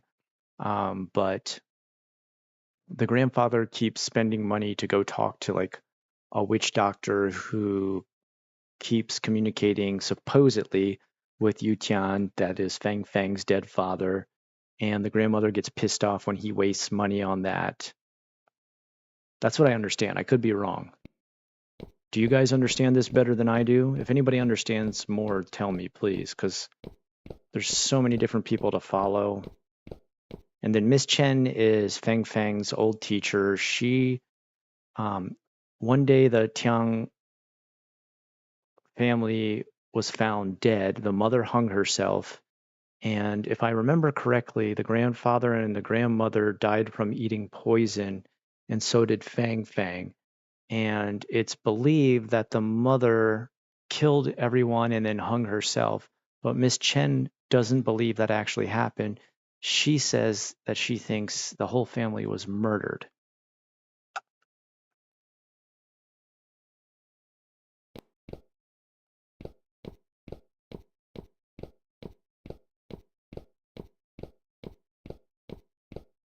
Oh, that's right. Okay, so we got to switch to negative mode.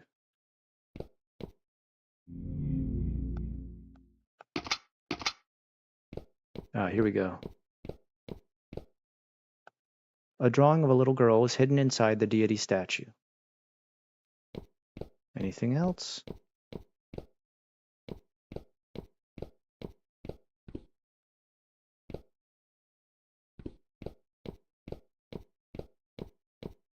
I think that just stays the same. And then I think this doesn't change either if I'm correct. Yeah. Can't open that. Okay, so we need to go mess with this statue by switching back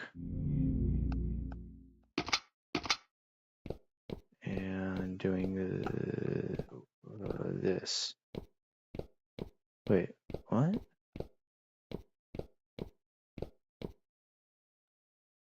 Okay.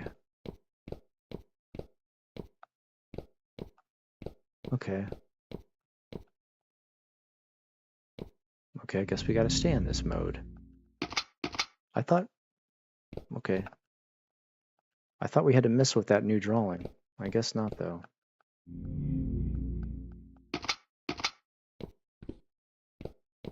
Oh, no, wait, we gotta switch back one more time, huh? Okay. Well, let me just check. Let me make sure. Geographer Matt, it's not that bad. By the way, Meadow, if you're still here, don't worry, this game doesn't really get really super scary or anything. There's no, like, jump scares or anything like that. If anybody... it's kind of just like a classic ghost story, kind of like a 1950s type ghost story.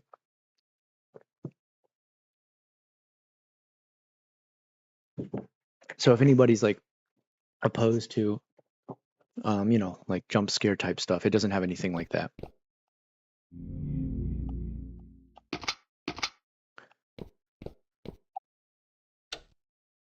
The door is locked. I wonder if I can go through it. It's a dead end. Okay.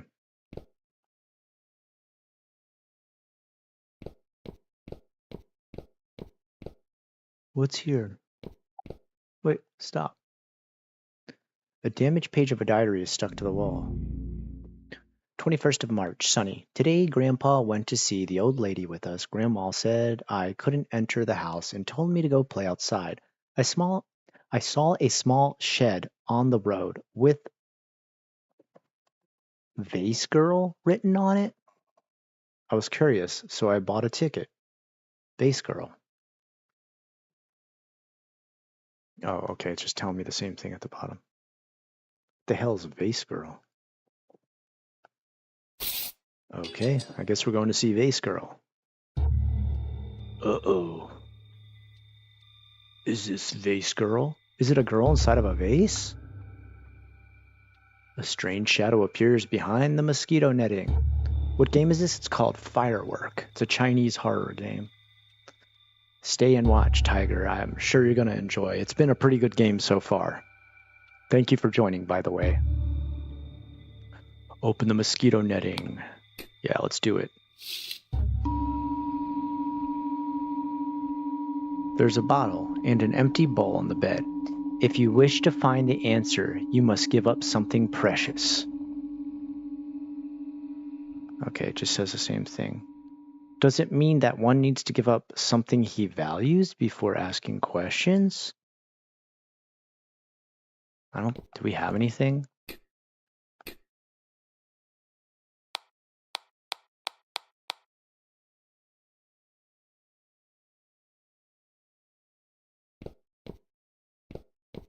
Okay, well, let's see if there's anything else around here that we can... Oh, there's double cameras here. That's weird. Whoa, what? Okay, we gotta make this go together properly.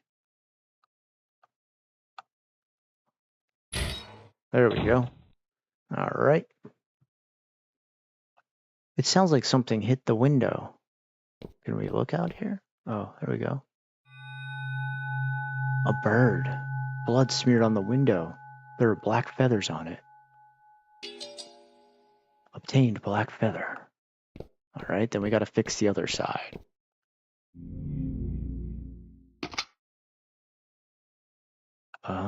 This is going to make a star.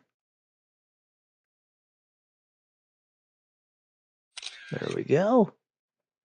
A Dragon Ball. Obtained marble. Face Girl, if you're in the room, can you make your presence known to us? Dude, never invite a Vase Girl into your house. Vase girl, do we have your permission to put flowers in your face? You guys are really enjoying the vase girl character. I guess vase girl is like someone who's been cremated and put into the vase. That's the only thing I can think. All right, what happened? Did more stuff show up on the window? Oh, here we go. A small bed piled with stuff.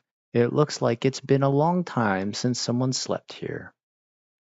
That's it?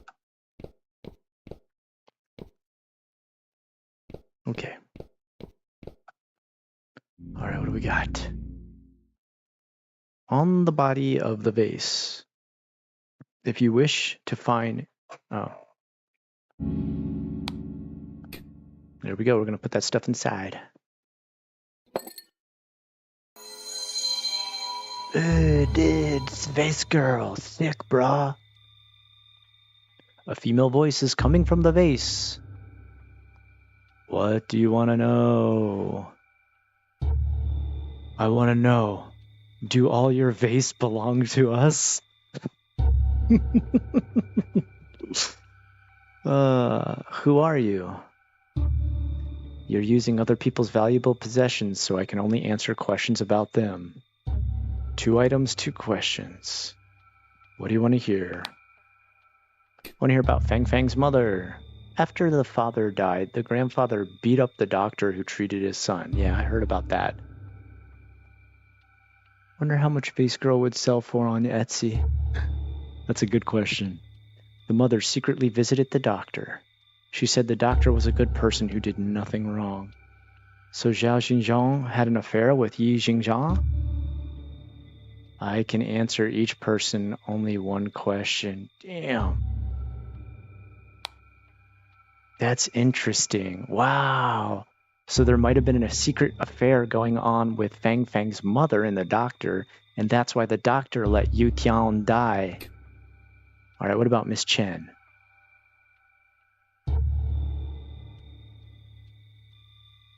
Free 99 and she'll live rent-free in your home.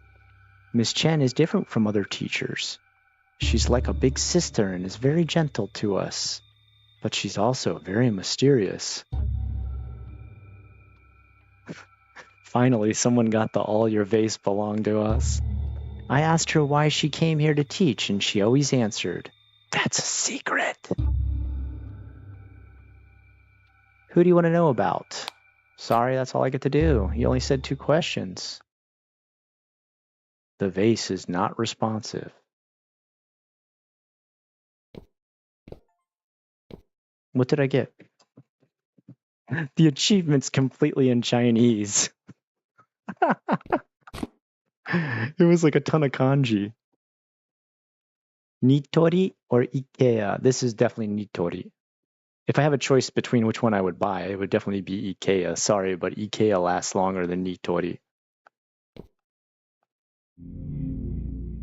This is to certify that Tian Fang Fang won the 2nd prize in Jinghe City Secondary Primary School essay competition. Gotta fix it. There's a crack on the certificate. Something seems to be hidden behind it. Well, let's tear that bitch open. Use the arrow keys. What? Who's Lin Luxiong? This is my certificate? That's me, right?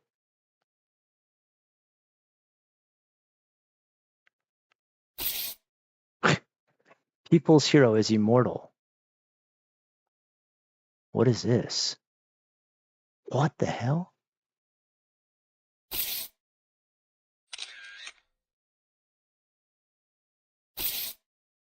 That's me. A mirror behind the picture frame. After my dad died, in the course of performing his duty, it seemed like my every move was being watched. What kind of school I was admitted to, what honors I received, and my relationship with my classmates and teachers, all those things that I acquired with my own hands. In their eyes were a continuation of my dad's heroic spirit. Officer? Officer Lin. Oh, it's Miss Chen. Miss Chen, where did you go just now? I was about to ask you the same thing. I just turned around and you disappeared. I saw you staring at Fang Fang's certificate blankly as I came in. By the way, I discovered that the door at the entrance was open. There's a dark staircase leading down. Let's go check it. Chen Kuixiong, join the team. You can obtain more clues by investigating some places again. This certificate is from Fang Fang. Yeah, okay. She was really smart and imaginative. If she hadn't passed away, she probably would have more opportunities. That's sad, dude.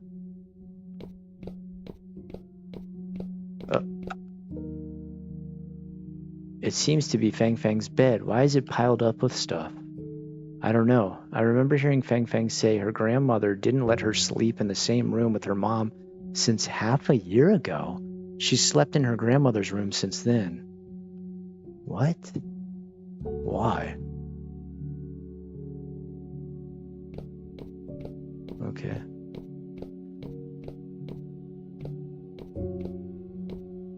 Okay, that's probably everything here. No?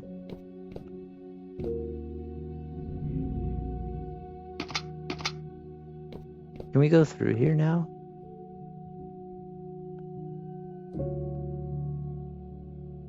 Oh, it's a closed door.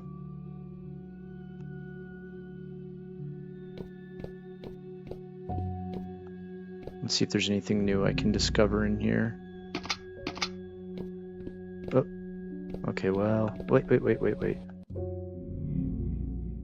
12th of March, cloudy. Today we went to the city. Mom bought me a toy camera. Grandpa and Grandma took me to visit an old lady. On our way back, Grandpa and Grandma got... Oh, we talked about this already. Miss Chen, have you ever heard of the Tian family soul summoning stuff? Fang Fang's grandma found a witch in the city. The witch could summon the soul of the dead and attach it to herself. So relatives could talk to the dead through the witch.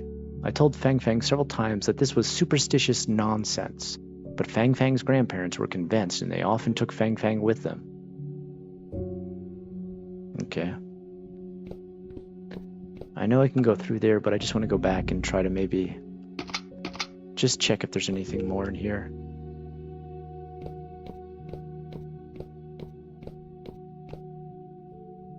A drawing of a little girl. No? Okay.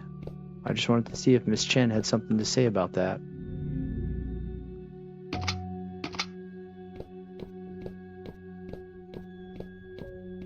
Really nothing?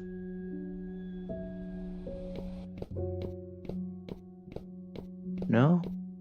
Nothing at all, really? What about that classroom? How did I get into that classroom?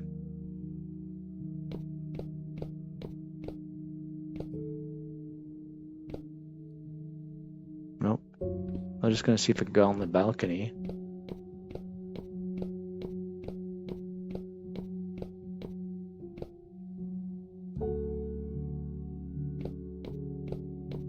Wasn't? I thought there was a classroom somewhere around here. Oh well, whatever.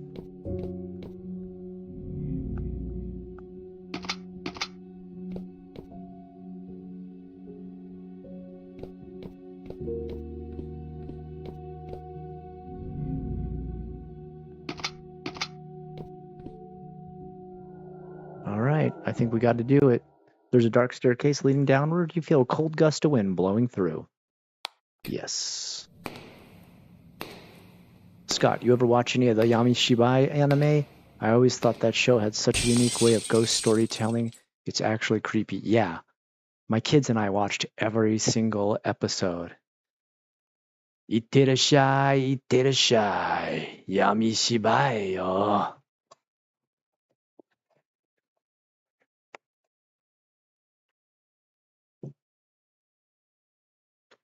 It's really good. I highly recommend it. I think you can watch them all for free on YouTube, can't you? Ye Shang, you killed my son. Uh-oh. Who dis? Dude, definitely check out Yamishibai. It's really, really worth it. Horror stories. They're super short. They're like what, like maybe 5 minutes long each, but the story they tell in that short of time is usually like incredibly creepy.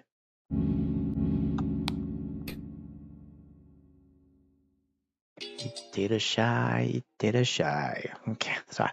Now I'm totally remember. I like the entrance. The fallen furniture is blocking the way. Okay, that's weird. Never seen that before. Uh, uh, uh. Part of an award banner is hanging on the infusion stand. It reads "Benevolence of a Doctor." Okay, that's odd.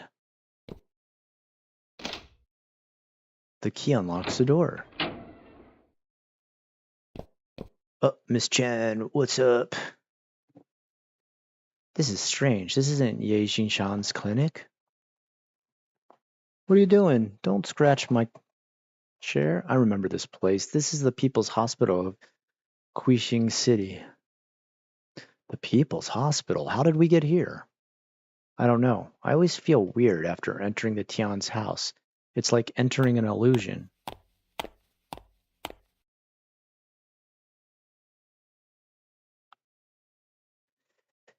It's Xiao Xinjiang. Who's she visiting? Let's follow her and see. Let me just check. Can I read that? No, okay. Can I read this? No, okay, let's go. Room 3? You hear a conversation in the room. I heard that a doctor who was beaten up came here a few days ago. Yikes, he even had broken ribs. It's not easy being a doctor these days. Okay, wait, actually, can we hear more? No, that's it. It's quiet in the room. Okay. You hear a conversation. The doctor beaten up next door is from Quintang, right? Yep, someone died under his care. I have relatives in Quintang. They said the patient who died didn't do much good in his life and got his retribution. Oh, that's right. So Yu Tian's family, the father was like super greedy or something, right?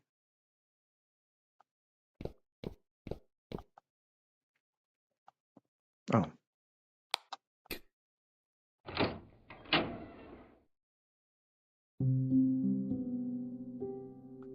But I'm another character now? That's weird.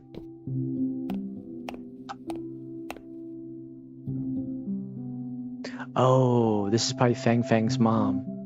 No, wait, is it?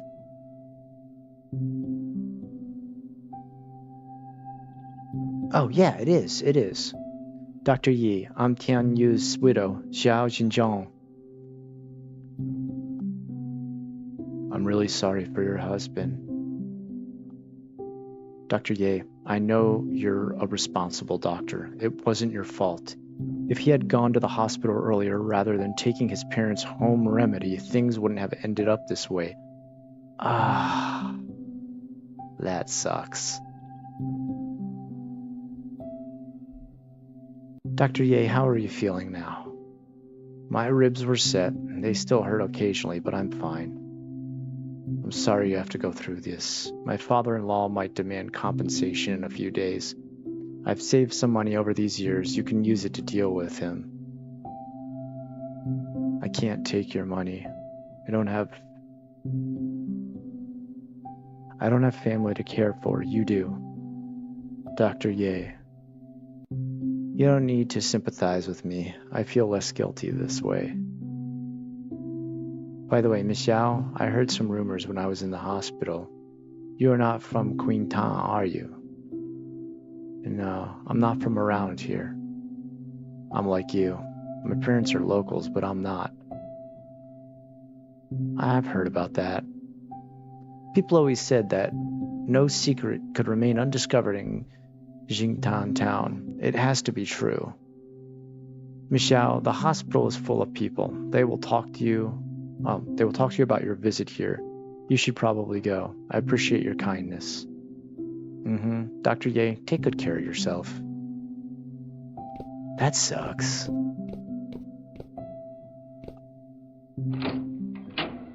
So they're both outsiders who both get treated badly.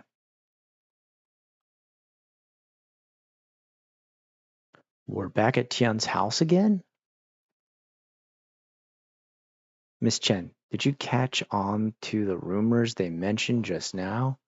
Yes, I've heard some rumors about Ye Jingshang. Ye Jingshang isn't from Qingtang. She is adopted. And while he is said to be adopted, in reality, he was trafficked. Wow. Trafficked. Are there any rumors about Zhao Zhejiang? There are many rumors about her. Some people say she was tricked into coming to Qingtang. Some said she married Tian Yu for his money. Some people even said that she behaved strangely after Tian Yu died and she'd lost her mind. Ah, so mean. As you just saw now, Zhao Zhejiang was a kind-hearted person. She wasn't obsessed with money and she wouldn't kill her own family. But Ye Jingzhang didn't seem like a bad person either. We won't get any conclusion arguing like this, but I have a gut feeling that we're getting closer to the truth about the Tiang family case. I agree. Maybe the truth would be found here. Maybe. Yep. They're missing the picture of Fang Fang. There's a damaged family portrait on the wall. Damaged family portrait.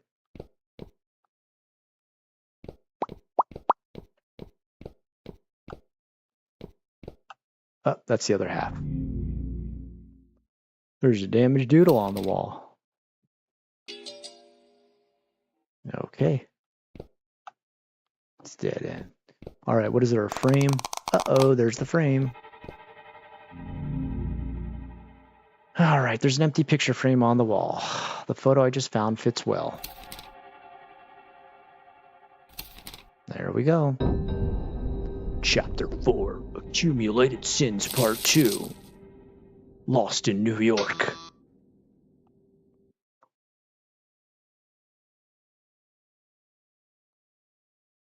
This is strange. What is this place?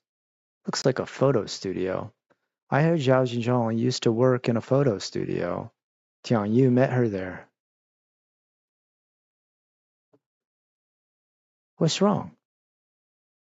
Nothing. Officer, you tend to keep your thoughts in your mind. You can tell me if something's wrong. Miss Chen, I hope you won't mind what I'm about to say. I think you know the Tian family too well. It seems to me that you've gone out of your way to investigate them. You had come to Qingtang to and covered a story previously, right? You seem to know a lot. You're right.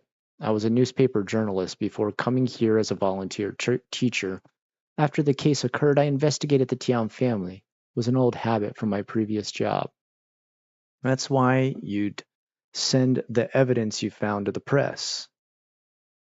Since I've spilled the beans about myself, can you tell me how you found out about my previous visit to Qingtang to cover a story here? It's complicated. I'll tell you later. Hey, you can't do that. I answered your question. I think I heard the sound of a camera shutter. Miss Shen, let's go investigate this place first. Okay, you have to answer my question after the investigation is done. A question for a question. It's fair.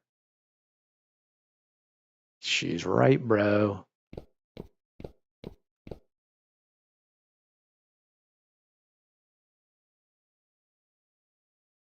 There is a photo coming out down there. Oh. What the heck is this photo? It's a sticker. It's popular these days. When I was in university, girls in my class loved taking these. It's pretty kuda. The theme of the photo was set in advance. Why do students like this kind of thing nowadays? I don't look good in the photo. It makes me look fat. Bro, this is when you say, no, it doesn't. You look beautiful. Miss Chen, look, in this photo, there's something behind us, a black photo frame. Bro, Lin Luxian, you're messing this all up. This is supposed to be your sweet moment. But there are no frames in the backdrop. Maybe something's wrong with the backdrop. Let's investigate. Damn, bro. Work first, eh? Okay. Uh, uh, uh, uh, uh. The backdrop is made of paper. Yeah, of course. Sick. All right. A happy family. Oh, this is my favorite picture of my family. Xiaojiang, look at the house my dad built for us. It's so spacious. This place has a great feng shui, too. You can see mountains and water as you open the window. Press A to paste the backdrop.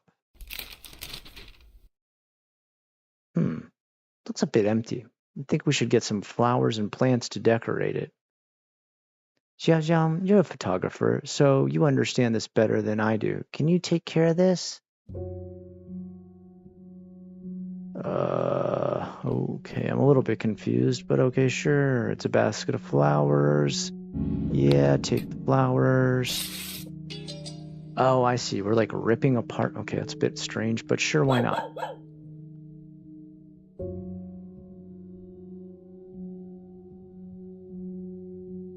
Okay, you can't take it? I thought we could use that too, maybe to decorate.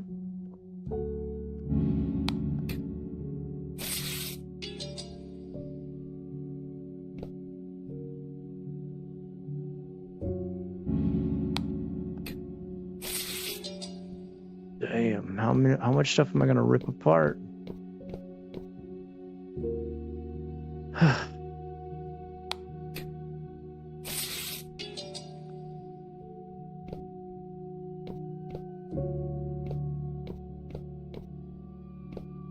Probably that's everything.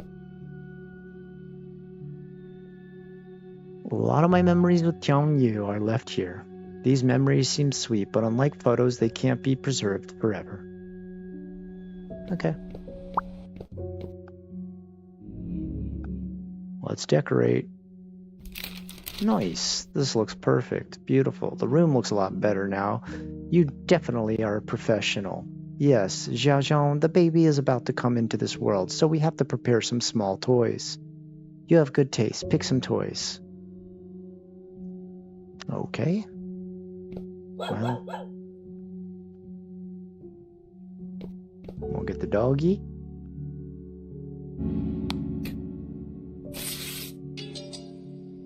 So weird. I don't quite get this part, but whatever. Here's a little doll.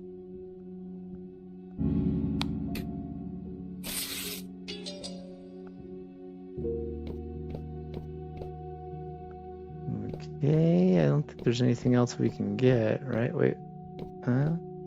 Okay, probably that's everything.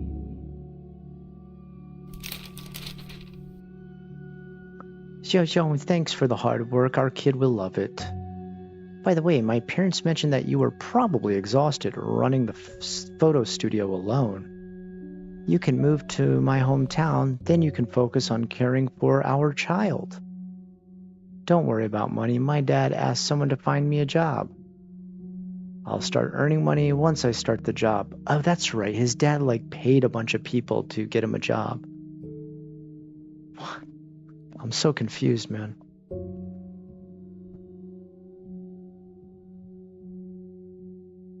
My past is riddled with holes. Will my future be fulfilling? Okay, where's the phone?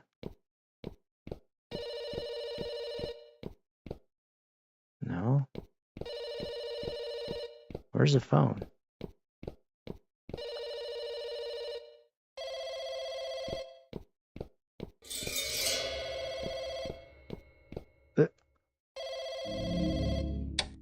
Okay, I don't remember there being a phone there, but okay, sure. Xiaoxiao, hurry up and find the passbook. Mom, what happened? Miss Shang was arrested by the police. Your father-in-law and I are thinking about paying some people to meet her again. This is bad. How can I see you in the future? Mom, don't worry. How much do you need? It doesn't matter. How much do we have? Okay, Mom, I'll get the money now. Wait, I'm so confused. What? Who's... Does anybody understand? Who's that? Is that the grandmother? This is absurd drama. Feels like my husband has died again. But I'm not as sad as I was when it happened the first time. I even feel a sense of relief. The made up Tianyu is like a bottomless pit, but they madly throw their money and energy into it. I'm afraid of this madness. I'm afraid it'll devour Fang Fang. And now this madness has finally come to an end. What? Can anybody help me out with the plot here? Does anybody understand? Who got arrested? Oh, wait. Is it the grandfather got arrested for beating up the doctor? The person in the portrait disappeared, leaving only a black background. Okay, sure. Up. There are 2 paper dolls sitting in the seats in front of the TV. Okay.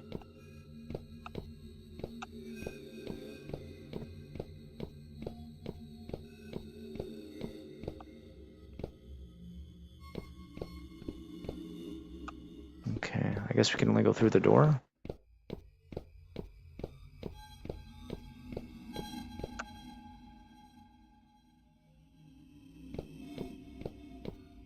What?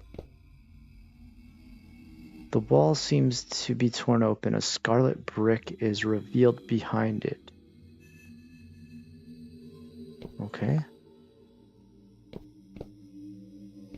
Let me just make sure I didn't miss anything, right? No.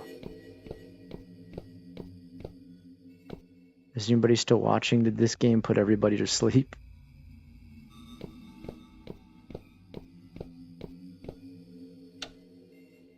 The door's locked. Uh-oh. Oh, here we go.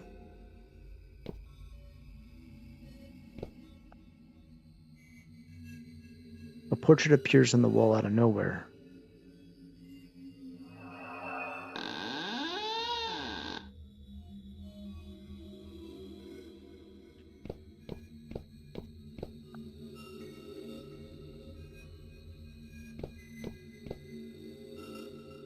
There's a crack in the wall.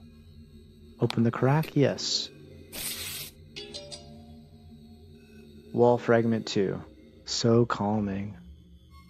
Alright, I guess I'll start to talk in a way that puts everybody to sleep too on top of it. Why my cat meow at me? Deco, what's wrong? Oh, you're here. I didn't even see you, man. Go ahead. Go ahead. Go ahead. There you go, sweet boy. Okay. Almost crushed me. Alright, I missed part 1, trying to piece the pieces together. This game's too relaxing. Alright, guys, just rest. Just lay down. It's okay. Just chill out. I'll read it like ASMR. There's a diary with a combination lock on the tablet. There might be clues to the combination.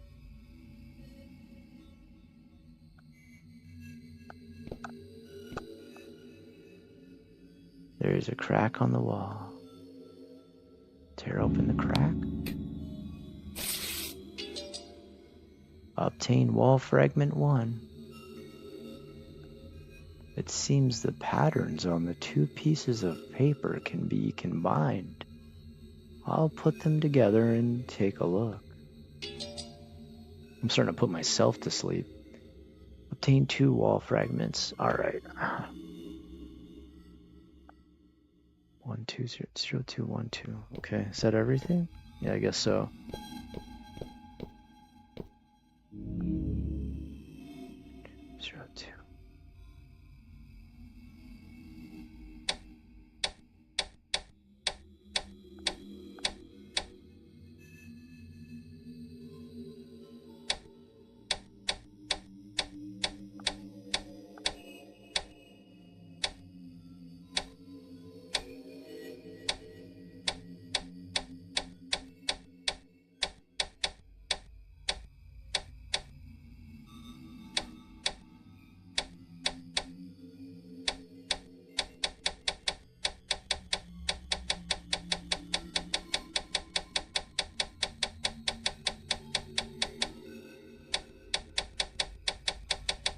All right, I gotta look at it again.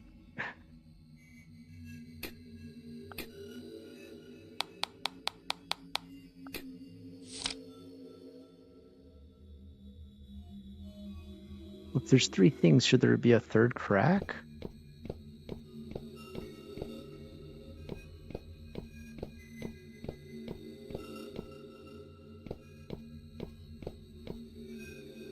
Oh, I see the cracks are in the shape of the people sleeping. I don't understand.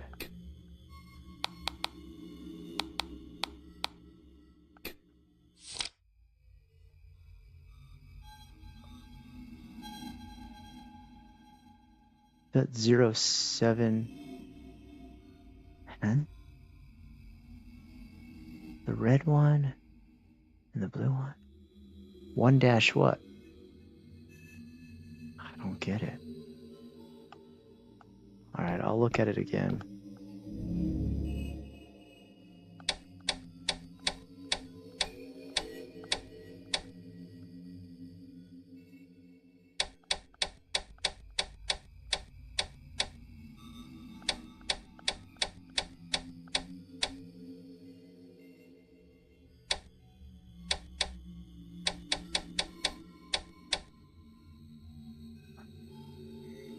What?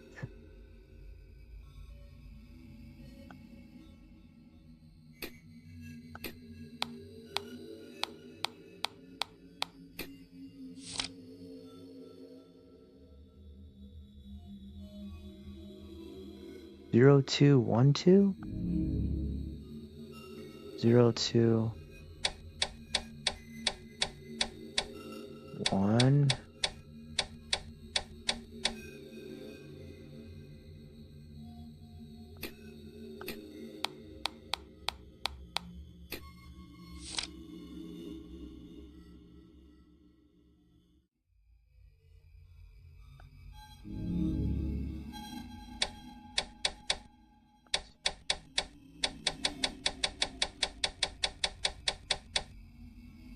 Get it. All right, let me just check because I feel like, what's the third one though? Is there a crack on the wall here that I missed?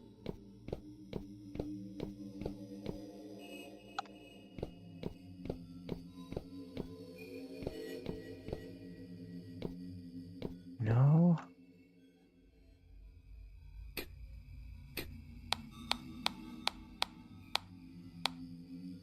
Fragments painted with strange patterns.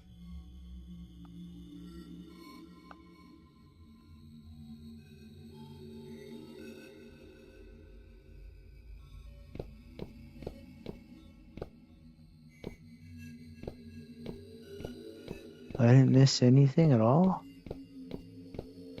It's painted with strange patterns.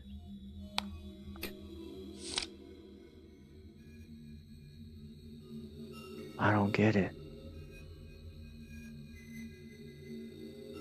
This is 7? Maybe that's supposed to be a 7?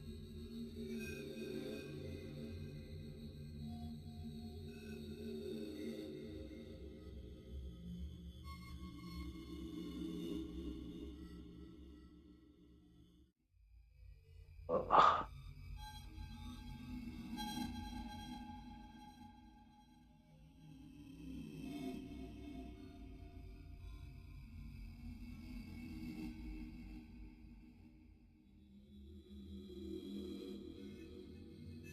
I'm super confused. And I can't touch anything more on those.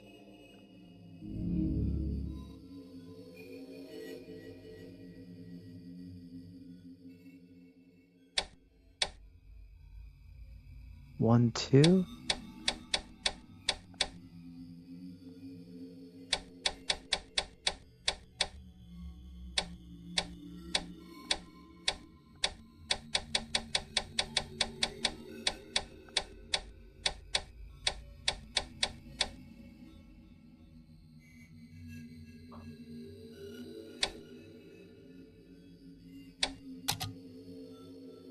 What?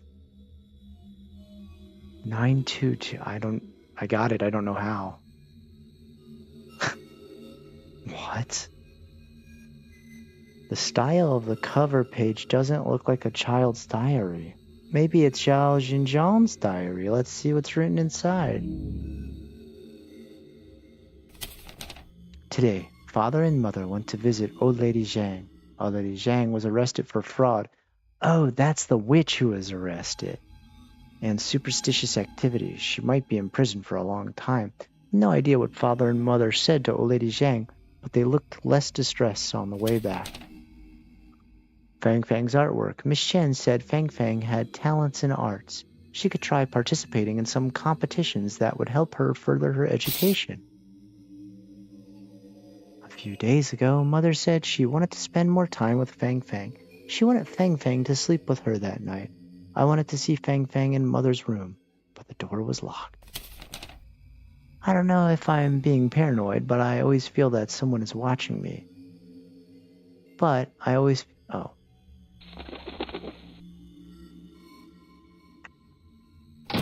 Ooh. I found a dead crow in our yard this morning. I buried her. Oh, that sucks. Today, a sapling grew from the place where the crow was buried.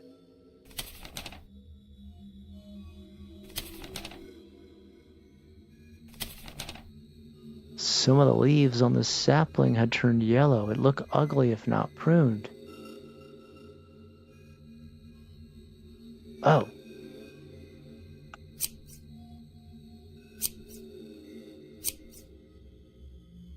Xiaojim? Xiaojim? Sorry. Xiaojim.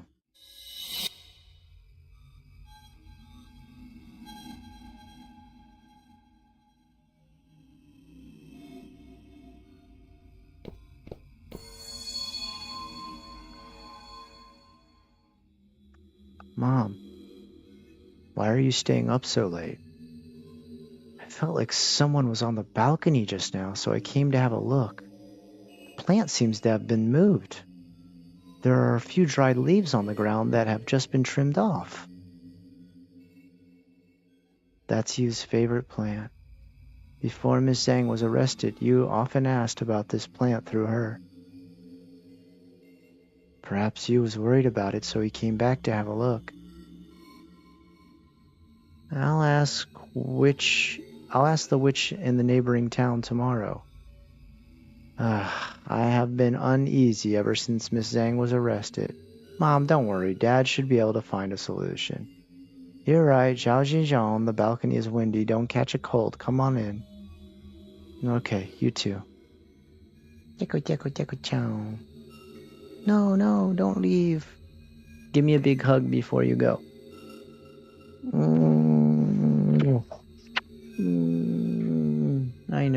I know, you angry. You don't like big huggies. I want to get something to eat real quick.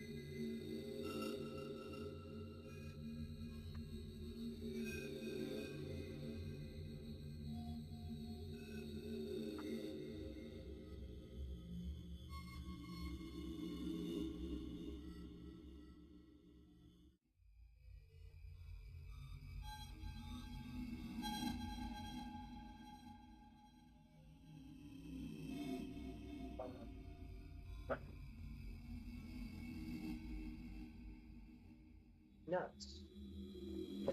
Assorted nuts.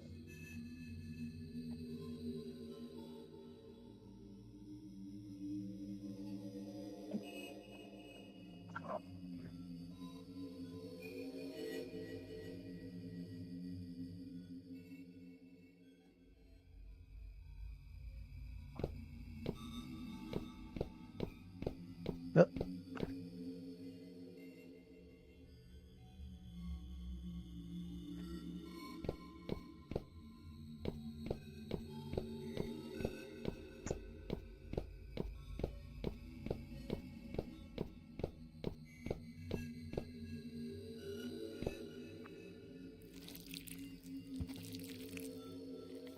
the sound of eating is coming from the kitchen. Ooh, that sounds gross.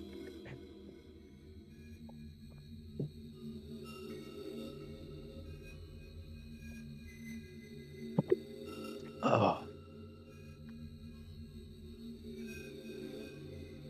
oh, oh! I thought there was something in there. I almost thought I knocked over a cup full of milk.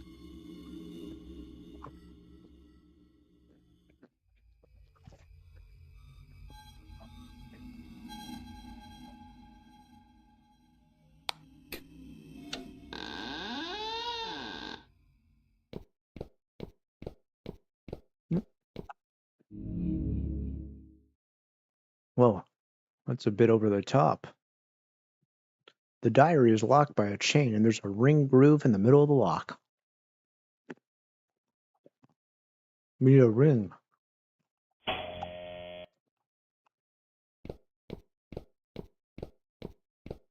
Cool. I passed the woods when I came to Tian's house.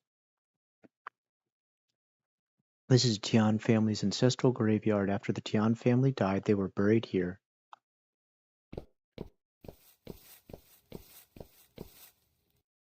It's a dead end. It's a dead end. Okay. A dark path leads to the graveyard.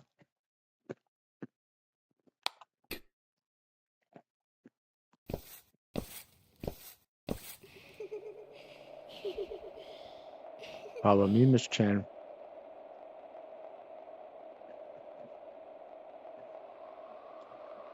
Miss Chen, what's wrong? I think I heard Fang Fang. She asked me to follow her. Follow her? I don't know what she meant. It's foggy and there's a lot of branches on the road. It'd be easy to get lost. We need to pay attention. Yeah.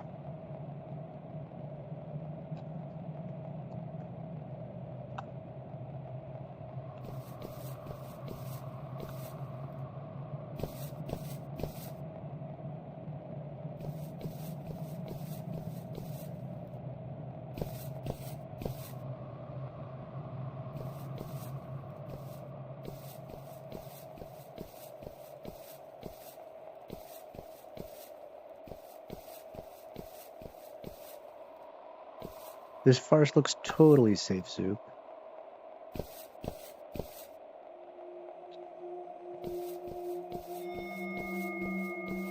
Hey, what's up?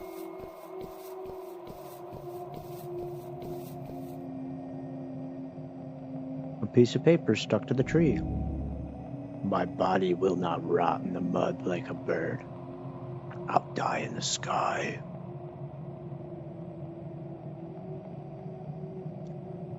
I've seen this poem. I heard that Zhao Jinzhang's suicide note.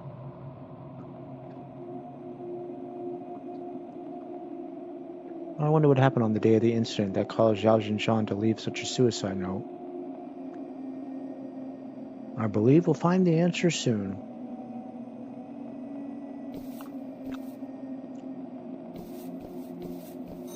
Oh, hi. How you doing?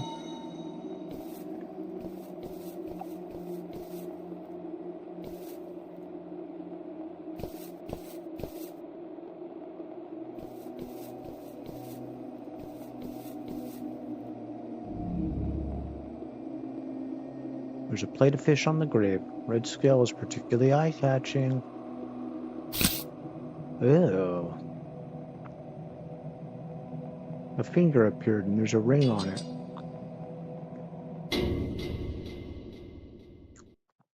Oh, that's pretty nasty. Paper dolls appeared in the distance. Their gazes are cold.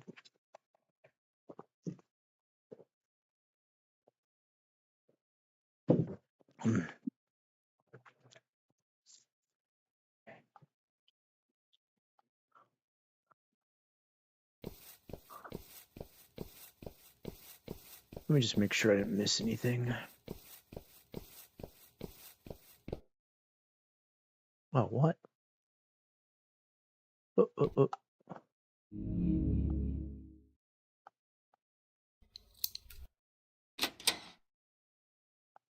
All right, open up the lock. Someone had secretly eaten the fish in the kitchen again.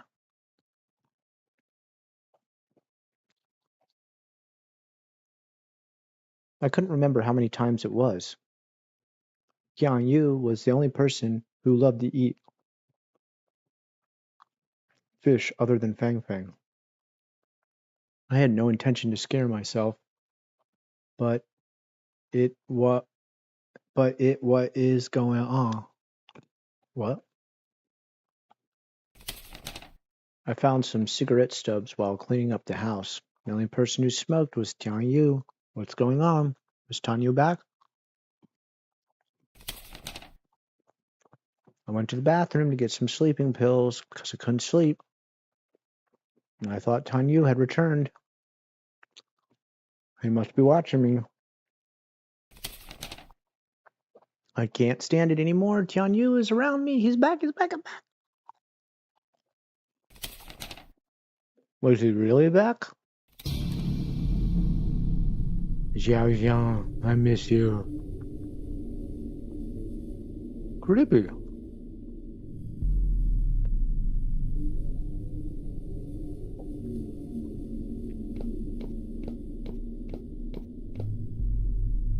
Oh.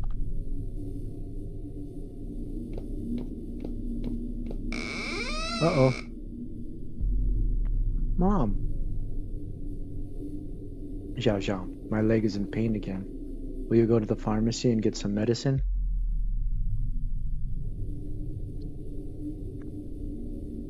Go to the one in the West Town. Don't go to Yi's clinic. Sure. Get some rest, Mom. Don't push yourself too hard. It's an old injury. I'll be fine. Xiao Xiang, you don't look well. Are you okay? I'm fine. Probably haven't been sleeping well.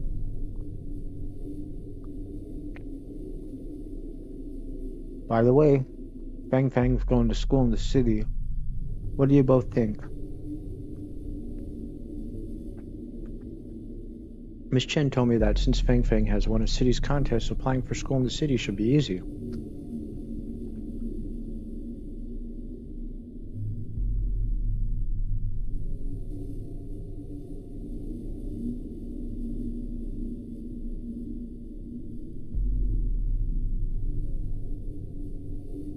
It's not convenient for me to go to the city, and your father doesn't want to go.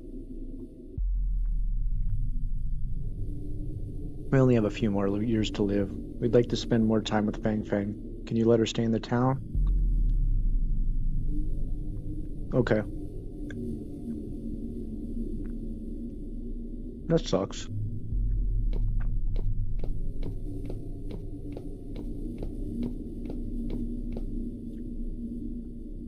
What, we can't go that way? Okay.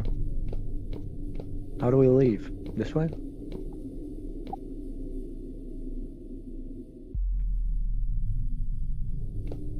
Alright, here we go. Uh-oh. My mother-in-law won't let me go to Dr. Yi's. The other pharmacy is in the west. Keep going left and I'll get there. Come on, I'll just go to Yi's.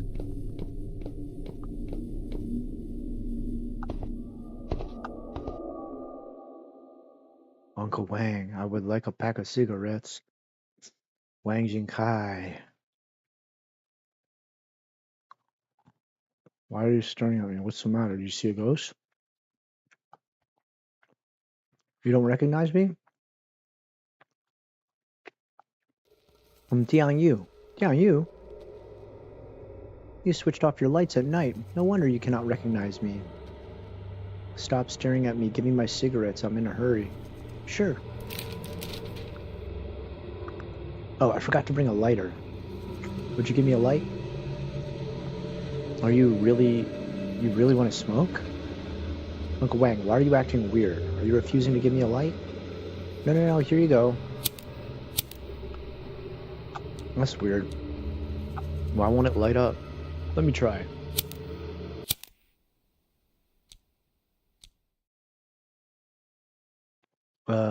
Uncle Wang, why am I here?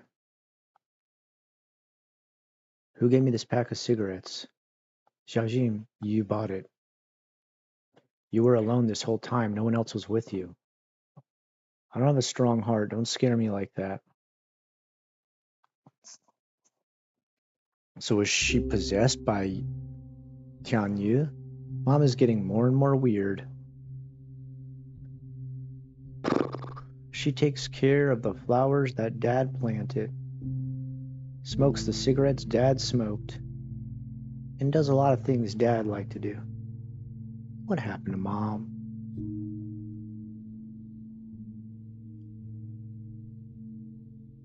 Press A to fold the paper. Uh-oh. Is Mom being possessed by Dad? So Zhao Xinjiang was possessed by Tianyu's spirit? This is absurd. No wonder Wang Jingkai says Zhao Xinjiang was mad after Tian family murder case. I would think the same thing if I see it, but I still think something doesn't make sense. Don't you see something strange about this? Every time Zhao Xinjiang behaved weirdly, her mother-in-law was nearby, as if she was secretly monitoring her. It could be a coincidence. Being in the same place while living under the same roof is pretty normal, unless the coincidence happened again. Uh-oh, is Zhao Xinjiang back? This is Zhao Xinjiang's bedroom. If this was her, she'd walk in. I'll see who it is.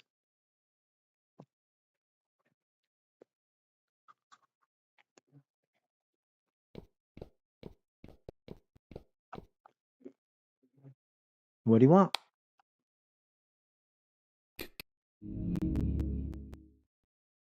The distorted human figure appears outside the door. You're unable to identify the person. Up.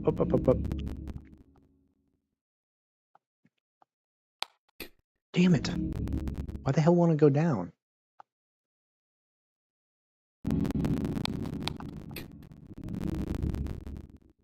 There are two shadows dividing the light, shining through the seams. Someone is standing outside the door. Yinju? The person coming in through the door. Find a place to hide now.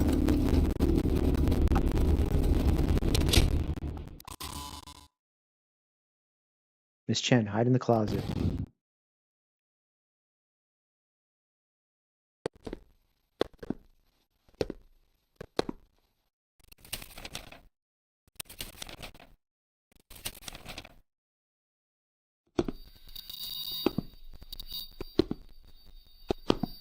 Uh-oh. Uh-oh. Mom, Dad, Fang Fang. Food is ready.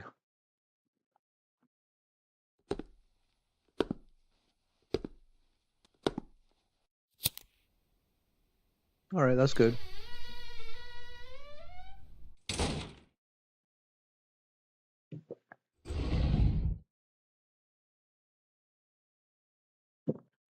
Ooh, that was close.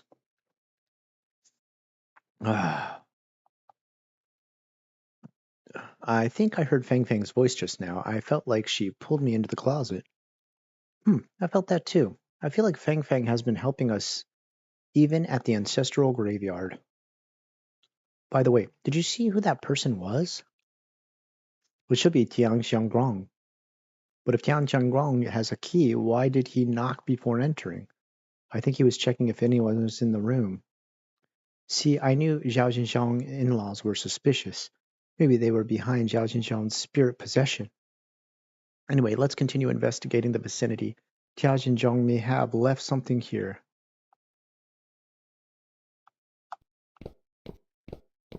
What do we got?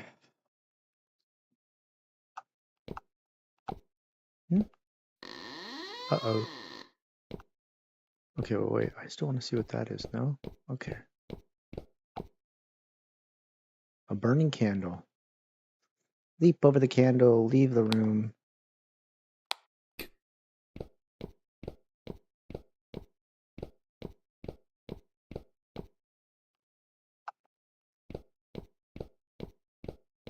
Alright, guess we gotta go.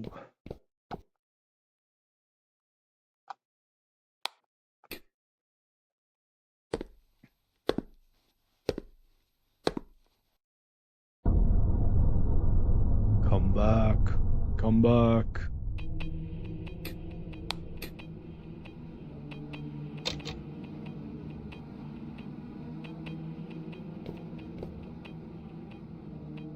Parents shed tears, drenched in their clothes. The wife and the daughter's faces are filled with sorrow. I yearn for my son. Something, something, can't read it fast enough.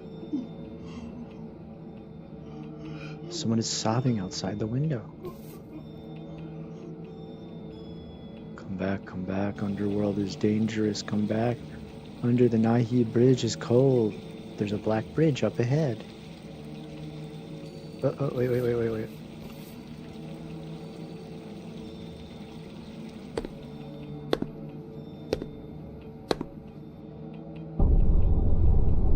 Illuminate the road ahead with bright candles. Bribe the ghost guards with spirit money.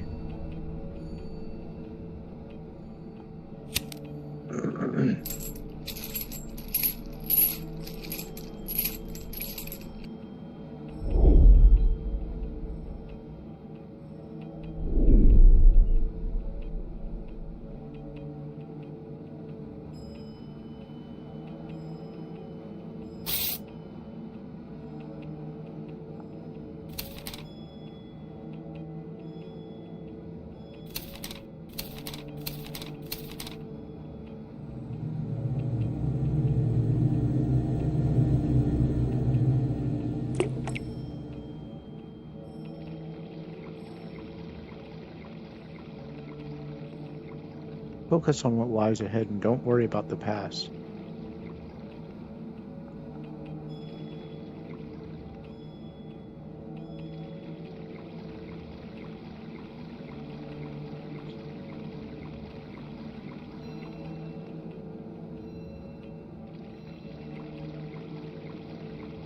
Sprinkle brown rice on the path home.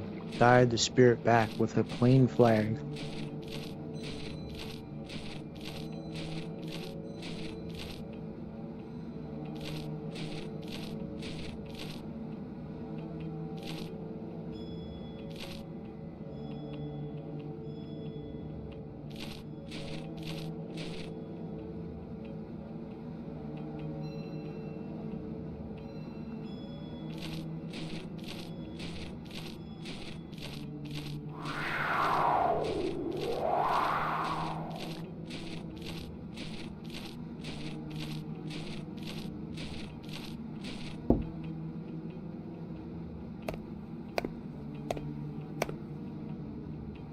Alright, cool stuff.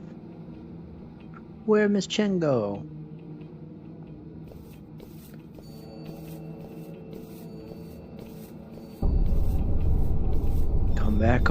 Come back to your warm home, come back to your family's embrace.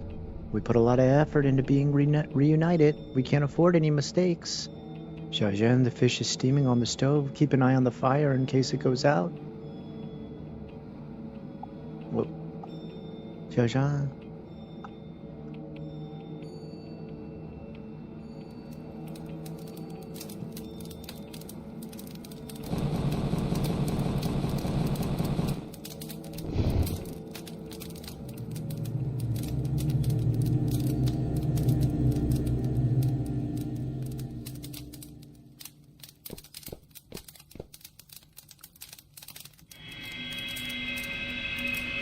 Uh-oh.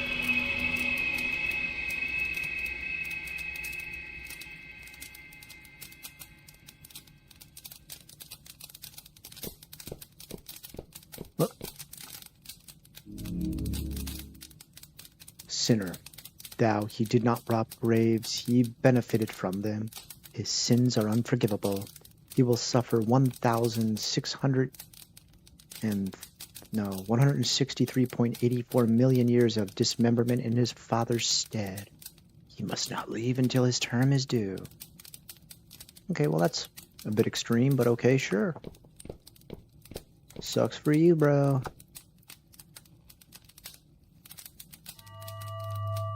Ooh. On the slate lies a body. On the slate lies a bloody person. The ring on his hand is particularly conspicuous. This is the ring that pairs Zhao Xinjiang. Is this Tian Yu? Provide the flesh to stay.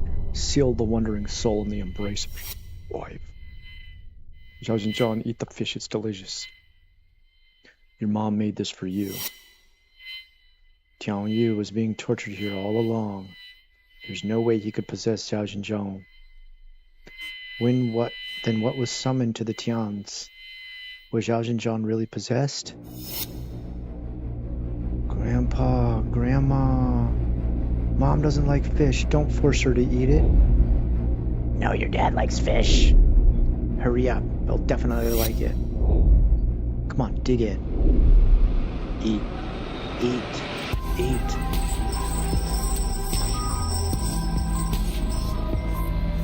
Damn, they're torching this poor lady.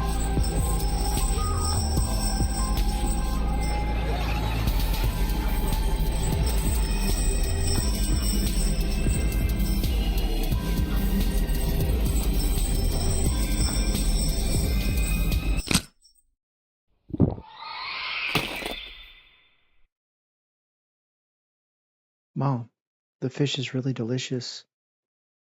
Where did Jiaojun go? The couple is united forever. Relive their joyful life.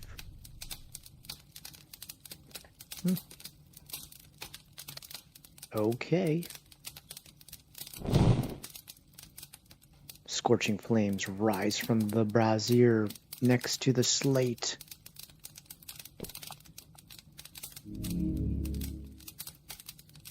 Yeah, it is pretty cool visuals. I think it's all like hand-drawn. The diary in the brazier has been burned to pieces. The plastic lock has melted due to the high temperature. The diary cannot be opened because it melted the lock stuck onto the pages inside. I don't know if something was written on it. And I'm not sure if Xiao Zhijiang was really possessed by something, or, for some reason, she pretended to be possessed by Tian Yu and deceived everyone. This diary is like a pawn that has been used and abandoned. The secrets inside might be buried forever in this endless hell with Tian Yu.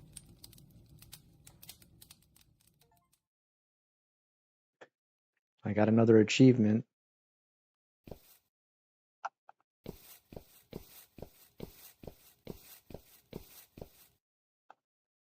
Hey, you still wanting to continue investigating the murder case?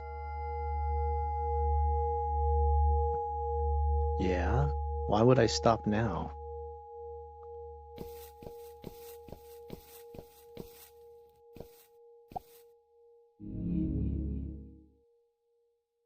A dusty cloth is covering a full-length mirror. Press A to remove. The mirror shows a familiar figure. It's been a long time. Last time I saw you, we were still in the police academy, right? What case were you working on? A murder case in which a body was hidden. Oh, you helped the police find the body. I heard you were given an exception to transfer to the criminal investigation department right after you graduated because of this. This police uniform suits you quite well. Why are you here? Hey, why are you so obsessed with the Tian family's case? Does it matter who the murderer is? They're dead anyway. I'm a cop now. It's my duty to bring justice to the dead.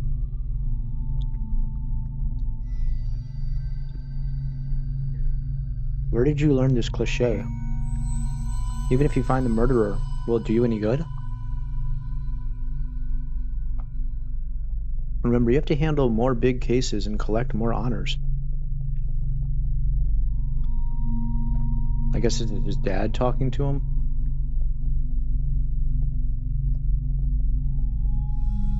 Give up this case. There's bigger cases in front of you. What case? You know it. I don't know what you're talking about. Then answer me. Why did you allow Chen Qinji to get involved in the investigation? She's really reliable. She seems reliable and she's helped a lot. Oh, please. Who would believe these excuses? She knows the Tian family well. I believe she can provide a lot of clues. You're avoiding the main point.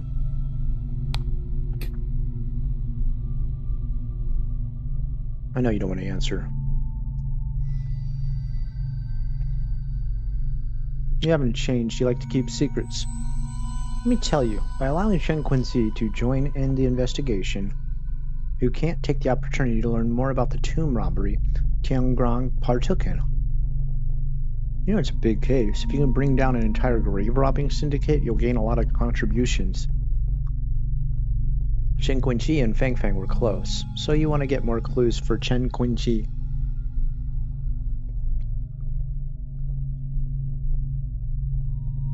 Did I get you wrong? I know exactly what you're thinking. I'm different now. Yeah, you grew a little taller and a little more mature, but you still haven't changed.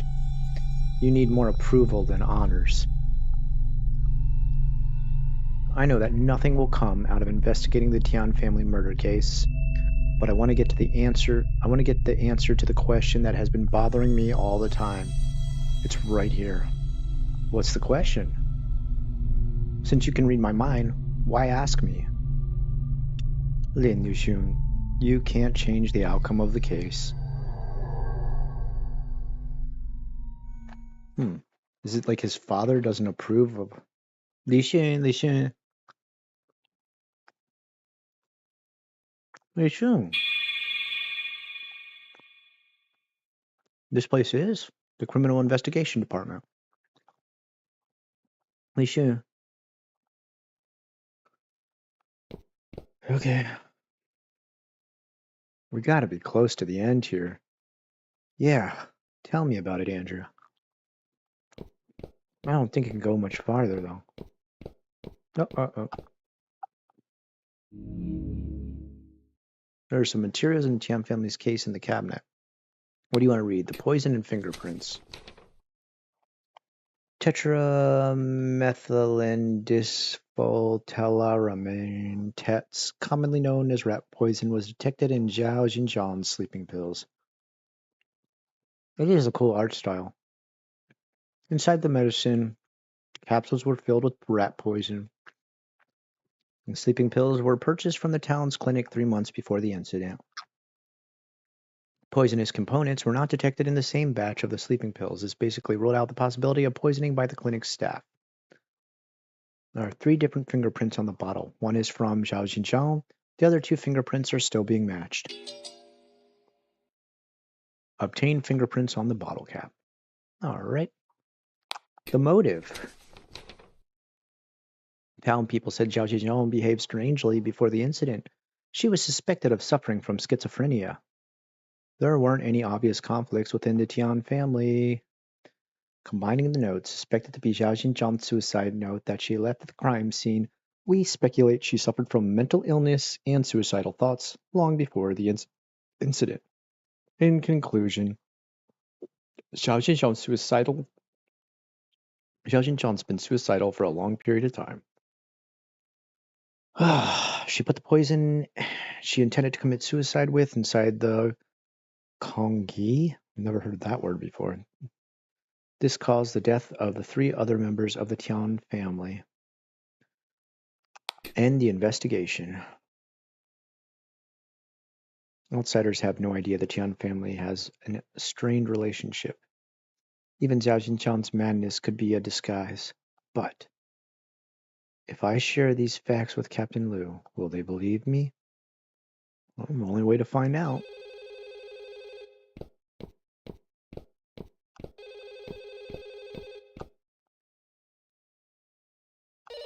Oh shit. Again?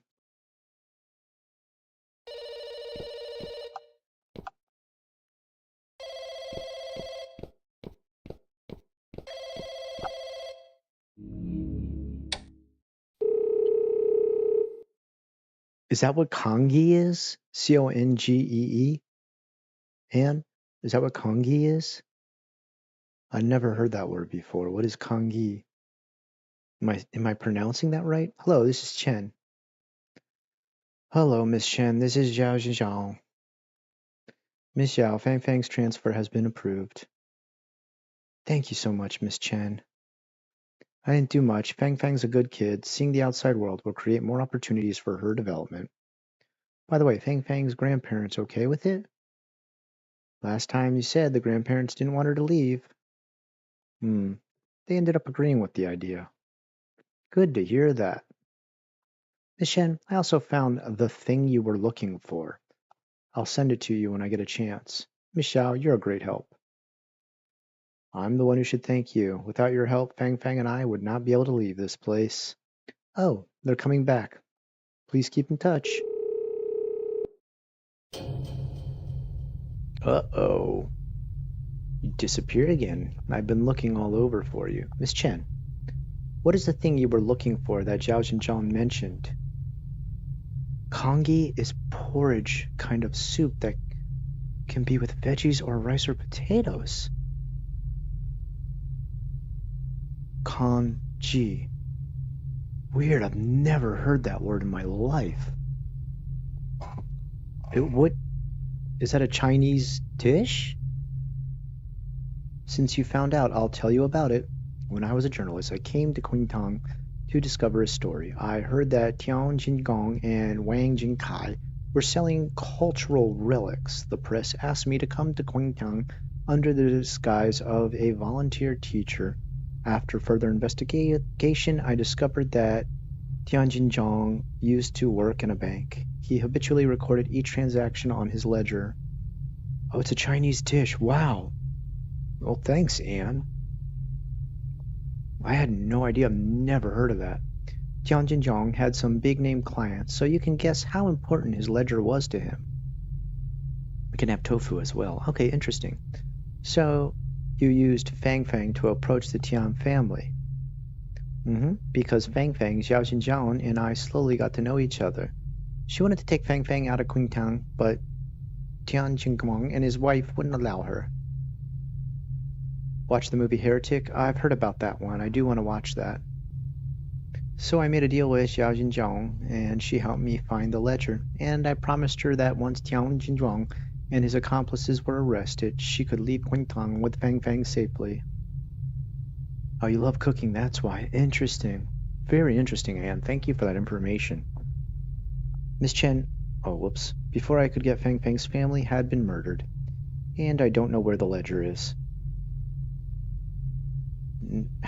Now, many things are starting to make sense. Officer, what did you find out from your investigation? Sorry, Miss Chen.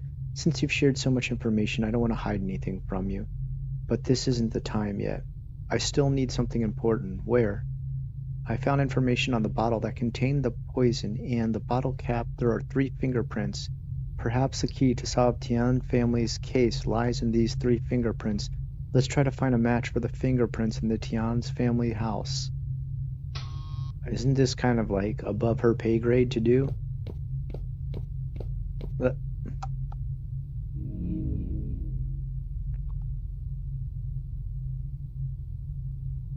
Tape. Okay, we gotta get tape.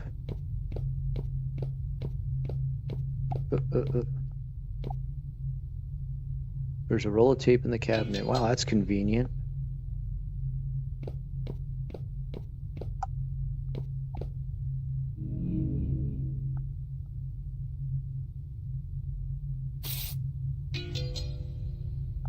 Obtained fingerprint 1.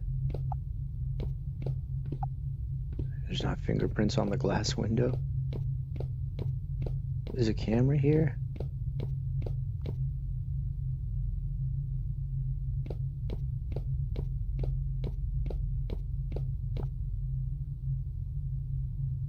I thought he was reading comments for a second. Okay, I don't think we could ever go in there before. Oh, we could, but...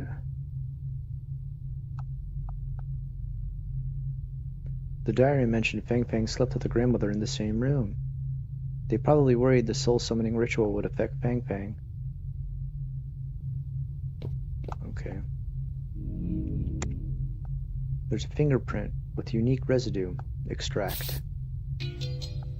Okay, we got fingerprint 2. Okay, wasn't there only 2 we needed? There was already 1 on there.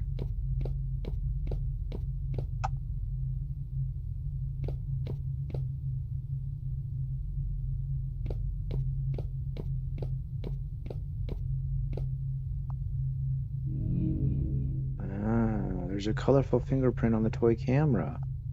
Probably Fang Fang's though. Fingerprint 3. Now all the corresponding fingerprints are on the bottle cap. After matching the fingerprints, I should be able to figure out who did the poisoning. We gotta be close to finishing this, I think. Chapter 5, The Bird. We have confirmed Zhao Xinjiang's fingerprint. We can start matching the other 3. We're just gonna go one by one.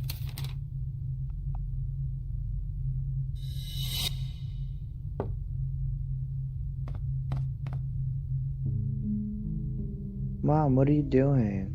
Nothing. Have you finished your homework? Yeah, finish. Mom, are you sick? I'm okay. These are sleeping pills. They help me sleep better. Can I have one, Mom? You're a kid. You don't have to worry about stuff keeping you up all night. Will all of your worries be gone after having one of these? Yeah, I wake up without any worries. I see. That's why you look happier lately. My birthday's coming soon. Of course I remember. I'll buy you a big cake. Yeah. Listen to me. Kids cannot take this medicine. Fang Fang is a good kid, so don't touch it, okay?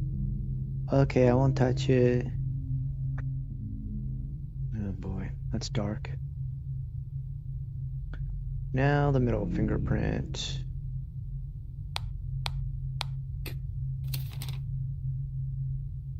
The fingerprint does not match. Okay, that's 3 then. The fingerprints match. Judging by the side, it's a child's fingerprint. This is probably Fang Fang's. Fang Fang's fingerprint.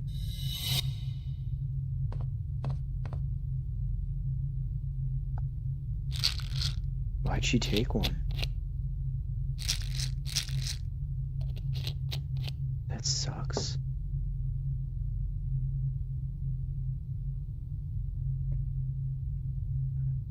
Yeah, I bet Chen's upset. Why would Fang Fang steal the sleeping pill?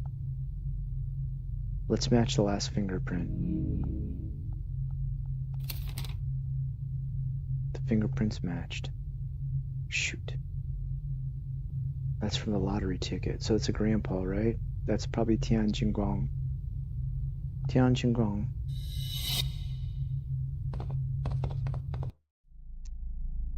Hey, are you sure you want to do this? I think I can handle seeing you once a week. Don't you want to see you every day? Of course I do, but you've seen it yourself. She's really possessed by you. Miss Zhang said that if Jiang Jiang's soul leaves her body, when we summon Yu's soul over, he can stay in her body forever. That way our son can live again with us. Don't worry, the poison I got is strong. She will die quickly, so the body can remain complete. What? Poisoning an adult to death? I'm afraid we're gonna get caught. If anyone asks, just say our daughter-in-law has gone mad and committed suicide by taking rat poison. I've told Wang Jingkai he'll testify. Is he trustworthy? We have worked together for many years. He's never leaked anything. If I get caught, he won't get away as well. Alright then. So they poisoned their own daughter-in-law. That's sick, bruh.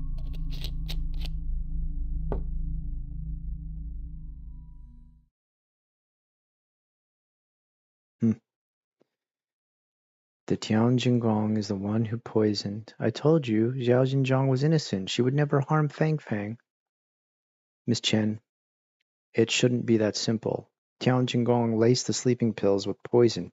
He knew Zhao Jinzhong was the only person who took them. He was very cautious. He wouldn't put the poison into the congee. Then who put the poison in there?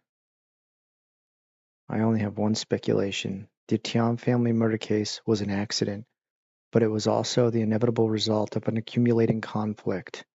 Do you mean it began with the death of Tian Yu? Oh, I think I know what happened.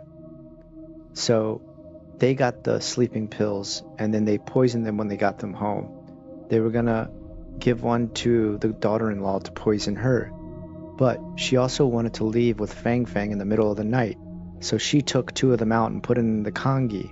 At the same time, for some reason, Fang Fang took one out because she was like a curious kid and she took one. So the grandparents died, Fang Fang died, and when she died, it drove Xiao Xinjiang insane and she committed suicide. Press A to light candle. Tian Yu died from epilepsy. After his death, Tian family grieved for a long time. Missing their son, Tian Yu's mother, Hia Guliang, repeatedly asked Miss Zhang, a witch, to summon Yu's soul. And the catalyst to the events was Miss Shang's arrest. I guess Miss Shang was arrested. Tian Jinjiang paid her to get the soul summoning method. Soul summoning requires a living person for the soul to attach itself to. Zhao Jinjiang was the best choice for that, for Yu Tian's soul. Maybe Fang Fang overheard the secret regarding the soul summoning plans, and she told Zhao Jinjiang about this. So Zhao Jinjiang decided to play along and pretend to be possessed by Tian Yu. Wait a minute. Why did Zhao Jinjiang pretend to be Tian Yu? Miss Shen, you forgot. Tian Jinjiang and his wife didn't allow Fang Fang to study in the city at first, but then they suddenly agreed. Could it be Zhao Jinjiang pretended to be Tian Yu so she could persuade them?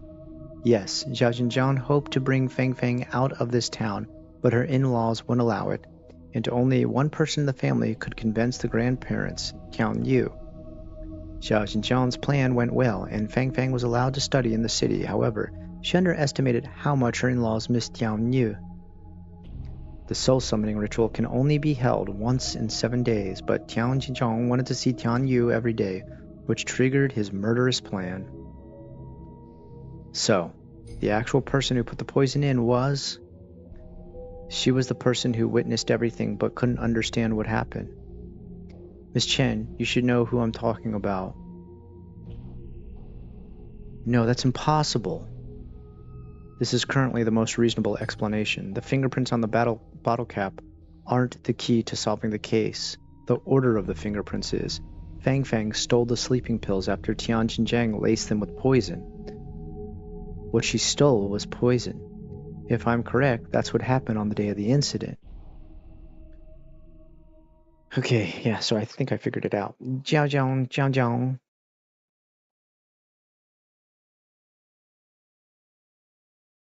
Mom, I've had a cough for the last 2 days. Get some medicine? The one from Kangjiang. The brand's medicine works well. Okay. Also, Aunt Lee said you went to Ye again for medicine. How many times have I told you not to go to his clinic? Mom, his clinic is legitimate and his medicine is good and cheap. Legitimate my ass. He couldn't even treat you. Hurry up. All right. Man, that sucks. She's like in the living hell.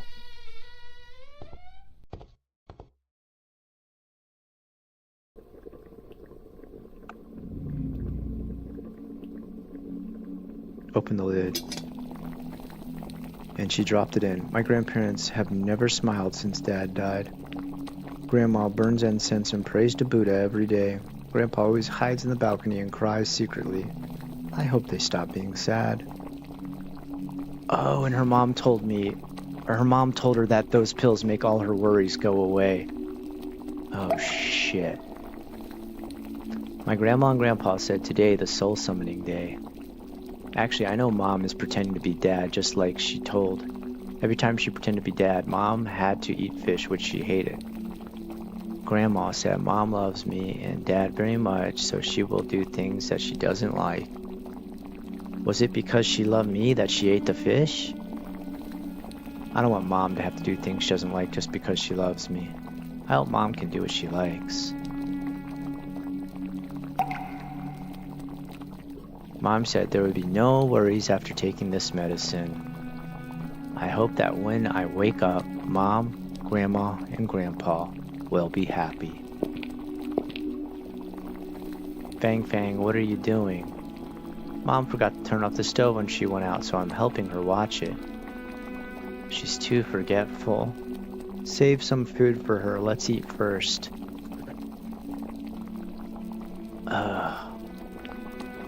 So by the time she got back, everybody was dead.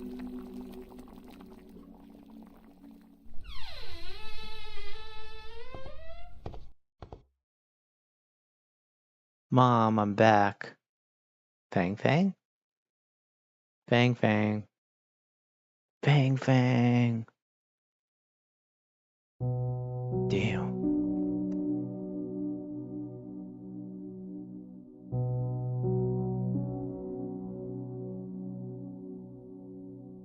Mom, what are you doing? We're leaving this place after National Day. I'm packing up your clothes. Mom, this white dress is gorgeous. Why don't you wear it? Mom is too old for this. No, I think you're still young. Please wear this next time we go to the park. I want to take photos of you. I'm really glad you're such a sweet girl, Fang Fang. The dress is a bit wrinkled. Let me iron it.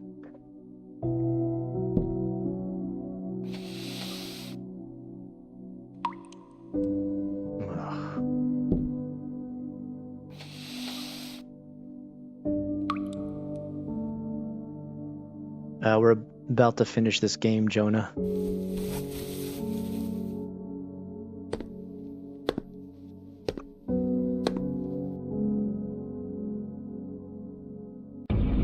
Oh shit. You Jinx, you're no good until you're dead. You have to die with us. Take the poison now.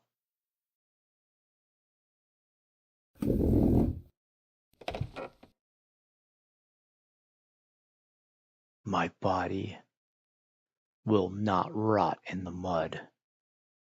Like a bird, I'll fly in the sky. Ugh.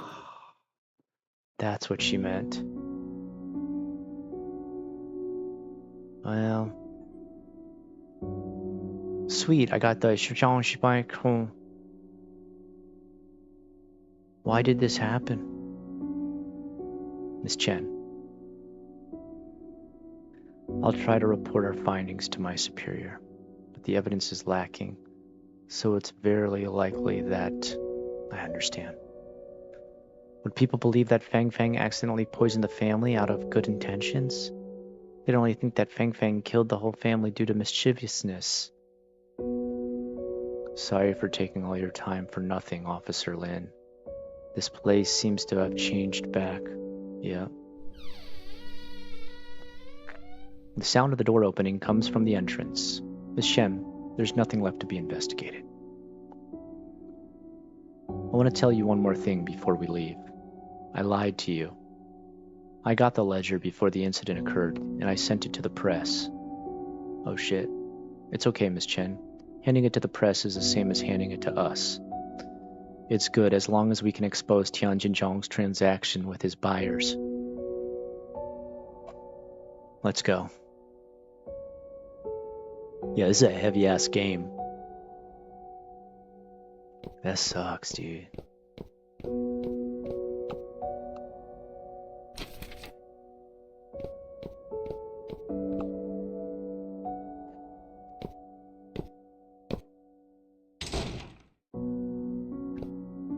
Oh, okay, gotta go down.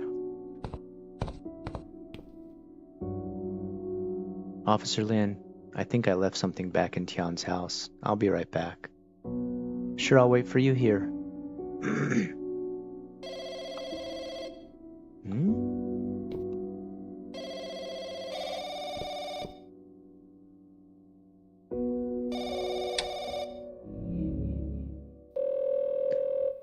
Is that going to be the sound?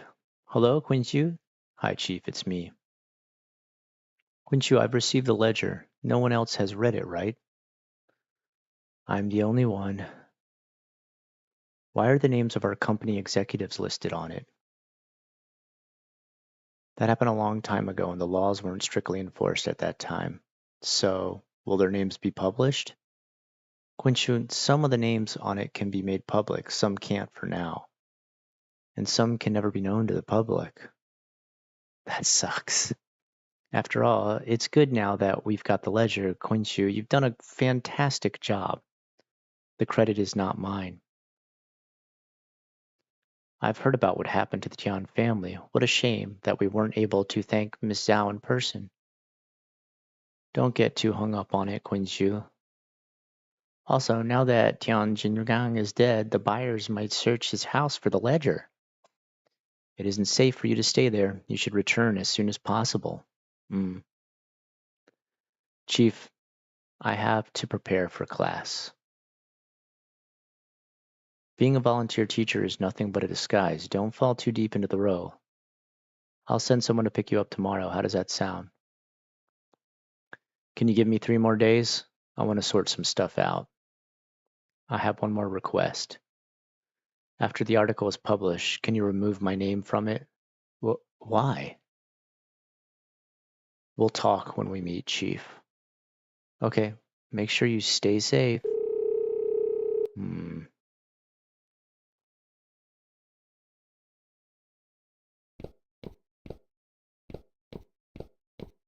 That's not good. Did Miss Chen make it back?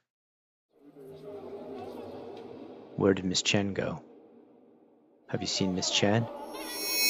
How long has it been since she came to school? Has she gone missing? How can she be missing?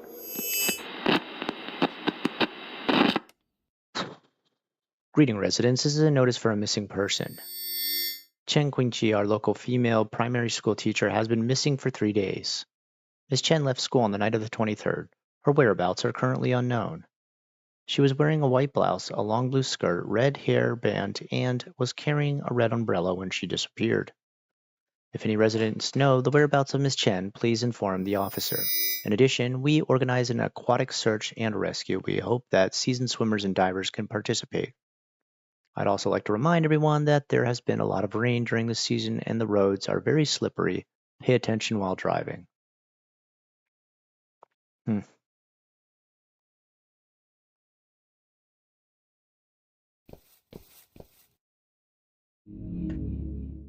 Damn.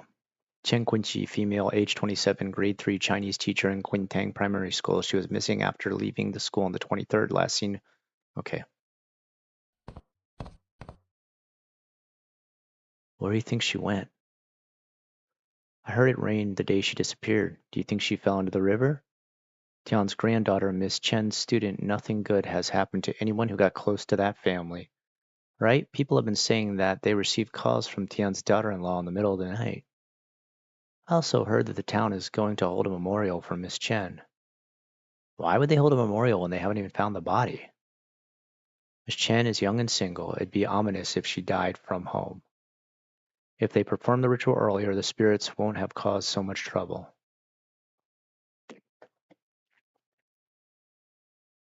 Okay. I I hope she just went missing on her own.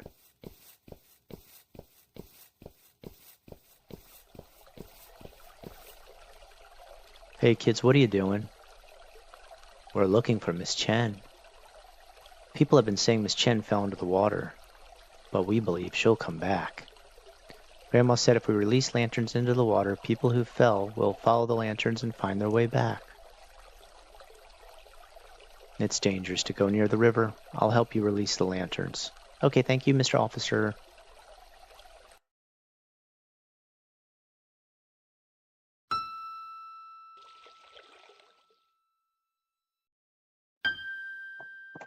Damn. I hope she didn't really die, dude. That sucks if she did.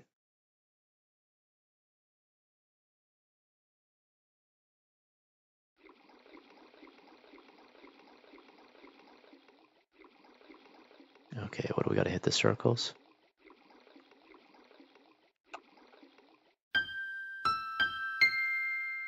Okay. Okay.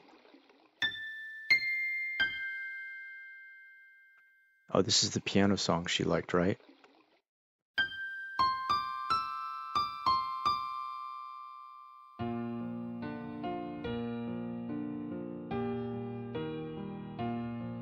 This is played in Japan too. Chapter 6, Milky Way. Damn, this game is long. Is that Miss Chen? She okay?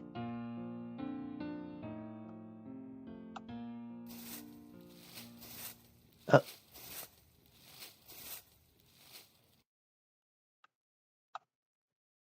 Miss Chen? Officer, what brought you here? I'm looking for you, so are many people. Sorry for worrying you all. A lot of things happened recently. My mind's a mess. All my troubles seem to disappear when I come here. What is this place? This is an empty field behind my house. When I was little, I accidentally fell into a dry well when I was playing here. It was at night, and I was very scared. I had no idea how much time had passed, and I inadvertently looked up. I saw something I'll never forget. I seemed to have forgotten my fear. I was just staring at a bright, starry sky. And someone dropped the rope down to me. I slowly climbed up the rope.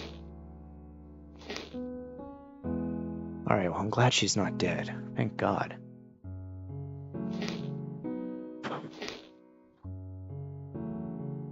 As soon as I made it out of the dry well, the entire starry sky etched out before me.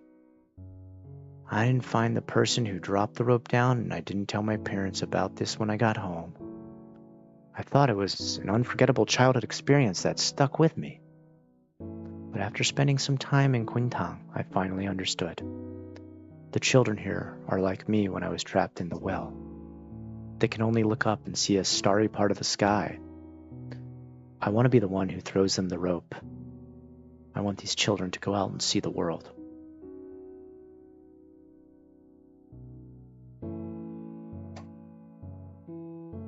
Miss Chen, I know you want to help those children. They're waiting for you to return. It's time. We can use this rope to climb out of here. By the way, Miss Chen, something just came to my mind. I promised you I'd tell you how I obtained those clues when the Tian family's case is solved. There's no need. I got the gist of it. You're different from everyone else. This could be destiny. You're destined to be a cop who seeks justice for the dead. I'll try to be that person, Miss Chen. I believe in you. By the way, officer, I can't climb up by myself. Will you climb up there and drag me up? I'm not heavy. You can do it. Yeah, okay. Okay, what the fuck?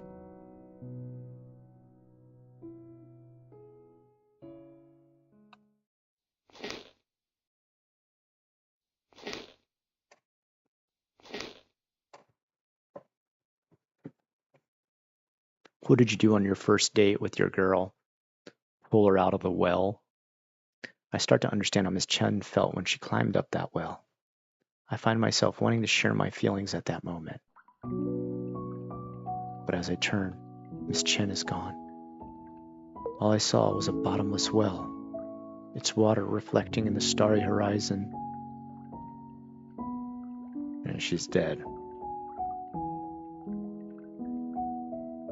Where did Miss Chen go? No one knows. Maybe she went somewhere far away and will return someday. Or maybe she has become one of the stars in the Milky Way. Damn, dude. Fuck.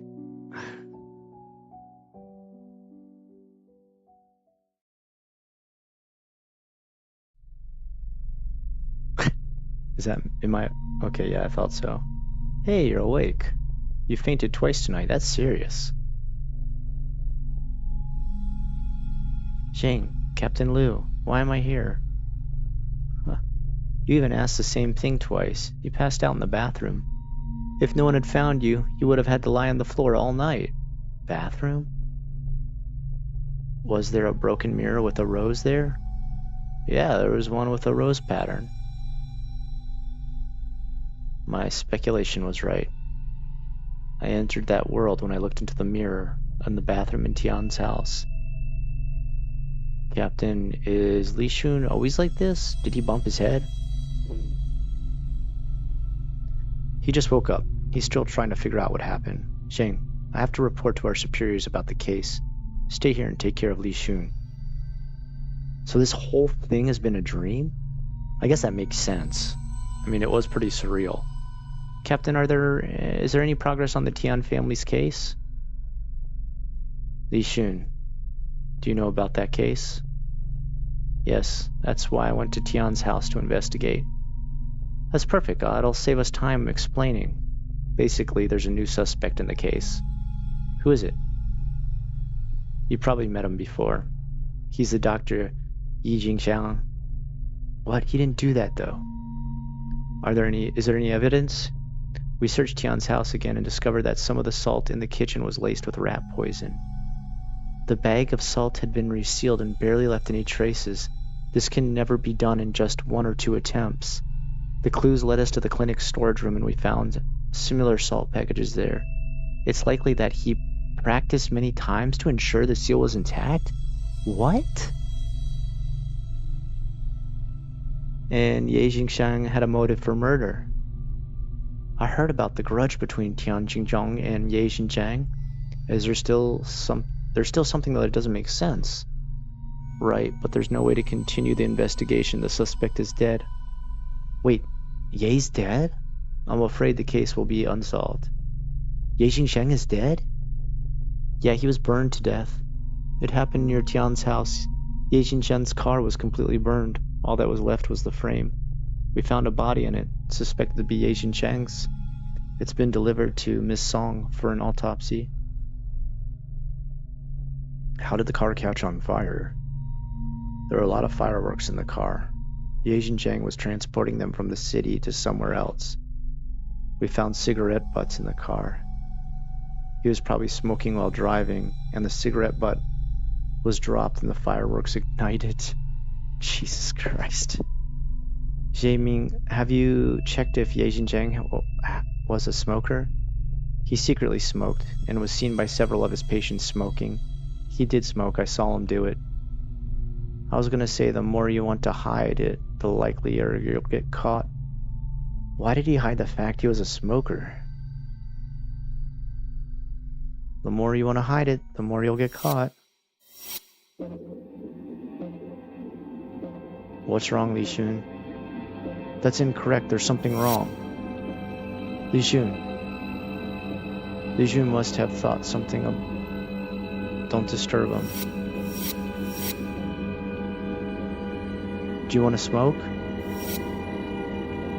Oh, don't tell anyone about me smoking. I always tell the old folks here to smoke less, and I can't justify it if they find out I smoke too.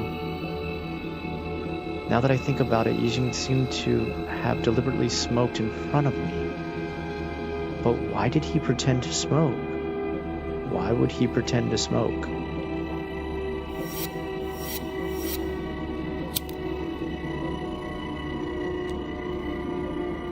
Uncle Wang, why am I here? Who gave me this pack of cigarettes? Xiao Zhao, my leg is in pain again. Will you go to the pharmacy and get medicine for me? Oh no. Go to the one in the west. Don't go to Ye. Sure.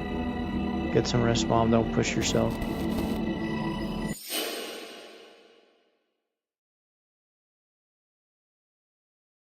Dr. Ye, will this plan really work? Who do you think has the most say in the Tian family after Tian Yu's death? My father-in-law? No, it's still Tian Yu. You also know your in-laws trusted the witch very much, but who they believe is not in the witch, it's Tian Yu. This is a rare opportunity. You need to pretend to be possessed by Tian Yu and get your in-laws' trust. That way you'll get the chance to escape with Fang Fang. But will they believe it? Zhao, did Tian Yu smoke? Yeah, he was the same brand as you. I don't smoke. Patient's family member gave it to me just now. I'm holding the cigarette in my hand, and I mistakenly thought I smoked. Apply the same principle. Do what Tian Yu often did. After a while, they'll believe the soul summoning is working. Lastly, you need to mimic one key behavior to convince them that you're possessed. It's something you would never do. Eat fish. I've never had a bite of fish since I married in the Tian family, but Tian Yu loved eating fish. Then you'll slowly adapt to eating fish during this period of time. I can prescribe some anti-vomiting medicine for you. However, the medicine's efficiency is limited and the adaptation process will be painful. I understand. I'll do anything as long as I can get out of here. Oh no.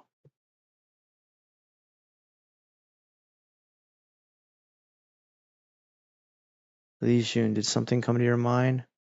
Captain Liu, Yi Jingzheng's death is too strange. I don't have time to explain it now.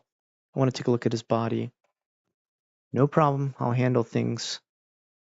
Ming, set up the roadblocks on the main road in town. Report to me right away if you encounter something suspicious. You don't want to get to bed.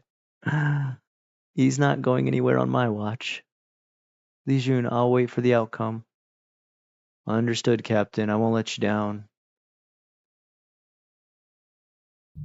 Did Miss Chen come back and kill everybody?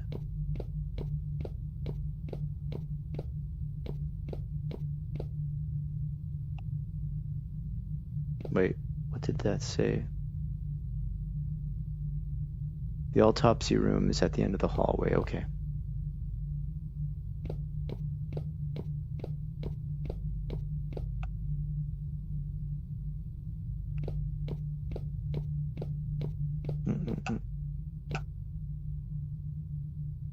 The family's crime scene photos are on the wall. Exploring the Tian's house was like a dream. After learning what everyone in the Tian family went through, I feel surreal looking at the way they died, like I just woke up from a dream.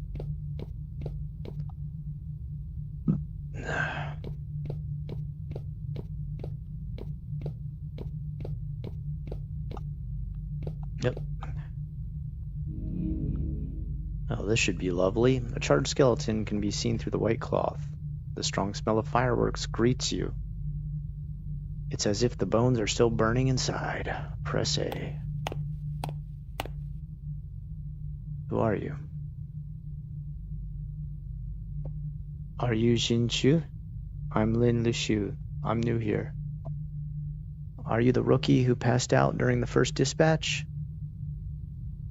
Never mind. Ming wasn't any better. He just joined the team. Captain Liu told me beforehand. You want to know if this body is my senior schoolmate Ye. Ye was your schoolmate? I used to call him that. Shiju, you and Dr. Ye graduated from the same school? We both graduated from Shenzhen Medical University. He graduated 2 years earlier than me. Did Ye study forensics as well? I would say he was half forensic. What does that mean? Well, during an anatomy class, Ye found something wrong with the organ of a donated corpse that died from a heart attack. Later, the lecturer invited the head of the forensic medicine department, a renowned individual in forensic science, Professor Liu Xichong, perform an autopsy. After Professor Liu's autopsy, it was determined the donated corpse was killed by medicine that can cause myocardial infarction.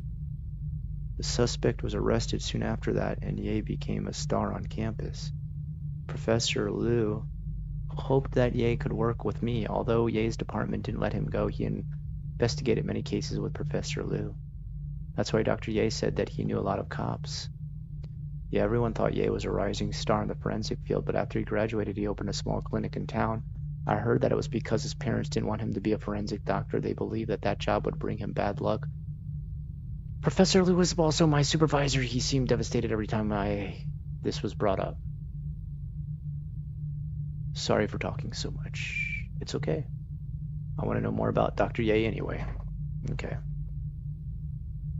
Let's get down to business. You want to know if the corpse is Ye Jing, right? Yes, and we need to do it as soon as possible. We're running out of time. Won't be easy. Ye Jing was adopted and he couldn't find his blood relatives. Additionally, there was too many samples in the clinic. Analyzing them one by one will take too long. Alright, so how the hell do we identify him? Is there a way to determine in a short time?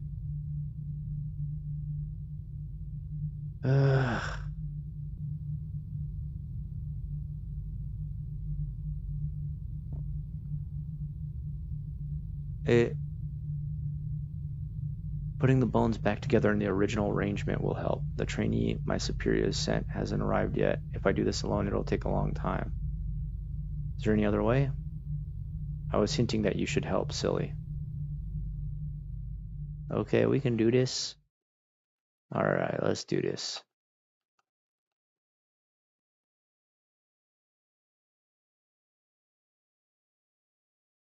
Okay.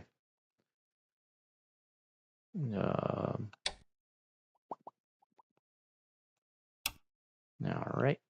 I don't think that's right.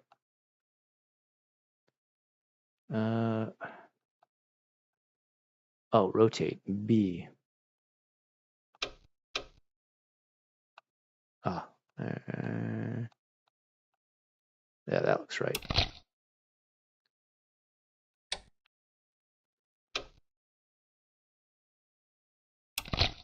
Damn, I'm good at this. I should do autopsies in real life.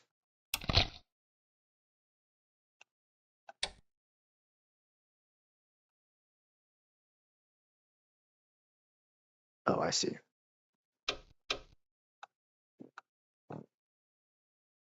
Right? There we go. And I miss half of this game again. It's the music. It puts me to sleep. It's okay. You didn't miss too much. Is that everything? Damn, that was easy as hell. I should be a doctor in real life, man. That's so easy, man. Your hypothesis was right. It's my hypothesis. Thanks for your hard work. I'll report this to Captain Liu. I know it's bad news regardless of whether Ye is dead or alive. There may be a hidden truth in this case. We'll definitely find him and ask him for the truth. Okay, thanks, Lee. You can use the phone in the office to contact Lee. Hi, Scott. Just rejoined. Hey, Meadow. Don't worry, Meadow. This game isn't very scary. I know you don't like scary games, but don't worry. This is just like kind of like a 1950s ghost story type of thing. Ah, there we go. I just got a call. We're almost at the end anyway. Hey, Captain. I hope we're almost at the end. How are things going? We confirm that the body isn't Ye. Oh, it's not Ye. Wait, then does that mean it's Chen? Good, Li Jun. Good thing that you noticed something was off. You can always find clues that others can't, just like your dad. We're going to check the bus station and train stations. He's not going anywhere. Captain, can I ask you a favor?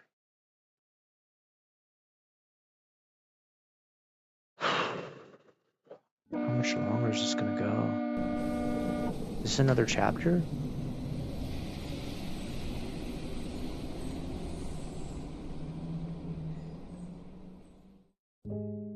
God damn. Chapter 7, Incinerate. Alright.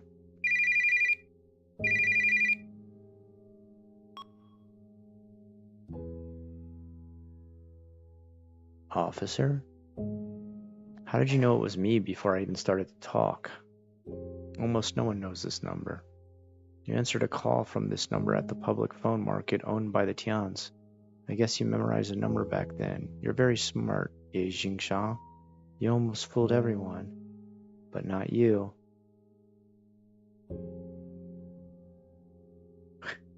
Yeah, it's pretty chill. They don't, like, there's no jump scares, there's no, like, it's like kind of just more of a really like just more of like kind of a sad story, if anything else. Ye Jingshang, we have you surrounded. I asked my superior for some time to ask you some questions, though. You got me. I got nothing to say. This isn't an interrogation, it's equal communication. Someone once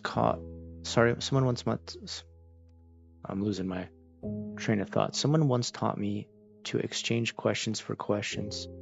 You probably also have questions for me. What's the point of doing this? I know you didn't poison the family. I don't want to pin it on the wrong person, but I also want to know why you did what you've done. I don't know what you're talking about. You treated me as a pawn ever since I entered the clinic. You led me to investigate the Tian family because you have created a new suspect for the case. You pretend to be a smoker in front of me, so I'd believe that you were burned to death in the fire due to your smoking habit. This is why Zhao Jinzhong could be cleared of charges and the real murderer would be burned to death while you escaped. I answered your question, now it's your turn to answer mine. Why did you help Zhao Jinzhong escape the Tian family? I was trafficked there as a kid, but the townspeople are unaware of this. I barely shared the secrets with the people. Zhao Jinzhong was trapped there just like me. I helped her just like helping my patients. Her illness came from this place, so leaving was the best treatment. It's my turn to ask a question. How did you discover I wasn't dead? Your plan was very thorough, but the corpse you gave away. Which part of the body gave me away? It was the ribs. Your ribs were broken. Under normal circumstances, even if your ribs had recovered, there would be fibrocartilage calluses. Our forensic experts spent the whole night putting the ribs together and found out that the ribs didn't have any calluses.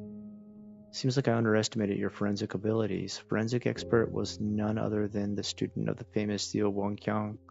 She was your schoolmate.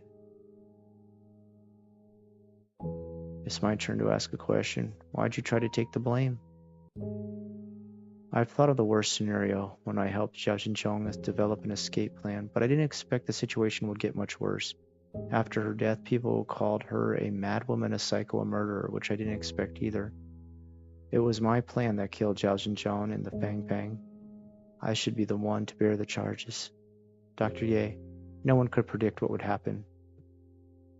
That was just my first reason. My second reason, since I was a child, my adoptive parents kept telling me that I was abandoned by my biological parents.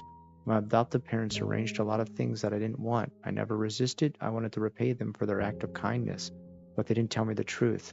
Till they were on their deathbeds. They deceived me the whole time. After they passed, I didn't shed a tear. I felt relieved. The name Ye Xinjiang still traps me here. I want this name to bear all the charges, and I will start a new life with a new identity. Any other reason? Really? Meow Meowingtons? This got recommended to you? What, in gaming? Like in the gaming stream? Oh, that's random. This is a Chinese horror game called Fireworks. It's a pretty good story. Mostly my channel's about Japan stuff, though. That counts as another question. It's my turn to ask. If you left with a question during our first call, how did you find these clues? I can communicate with the dead. I'll just tell them. There's a saying in the field of forensics that forensics is a profession that can communicate with the dead. It appeared on your YouTube feed. Oh, okay. You're actually a viewer of the channel? That's cool. There is a saying. Oh, okay, yeah. Yeah, but that's just an analogy. I can also communicate with the dead. Like I can see their past. I know their secrets. Only the dead know. This is unreasonable to answer. Yeah, welcome to the stream. Oh, you have a lot of Japan-related stuff? Yeah, my whole channel is all Japan-based. I lived between America and Japan and spent 15 years of my life there. So you're going to learn a lot about Japan if you stick around on this channel for sure. And we can even switch over to Japanese and just do the whole channel in Japanese. Tatoeba kono game wa オンリオの話だから、本当に怖いすぎるでしょ? Now we'll switch back to English. Perhaps this is unreasonable to answer the most reasonable question. Can you continue to answer that question now? The last reason. Oh, okay, you're going to follow on Twitch too? Thank you. The last reason. Leaving Quintang was Zhao Xinjiang, will, and her expectations of me. On the day of the incident, she came to the clinic to buy medicine. Okay, this is gonna figure out why she poisoned everybody, or did she do it? Dr. Ye, do you have Kanjian's brand of cough medicine? I happened to restock a batch recently. I'll get you a pack. Thank you. Dr. Ye, Feng and I will leave for Qingtang next month. I came to say goodbye. I don't know if we'll have a chance to meet again in the future. Michelle, the last step of the plan is that you have to go somewhere even I won't be able to find. The ideal scenario is to not meet up again. However, if we're destined to meet again, maybe we will meet somewhere. Thanks. I don't know how to stop. I don't know how to stop that weird following song thing. I gotta figure out how to unload that. I need to take off the old software I have on there. Oh, and we have a Discord too, yeah. Also, Meow Meowingtons, we have this channel. This is mostly like my cultural and traditional Japanese, and if you want to move to Japan channel, where I teach people about moving to Japan. But my other channel is called Osoroshi Nights, and that's more about like yokai and Toshidensetsu and urban legends and Bukimi no Tani Gensho. Okay, if you ever make it, it's okay. We're happy to just have you on the stream, that's all. We usually just hang out here like friends. A while ago, my father-in-law won 4 cruise tickets. My in-laws don't like to travel, so I gave one to Miss Chen. Oh, and I'll give you the last one. You've been in town for such a long time. Go out and relax.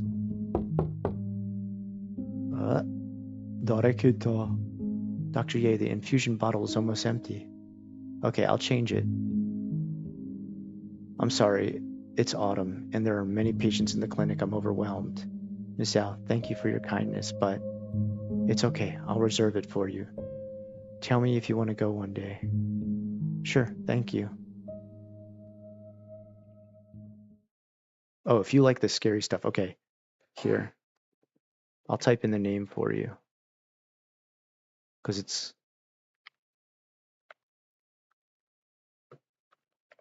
Oh, Alejandra, you're already on top of it. Dang, thank you, Alejandra. You're awesome.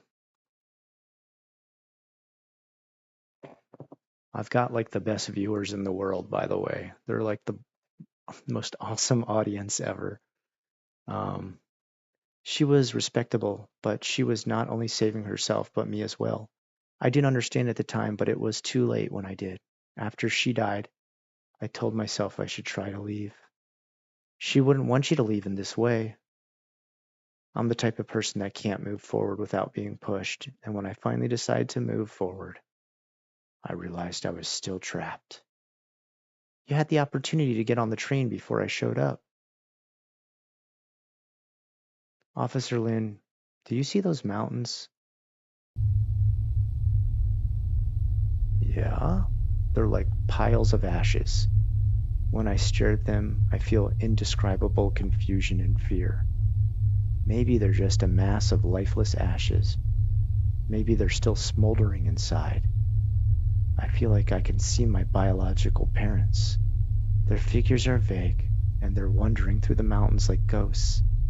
Their mouths are open and calling out. Maybe they're calling my name. I forgot my original name long ago. I didn't understand until that I'm homeless. There isn't a place for me in this world. A home that was warm. The people who can accompany me have been buried in these mountains of ash.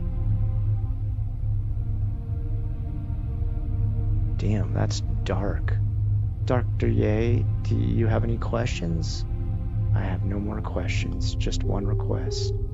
Officer Lin, please forget the conversation that just happened. I'm the criminal who killed 3 Tian family members and caused Xiao Xinjiang to commit suicide.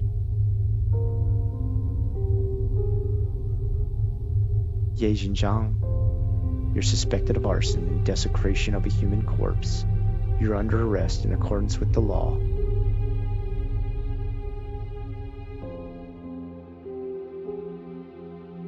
After reinvestigating, the police discovered Ye Xinjiang's falsified the evidence of him killing the Tian family.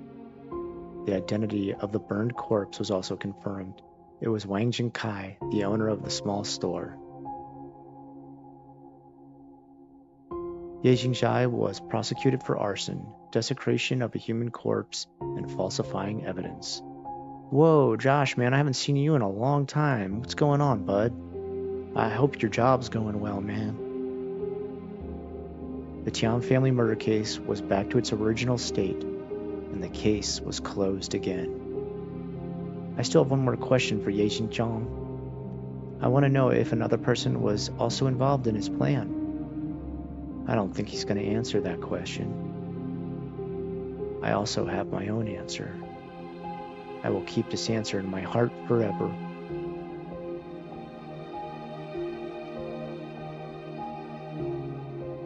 Li Xun, what do you see this time?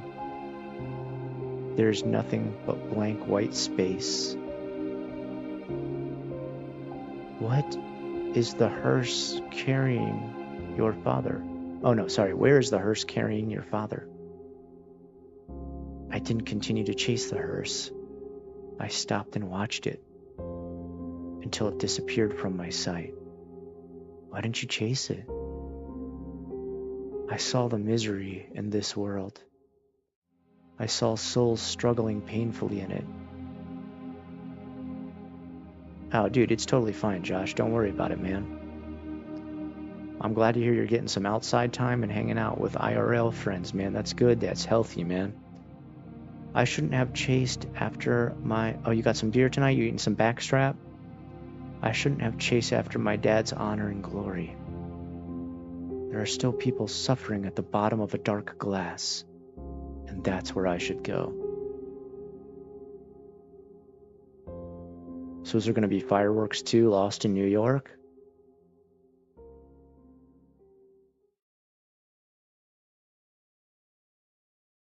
Damn, still going. Holy cow, man. All right. Oh, I gotta take it to Butcher. Okay. There are several announcements. The obituary.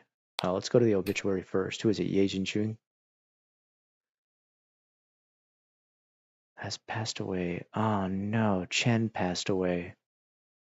Did they find her body?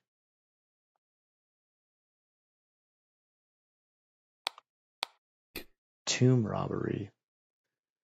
Qinghe Times has reported a tomb robbery in Qingtang Town, which has been caused an outcry. Qinghe Times reporter conducted a secret investigation and found tomb robbery syndicates led by the Tian that existed for a long time. Damn, they were an evil family. Holy hell. As the tomb robbery cases surfaced, the cultural relics trays exposed were shocking. According to the ledger, which was made public by the Qinghe Times, there were hundreds of buyers. Currently, the Qinghe municipal government has gathered forces from all walks of life to protect Qingtan's cultural relics and crack down on illegal criminal activities. 250 yard, dang, that's a pretty hardcore shot. All right.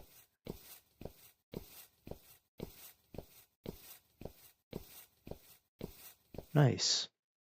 Well, congrats on that, bud. A few days ago, someone found this letter downstream. It's damaged after being soaked in water. Qinghe Times editorial office, Qinghe City, was written on the envelope. It was signed Shen Qingqi. The letter is soaked and damaged. It's impossible to read. We speculate based on the fragmentary content that this is a resignation letter. Miss Chen probably wanted to quit her job and stay here to continue teaching. But this letter didn't make it to its destination.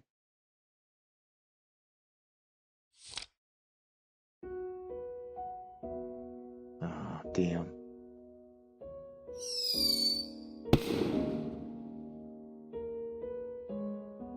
Miss Chen's funeral is being held today. According to customs, there will be fireworks at the funeral.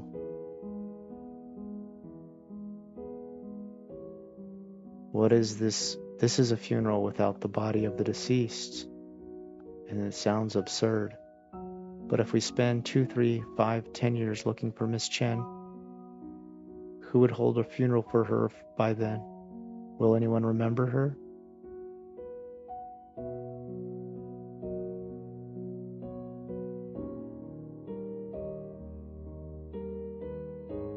Like tears in the rain. This is the epilogue, final chapter. Jesus Christ. Dude, it's gotta be almost done.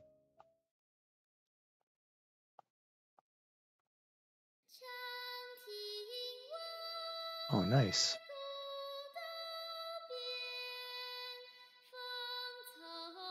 This is the song.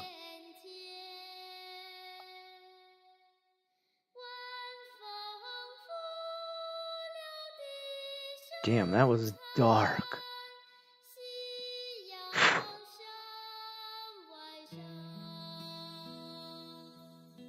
They could make a part 2 though.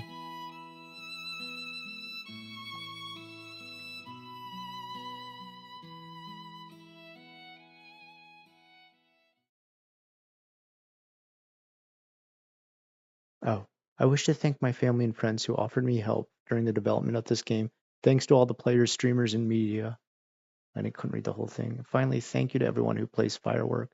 I hope you found something valuable in this journey.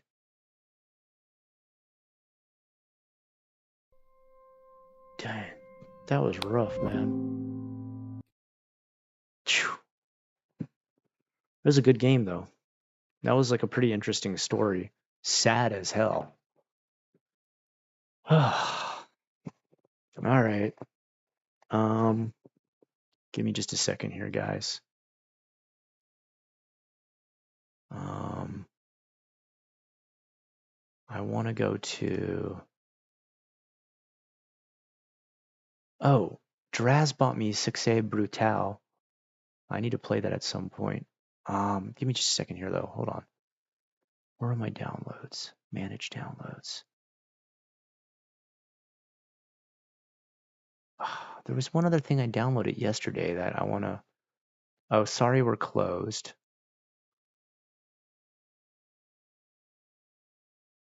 All right.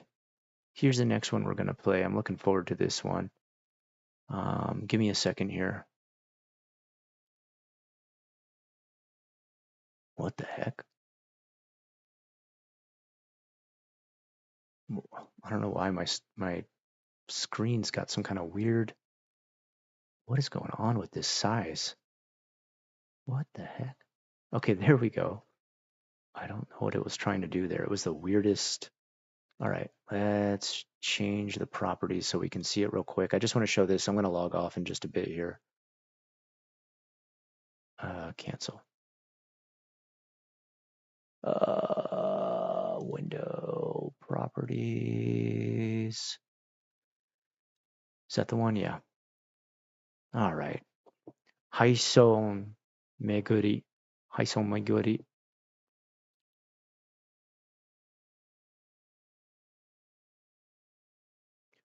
English. The English language isn't supported on this one. Oh, this should be interesting. It's got like, even though it doesn't have English, it's got a bunch of positive reviews. I'm gonna have to translate it as I do it. It says you don't need English subtitles to easily play through this, but I have no idea what the story was about. It has scary ambience. The graphics are meh. It's that's like a negative post of it. It looks kind of amazing. I don't want to do the whole video, but Next time will probably be Saturday next week that I stream about the TTRPG. How many dice do we need? And will there be character sheets? Oh, if I do it correctly, I think we will only be using one 20-sided dice. Each person needs a 20-sided dice to play. We do almost every ability check on a 20-sided dice. Yeah, we're trying to slowly get it together, Josh. Don't worry, we haven't started. We won't start without you, Josh. I promise. Okay, bud? You're still gonna be in it. I promise. All right. We're looking at maybe closer to mid-December when things start to slow down for me. I start back at school tomorrow with an insane Winterfest party I have to put on for my school, and that's gonna take up the whole week. You probably won't see me on Discord or online much at all this week. Um, but yeah, grab yourself a D20. You can buy 20-sided dice at Walmart these days, so you should be okay. Other than that, guys, I want to say thank you so much for joining tonight.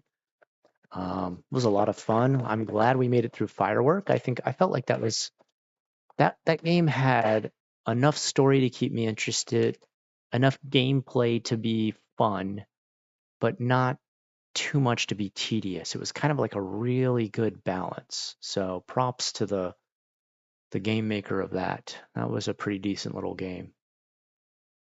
Torampo. Torampo. That's who made this game. His name is Tarampo. It says not in your preferred language. If we play this on probably on Saturday night, we'll play this. Just use Google Translate and hold it up to your screen if you really want to be able to see. But I'll try to translate it as I play anyway. Okay. All right, guys, and Meow Meowingtons, welcome, and I hope you enjoy the streams. And check out.